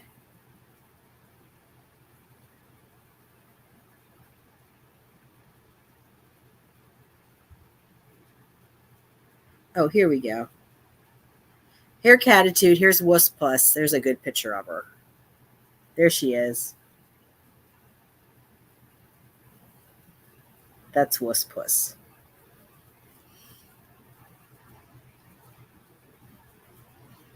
And here's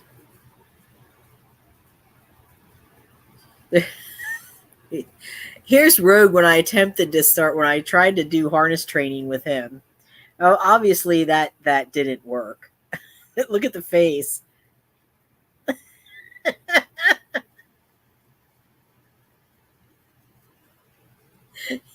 he was not amused. Yeah, no problem.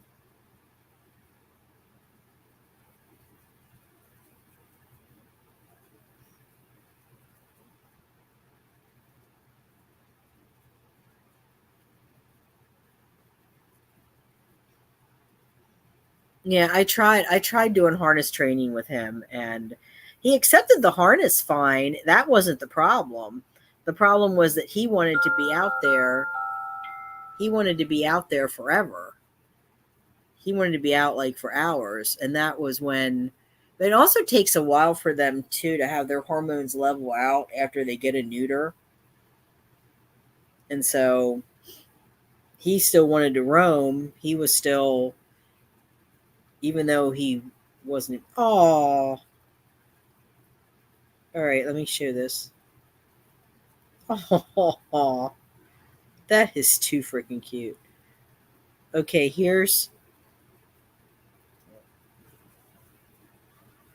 there's baby Mew Mew. That's Nanya's heart cat.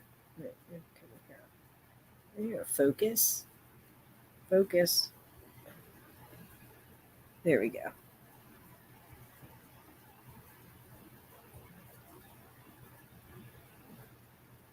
There he is. That's her little Mew Mew. Whoop.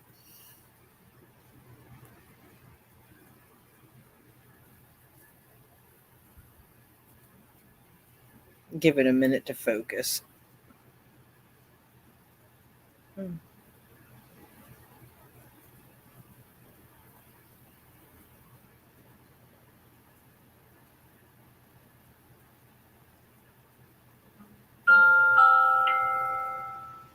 No, that's baby Mew Mew.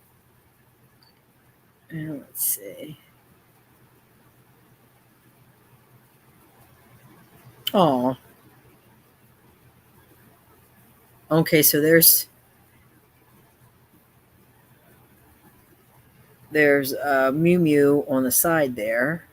It's not picking it up very well.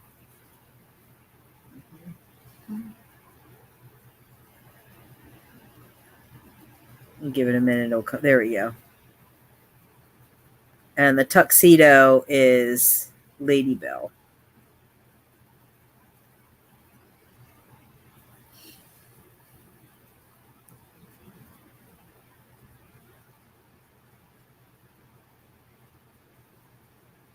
Mew Mew is adorable as a kitten. Look at that.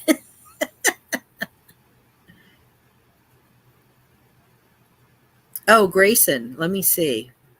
I know I have pictures of Grayson. Let me look here. I wanted her.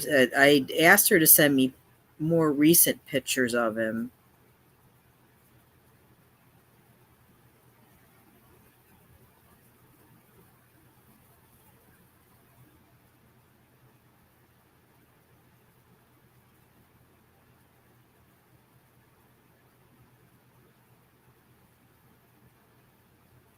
Let me see here.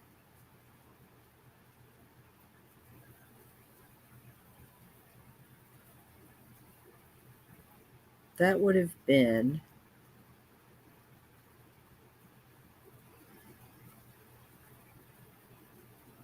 Yeah, because his injury was healing well, and then that stupid electrician let him out, and that's a lot of loss, Nunyon, in a very short period of time.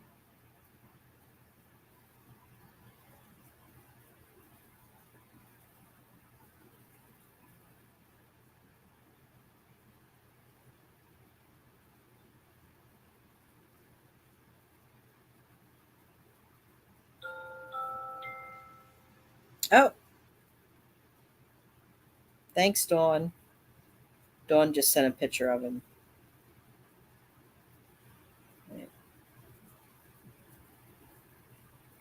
There he is. Okay. There he is. That's Grayson.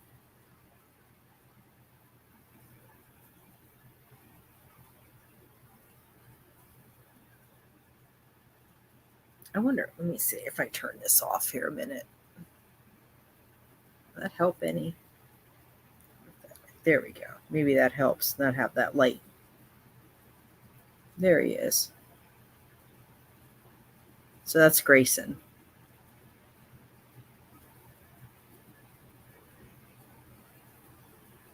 Yep, let me turn it here. See if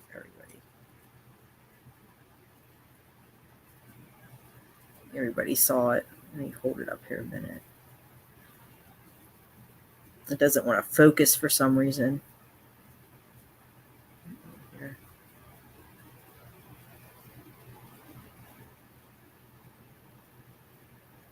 There it is. There he is. There's Grayson. No, so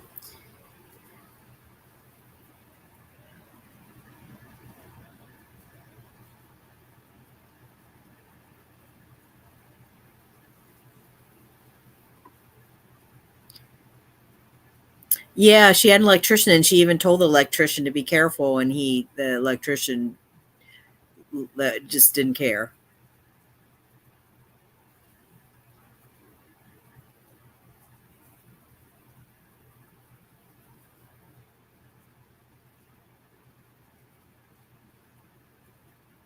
Oh.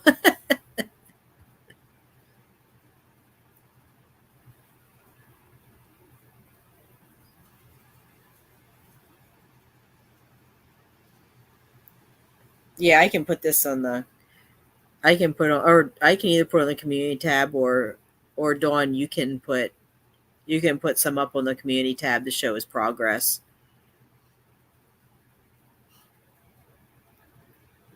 Yeah. Yeah, that's the cat. That's the cat that incurred all the vet bills that you saw posted. That's the cat that was the one in question from the other content creator that supposedly Ruby Dawn asked for all this money and then just took it and ran.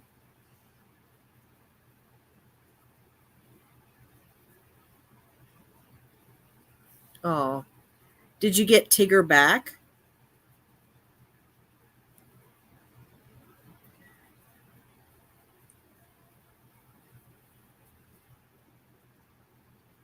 He's the $1 million cat. Yeah.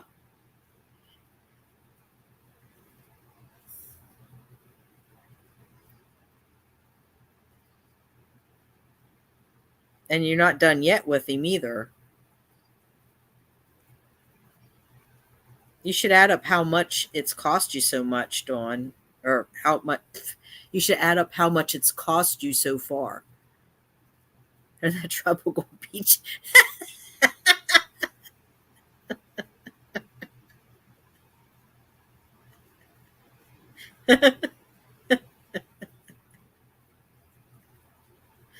Oh my.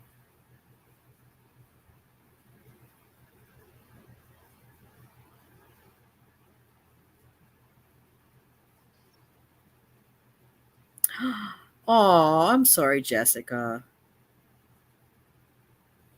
Oh.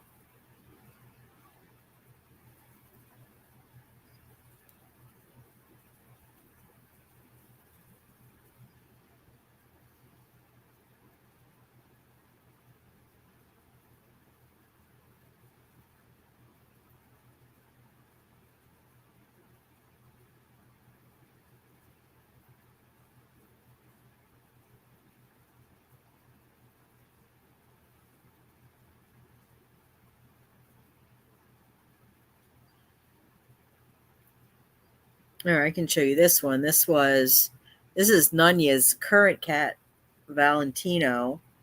And this is what he looked like when I got him, when I was fostering him. Give it a minute here to focus.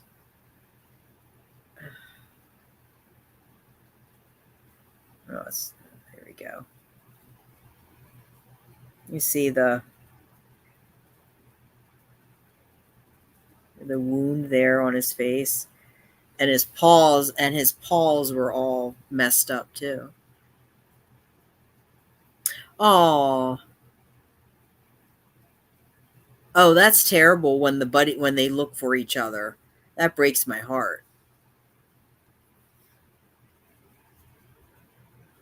When I was catching the kittens, Lawless had 4.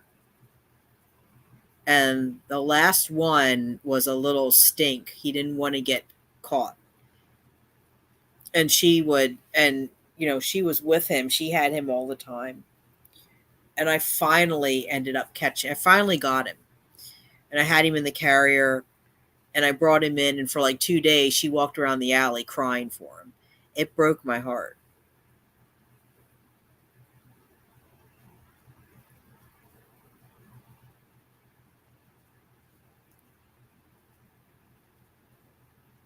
How much did trees weigh?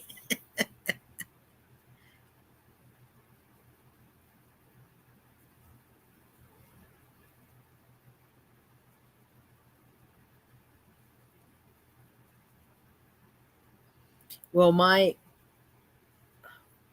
friend wanted to adopt one of the kittens from the colony, and we had to go to the rescue to get him.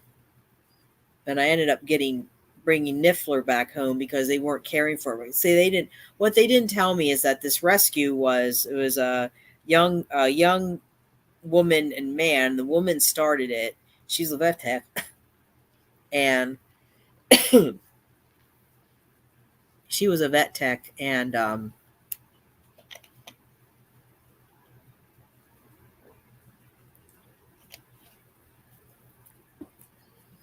so she was a vet tech, and he wasn't. And so when she left, they didn't know how to take care of the cats. I don't know. It was weird. It's a whole weird situation. Nobody told me this. And so I go back to the rescue, and there was a kitten that I wanted to, and they knew that there was a kitten from the litter that I wanted to take, that I wanted to keep.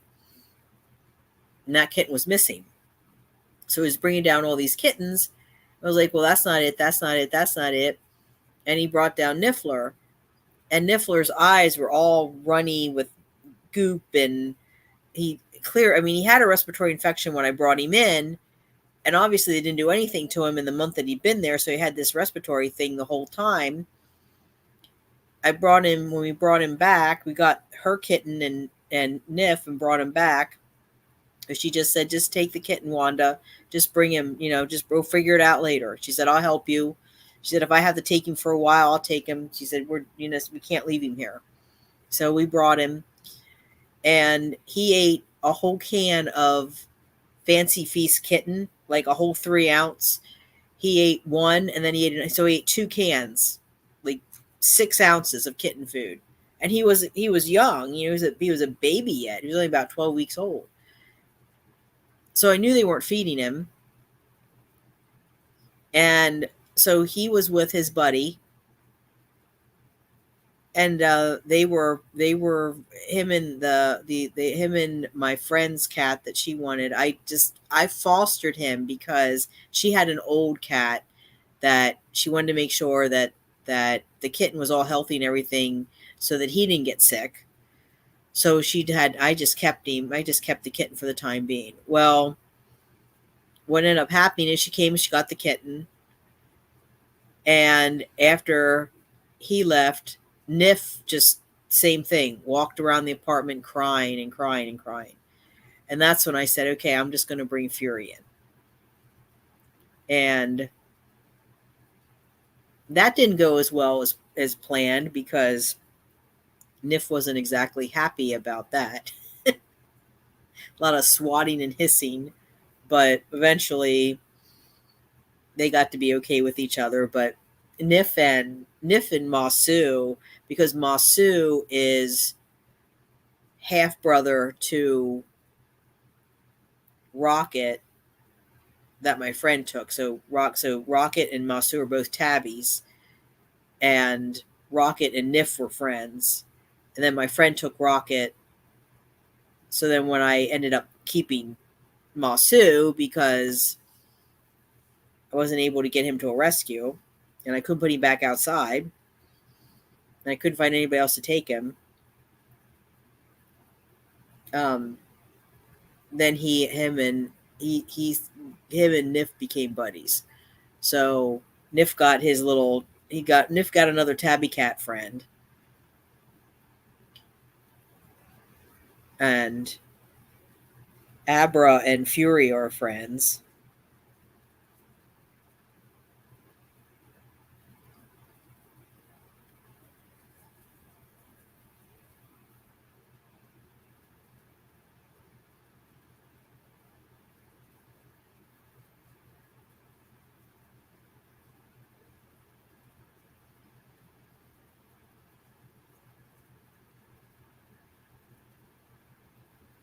See, there's Nif and Masu.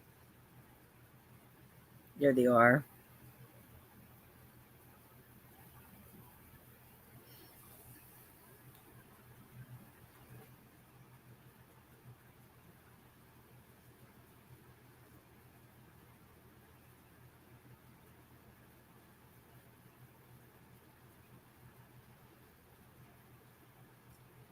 Let's see. I can find. Let me go back here to.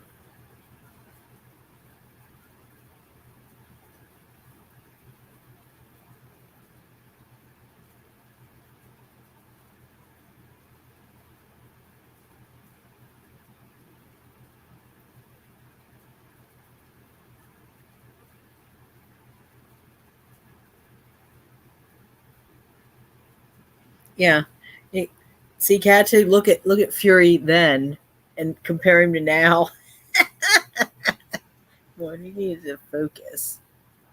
Ugh.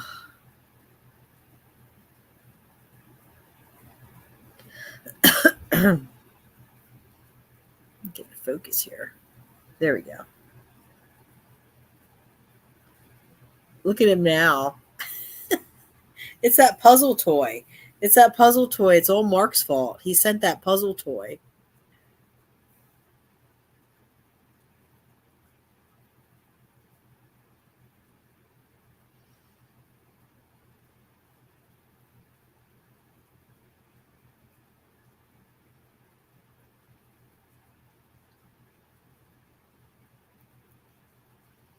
Yeah, doesn't he? When was this? That was October 21. So he was just around a year old. Yeah, he's got middle-aged spread now.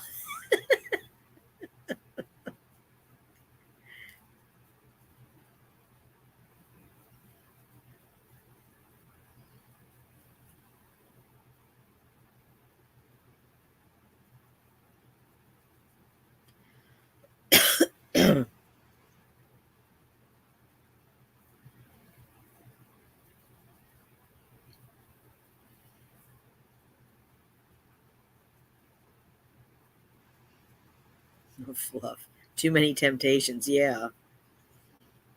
I'm trying to find ones of him. I know I have ones of the kittens that I fostered. I can find them here.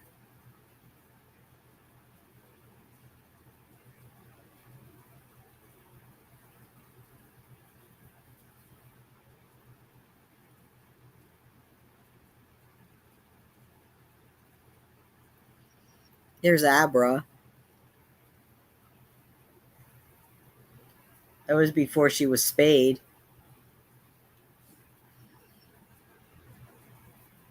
Because that was... Oh, no, she was spayed at that point. Just can't see the ear tip. I thought that was before she was spayed.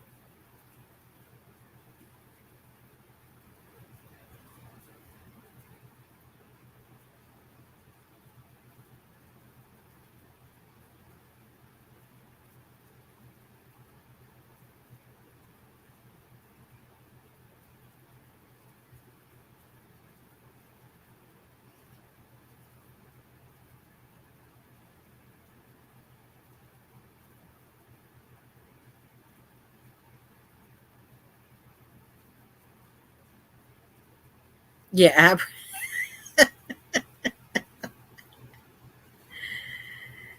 yeah, Abra doesn't. Abra's not. Abra, yeah. Well, Abra's in perpetual motion. Abra's always moving. Fury, his most exercise he gets is yawning.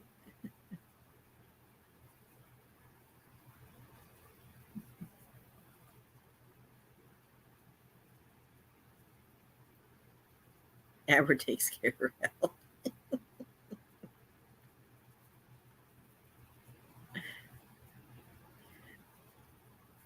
I hope Mark doesn't read these chat comments, Catitude. You're going to be in trouble.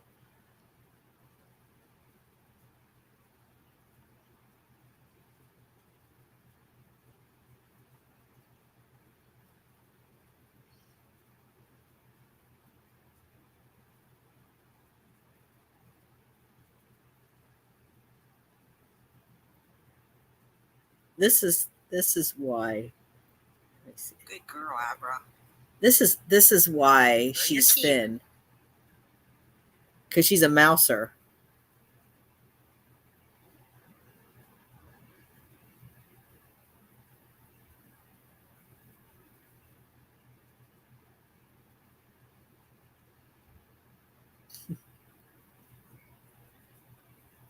Yeah.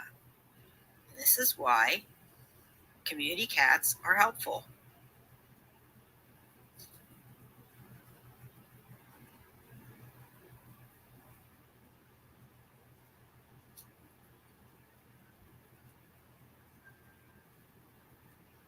Yeah, she's what she does. She's a little mouser.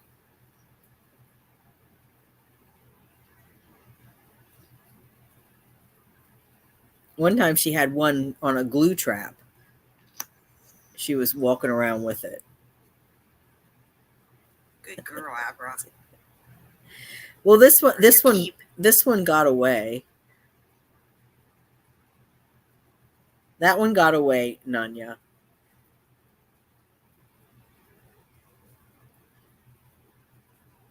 I mean, you can't. I don't know if you can see it there. You can see. See, there it is. See, it got away. Whoop. Get this to focus. It'll take a minute to focus. You'll see it.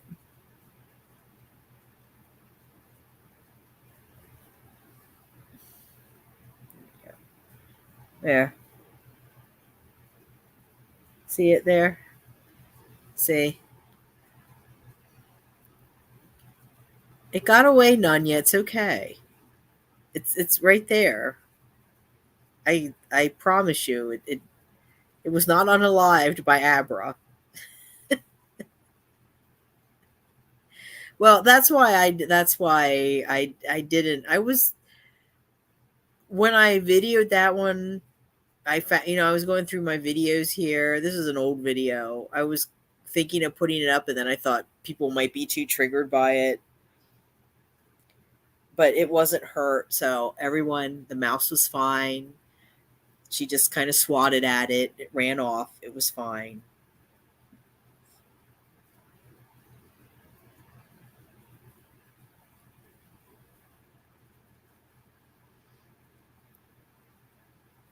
I wouldn't put something on there where, and that isn't, we're not that kind of channel either. We don't, we're not feeding mice to snakes, and showing those kind of things.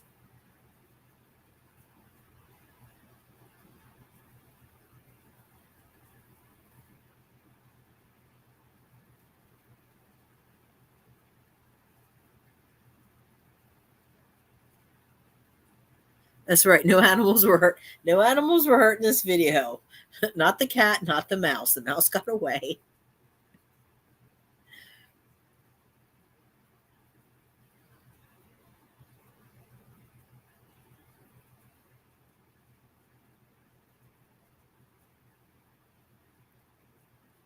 Jessica, I know like the kitten lady said they can kittens can aspirate if they're fed milk too fast. Disclaimer. Yeah, I don't know. Abra found this. They were putting glue traps out to catch the mice, and Abra was running around one night with a what does she have? And she had this mouse. It wasn't quite unalived, and so she got it, and she had this. It was on the glue trap. It was a mess, and then she got. I mean, I had, I had to go over this fence to get her, and because I didn't want her. I didn't want her to get. That was. I had to sneak. I had to sneak onto somebody's property to get the mouse and the glue trap away from her because she wouldn't give it to, she kept like running from me because she didn't want to give up the mouse. So I called my landlord the next day and I said, look, you can't do this because I have cats. There's the pit bull. I said, if he gets hold of it, Mrs. Sanford's gonna go. She's going to explode.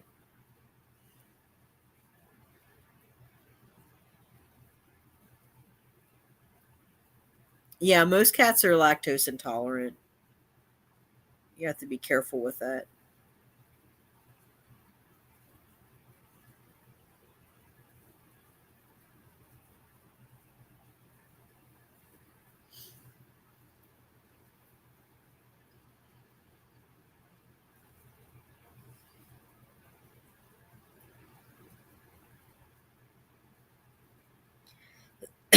Let's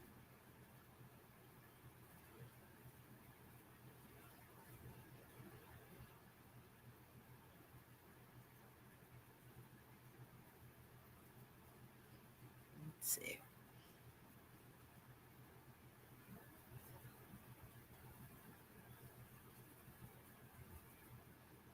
I think this is a. Let me see if I can find some little Fury ones. 21. Let's see.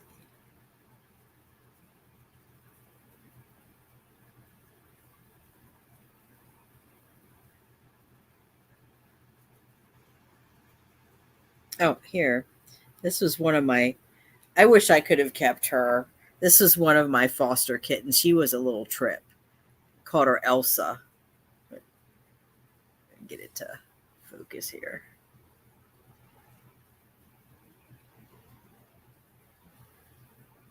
Whoops, what happened? Oh.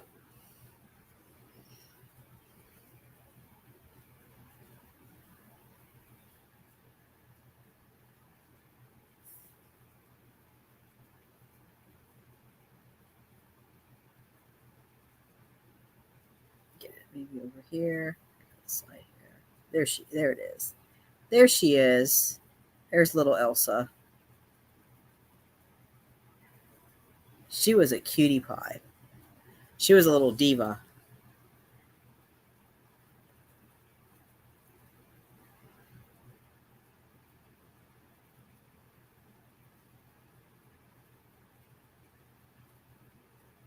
Yeah, I saw that.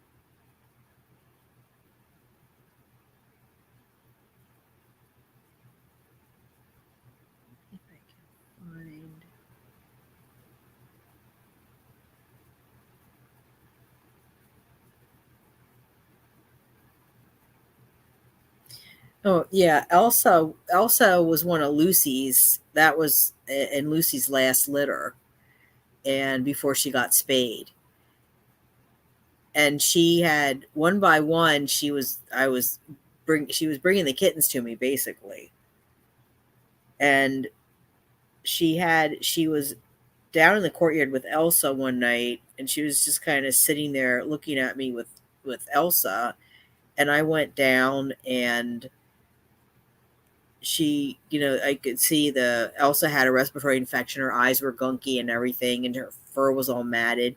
And I looked at Lucy and I said, "Can I have her? Can I just take your kitten? I promise I'll take good care of her.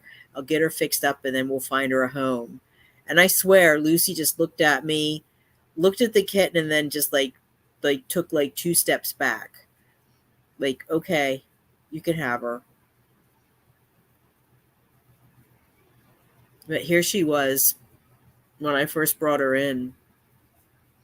And she had her eyes were all gunky. Let's see if it.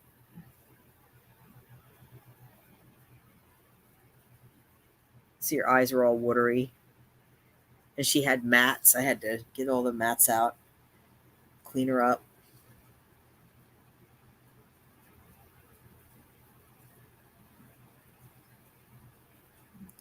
So.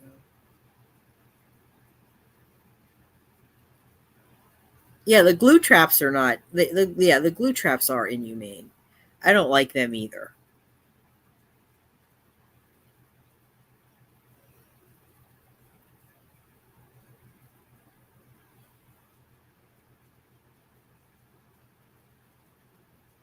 Oh, here's a good one. This is her when I brought her in. You can really see the gunk in her eyes. That's how bad her eyes were. You can see it. You can see how her eyes were big. Her eyes were literally glued shut with all that gunk.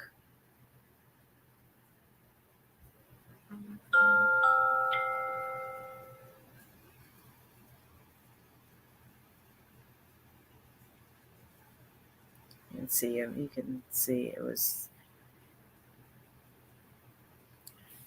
really bad.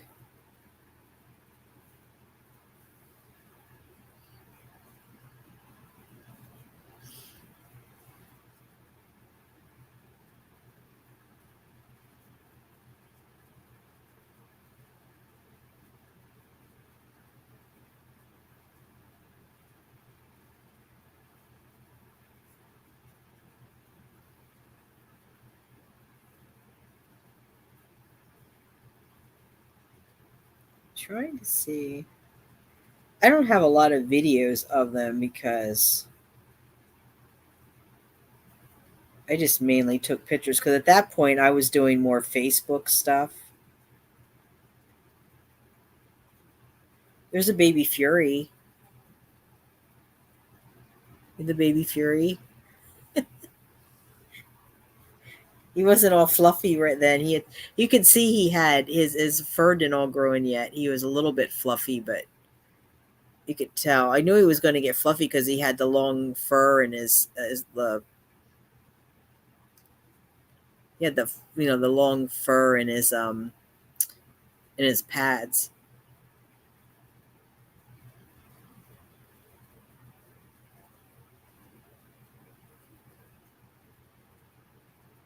Let's see if here's one of them. There, Derry's sleeping. Let me come in here.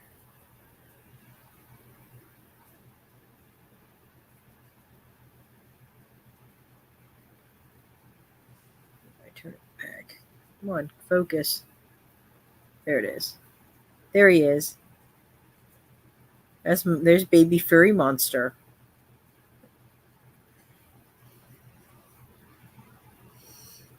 No, you don't recognize him now.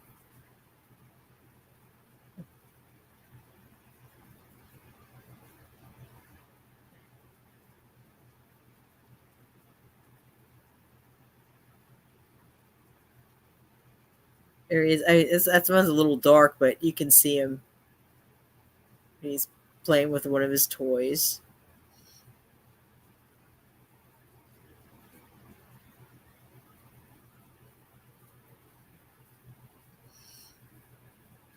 He's on the stairs.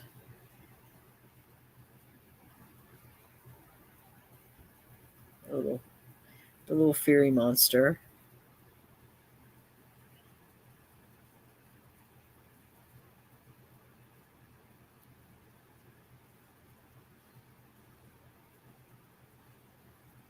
Yes, peekaboo.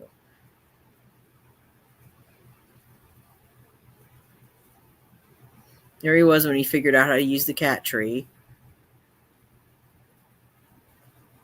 I have one here of him. Let's see. Wait, where's that other one? There's. See, he's always mama's baby. It's like up on my shoulder.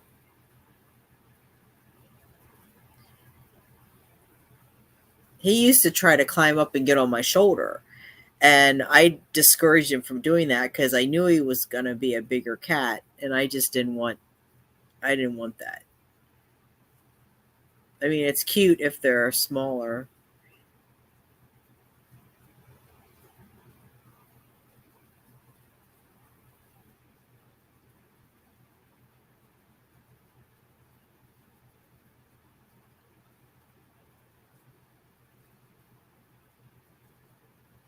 There he is with Niffler.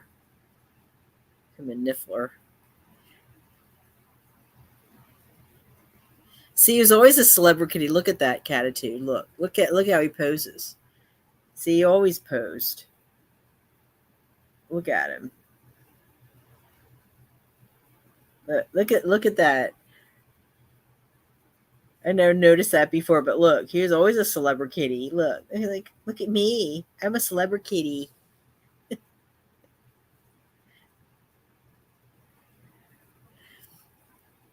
No, I don't. Well, I don't know. I probably not. I don't really. I mean, I didn't have puzzle toys or anything for him.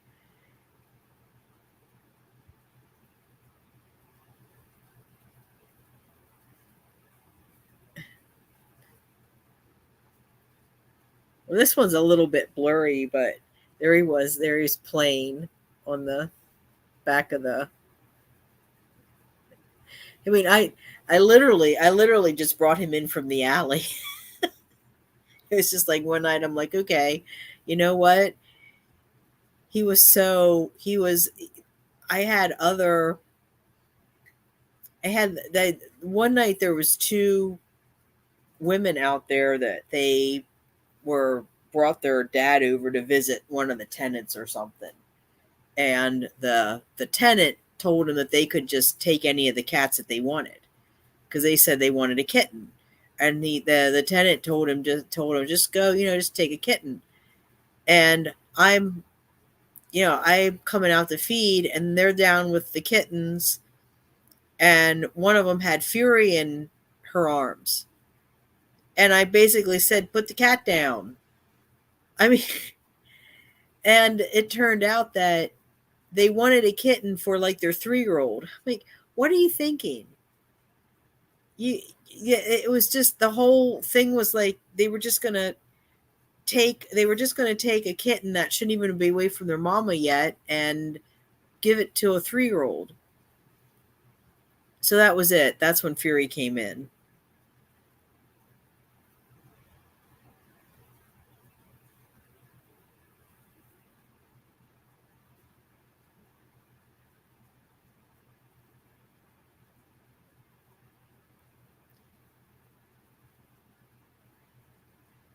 Let me see here if I can find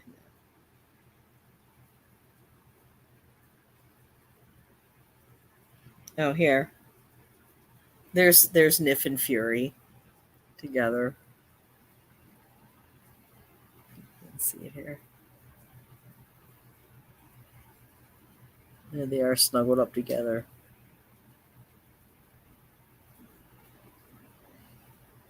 It's not coming in. There we go. There it is. They're all snuggled up together.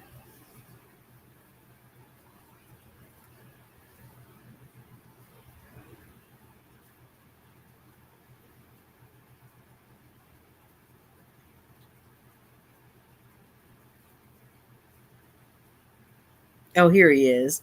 There he is as a little baby. I used to call him my little itty bitty kitty living in the city, and then I got him.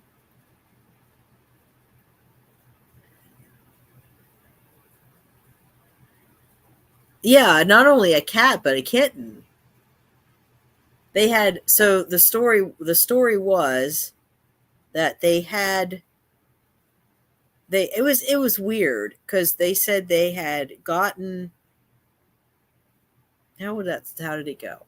So they had gotten a cat, or they had taken care of kittens. So they had taken care of kittens, and then they found homes for the kittens, and then the little kid wanted a cat. And I'm thinking, well, why didn't you just keep one of the kittens then?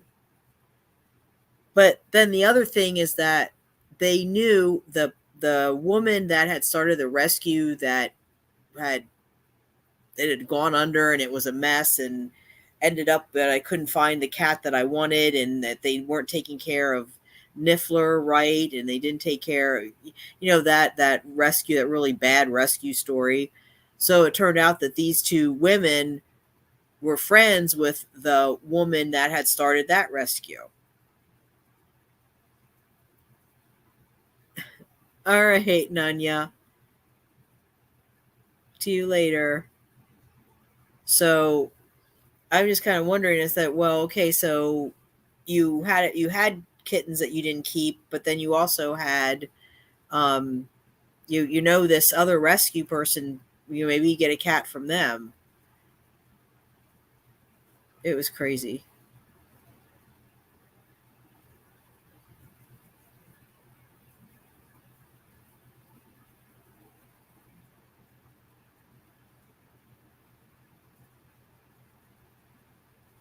Yeah. Hey, Rogue, you want to come up? You want to come up? Come on. Yeah, it is. It is 1:00. So I think I'm going to stop the stream here too, because I have to go out and feed the colony before it gets too late, and check the food here for these guys and give them some fresh water, and because I didn't get a chance to change their water in their water fountain before I sat down here for this. So I'm gonna end it. I'm gonna end it here. And thank everybody for showing up, and thank everybody for watching. And I hope that this is the stream is this is the healing stream. Closure. Okay, this is closure. So we're done now. Hopefully there won't be, I mean, I'm sure there's going to be some rumblings from the other channel, but just ignore it. I'm ignoring it. Dawn's ignoring it. The key players here are ignoring it. Unless it's an absolute direct attack again, where it's calling someone, calling into their callings. I mean, basically, that was slander, what was done to Dawn, and it wasn't right, and it's not okay. So, other than that, I mean, she wants to say that I asked her to help start the channel, or she wants to say some other nonsense. Let her say her nonsense, because I know it's nonsense, and I'm just not feeding into it anymore. So we're going to just let that all drop and go, and just move forward from here, and start having these kind of streams where we're not doing drama. We're talking about cats. We're talking about different issues, because we have a lot of stuff that we want to talk about. And I actually have people that I know from animal welfare spaces that I've been in that, that want to come on here and talk about things that will actually help people, give people education and information. Yeah, we all have proof in your list. Yes, Catitude. I mean, I don't know what else there is. You know, people are going to believe what they want to believe. What Rissy was saying earlier about, you know, getting the both sides. There's, I don't know what else could be shown. You know, I think it's pretty obvious that nobody used anybody, at least not the people involved in this channel were not using anybody. Nobody's attacking anybody's community, at least not from this end. Nobody wants to be involved in the drama, because if they want to be involved in the drama, they'd be over at that channel. You know, if you want to go over to the channel and you want to keep in, you know, I would, yeah, I would tell people if you want to continue watching the cats, that's fine. You know, don't get run off because you want to watch the cats. Watch the cats. You know, it's not their fault. They can't pick who their owner is. They can't control what their owner does. So, or what their person does, their guardian, whatever, however you want to term it. So it's never the cat. It's never the animal's fault. It's just like it's not the kid's fault if the parents aren't behaving appropriately. Same thing. Animals and kids can't consent. But, you know, as far as we're concerned, and again, it comes back to the old adage, can't control anyone's behavior but your own. So we can't control what happens over there, but definitely can control what happens here. And what happens here can be safe and welcoming and positive versus negativity and drama and toxicity. And that's, you know, about all that I have to say about that, because I'm just done. You know, Dawn and I have a lot of stuff to do. Dawn actually wants to do, she has some things that Dawn, you know, outside of the cat, the taking care of cats and doing the colony management and rescue and TNR. Dawn also has other skills and talents that she wants to showcase, and I want her to showcase them on the channel because I think they could be helpful to people. So we want to do stuff like that. That's what we want to focus on, and that's what we will focus on.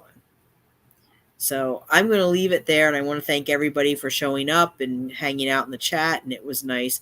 It was nice to see everybody, and, you know, Chris and Mary, we're so glad that you came back. Catitude, of course, Nanya, Jessica, Rissy, our new friends, Daisy, Sydney, can't remember who else was on here, but if I'm leaving you out, I'm sorry if I'm leaving you out, but I know there's more people that came on here and said they subscribed, and I do appreciate that. Thank you so much for doing that. We have an opportunity here to grow this channel from a seed basically and have it sprout into something beautiful, and, you know, something that where people can come and they can hang out and they can be happy and, you know, talk about cats. And if somebody's having a bad day, like Nanya was feeling a bit sad about losing, you know, about her heart cat, and, you know, you can come for the support. And whoa, wow, that's nice. Yeah, thanks, Catitude. So our official channel subscriber counter, Catitude,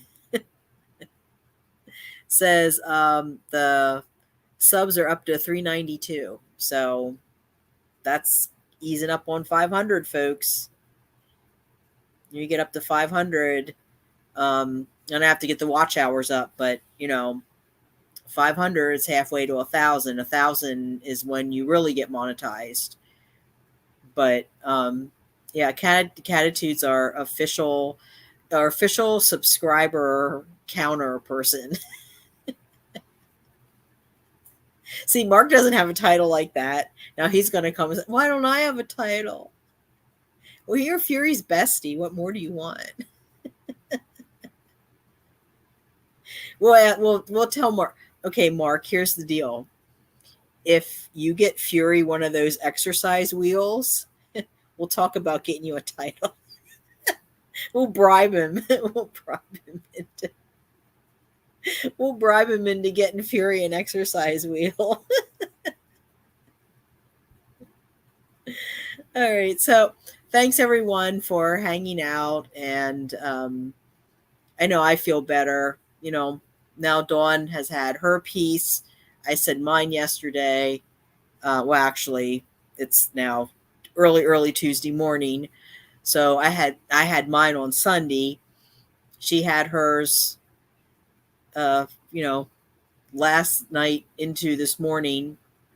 And there's really nothing more to say, folks. I mean, we're not going to sit here and we're not going to do these streams every time the giant toddler has a meltdown and pounds her fists and screams. So yeah, you're going to have to get, I do have an Amazon wish list, Jessica. I have one. Yeah, I have one. And Dawn needs to get one together too. I can put mine back up, and I do have a PayPal account too. I will do that. I'll put the PayPal account and the Amazon wish list in the community tab, because that's where I've put it before. I'll just put the links to it. Yeah, it's there. It's probably by now because it gets. Here's the problem with these links. I don't know what it is with YouTube. This is the issue that I have, and I've seen like other content creators having the same issue. For some reason, the links don't always become active when you put them in your description. So like the PayPal thing for me doesn't always become active. But if I like share the link from the community tab, then it's active. So it's there. I'll find it and put it in there, and then I'll get Dawn to put together, or either she can do it or I'll help her get an Amazon wish list together. Or she can tell me what she needs and I can put it together for her. So we can do that.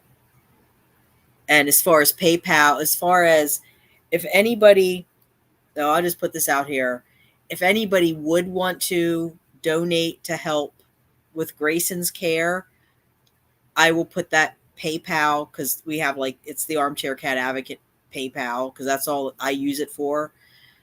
And you can donate to that, but what you need to do is there's you can put like a little description or a comment and just say like money for Grayson, something like that, Grayson Fund, or just Grayson, or Dawn. You can even just put Dawn, or Ruby Dawn, or Dawn, just so that I know it's to go to her, and then I can send it to her, because they have a PayPal too. It's just easier if you just give it to the one rather than having like multiple accounts and things. It's just easier to put it in one, and then I can just transfer it to her.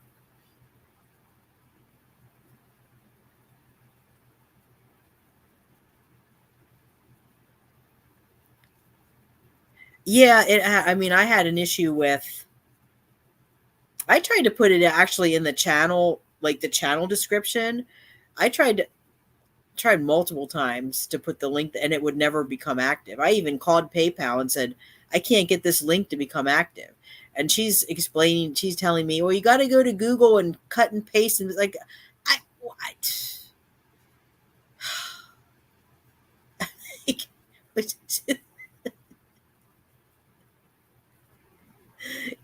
It's just like, so maybe what I'll do is what I can do is I'll put it in the community tab. Well, I'll put something in the community tab, and then maybe I can just put the links to the community tab in the description. That should work. We'll try that and see if that works. Yeah, she's explaining all these things. I know they make things so it's like, cut and paste and go in the Google thing, and you got to do a drop down and I'm like, what? I just want, never mind. It's like, I don't even understand what you're telling me. I honestly, and I'm getting, and I that's not the kind of thing you explain to somebody. It's something that I need to see done. You tell me like to do the drop down and the cut and the paste and the forget it. That ain't gonna work. So anyway, all right, everyone, I'm gonna end it there. And thanks everyone for hanging in, and thank you to everybody that subscribed tonight. Thank you so much to everyone who came in here and listened and asked questions. Yeah, someone has to show. Yeah, me too, Catitude. Someone has to show me how to do it. Or I have to see it in a video or see it visually somehow. It's easier. So, yeah, thanks everyone for hanging out and listening to us. And I don't know what else to tell anyone. You're going to think what you're going to think. I would just ask that if you are supporting, and I hate to even do it like this, say it like this, but if you are a staunch supporter of the other side and think we're horrible people, that's fine. You can think that. Just don't cause problems, because you will be blocked. You will be sent away. I'm not dealing with it anymore. I'm just not. If you guys want to do that over there, fine, do it over there, but we're not doing it here, because this is not what this is about. We're trying to, we got a lot of things that we want to look at and deal with. And, I'm sorry if people are upset over whatever, we're upset too, but we're trying to take the higher road here and not cause more problems. So it would be nice. And it would really be nice. And I know Ruby Dawn was going to say this, and she didn't. I don't know. She just, I don't know if she remembered or she just decided not to say it. But I'm going to say it because I got a big mouth and I don't care. I'm not sweet like Ruby Dawn. My personality is a bit different. That's why I like Ruby Dawn, because she tempers me.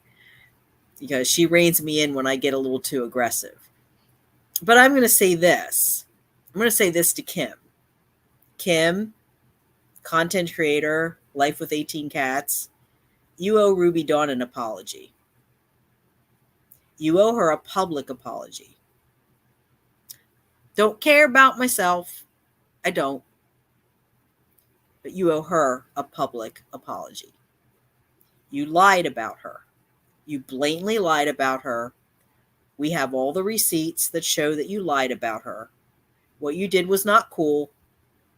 And then on top of that, to try to fire up your whole community by saying that, oh, they're hurting you too. They're hurting you too. You owe her an apology. And really, you owe your community apology for the behavior that you've been showing, which has not been stellar, I must say. And even above and beyond that, I would like to see receipts for those GoFundMes. What exactly are you using them for?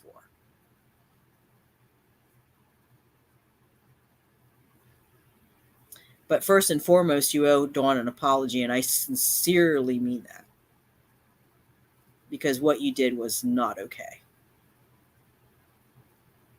You slandered her and you defamed her. And she didn't deserve that. And there were people in the chat tonight that were upset over it. Doesn't matter about me. I really, it doesn't matter about me. You went after somebody, and then on top of that to ridicule them for being autistic and other things. Not okay. It's gross. So you need to apologize to her publicly. Private wouldn't even do it justice anymore. It needs to be public, because that's how much you've hurt her. And that's all I'm going to say about it. And I'm done. We're moving on now. Closure. That's like the end. Closure. So, thanks everybody again. I'll see you in the next one. Maybe I'll talk to Dawn and see maybe if later this week we can do something. We'll think about. We have a bunch of ideas and stuff that we can talk about, and maybe we'll talk about something later this week, or maybe I'll just see if she'll come back and just kind of like go over the whole Grayson situation and talk about where he's at, and because hopefully her stream will work, because her internet connection was really bad. Night, Jessica. And then maybe she can actually show him and kind of show what she's doing with him and everything. I mean, because this has been a process with this cat. So again, thanks everyone for hanging in with us, and I will see you in the next one. So from Dawn and myself, goodbye for meow.